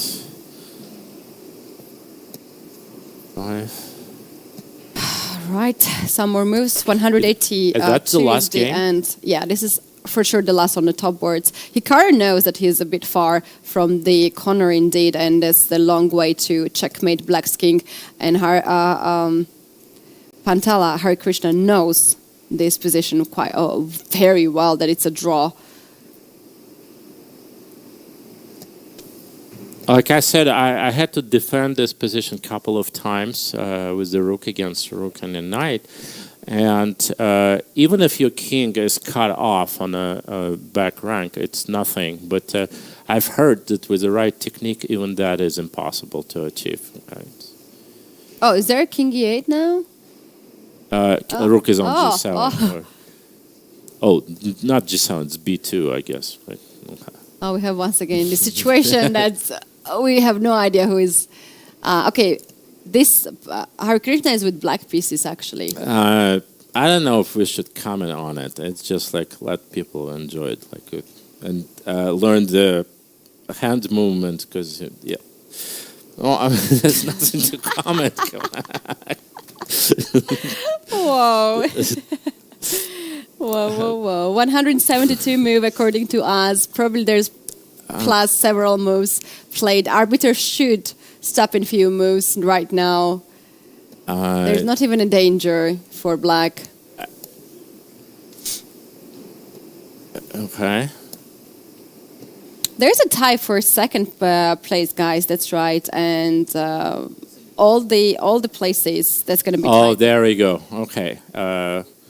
They agreed to a draw. Or they were forced to. I see arbiter. I see main arbiter on the platform. So, okay, what really happened? We need a moment to understand. Magnus Carlsen wins a second title, and this is his new World Rapid and Blitz champion in 2022. We do have Tanjongi in the Rapid section and Bibi Sara in the Blitz section, new women world champions. So big congratulations to everyone who got these incredible titles. Magnus Carlsen will get 60,000 twice, and it is Tanjongi and Bibi Sara who will get 40K each of them for winning the competition. But guys, there are also amazing prizes for the second, third, fourth, and the rest of the places, 50,000, 40,000, and so on and so on. Shall we take a look at the playing venue one more time? And this is, guys, absolutely the last moment for us to hang out together this year. And now it's time to give a big thanks to a lot of people and a lot of sponsors. Let me go with the sponsors first. Freedom Finance is the investment and stockbroker company, is a general partner of this tournament. Another partner is Teoline, mining and processing company. And another partner is Motiva, global medical technology company that is sponsoring FIDE Women's event, which just we observed thanks to the local organizers to make this magical tournament happening. And we also would like to thank our production team, the directors Alexey Yegorov and Alla Gurba Berdeva, and cameraman Sergei Medvedev and Alexander Tokin, sound director Alexander Afonin, video editor Alexander Pronichev, engineer Vladimir Homich, and our executive producer Dmitry Bukin. Thank you so much. So make it so easy for us to work. And first time for me to be at such a prestigious tournament, and I had no problems whatsoever. That's right, and indeed we had best team we could ask for to put this show together. Guys, there was a lot of work behind the scene, and all these guys that we named, they were doing a great job to help us to speak with you and to make this show happening. So once again, big thanks to them. Another thanks goes to our viewers, of course, to being with us for hours and hours, for 5 days in a row. Big thanks to YouTube channel, guys. Make sure that you like or dislike, mostly like the commentary. I saw your look. Mostly like the commentary and share that with your friends. Subscribe the YouTube channel. You're going to see more and more amazing events. And also Twitch channel, we had viewers there too. Big thanks to have an awesome teamwork and the cooperation with you guys. And Alexander, thank you so much to work with me. Oh, thank you, Keti. And if you didn't have enough, we still got a closing ceremony that we might be actually commenting on. We don't know if that's going to... Okay, so that's it. We should say thank you for watching us for these 5 days. I hope it was as much fun for you as it was for us. And thanks, Keti. Hopefully we'll work again together in the future. Absolutely. That was awesome days, 5 days, guys. This was FIDE World Rapid and Blitz Championship 2022. Make sure that you follow this event next year. We're going to have new champions or the same champions. We don't know that yet. We're going to know it in 1 year from now. And now it's going to be the closing ceremony, the best part of the tournament, and then after party. The bank afterwards, yes. Best part for us.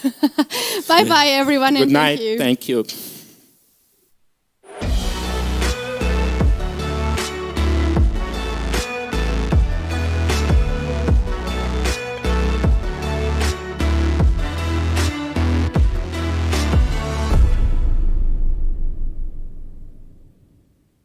Life is full of exciting events, but it is our first impressions that we remember best.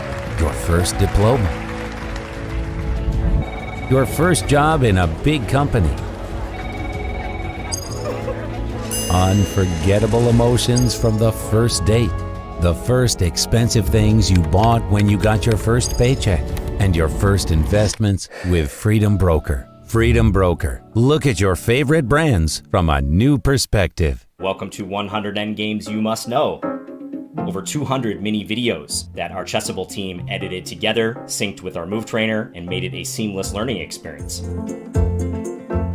So thanks for watching, happy studying, and enjoy the material.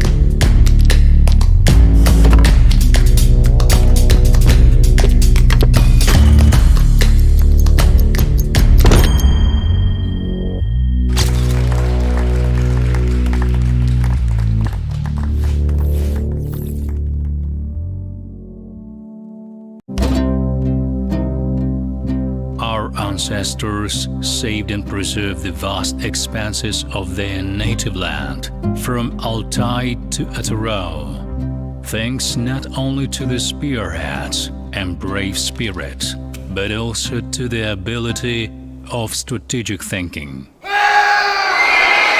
the age of the larger political games and in times of wars, step strategy decided the future of the nation and contributed to the strengthening of borders.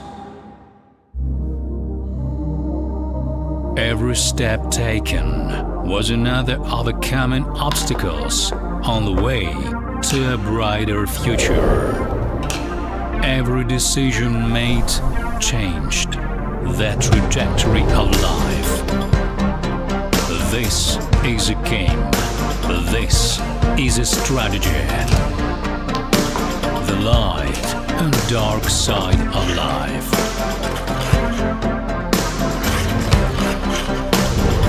This is history.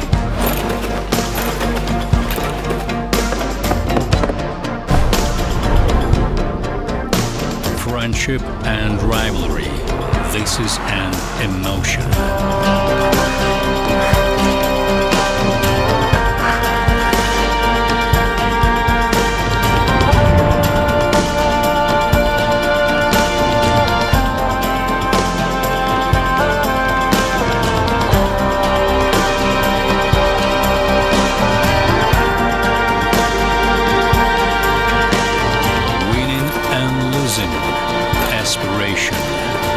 aspiration to the future.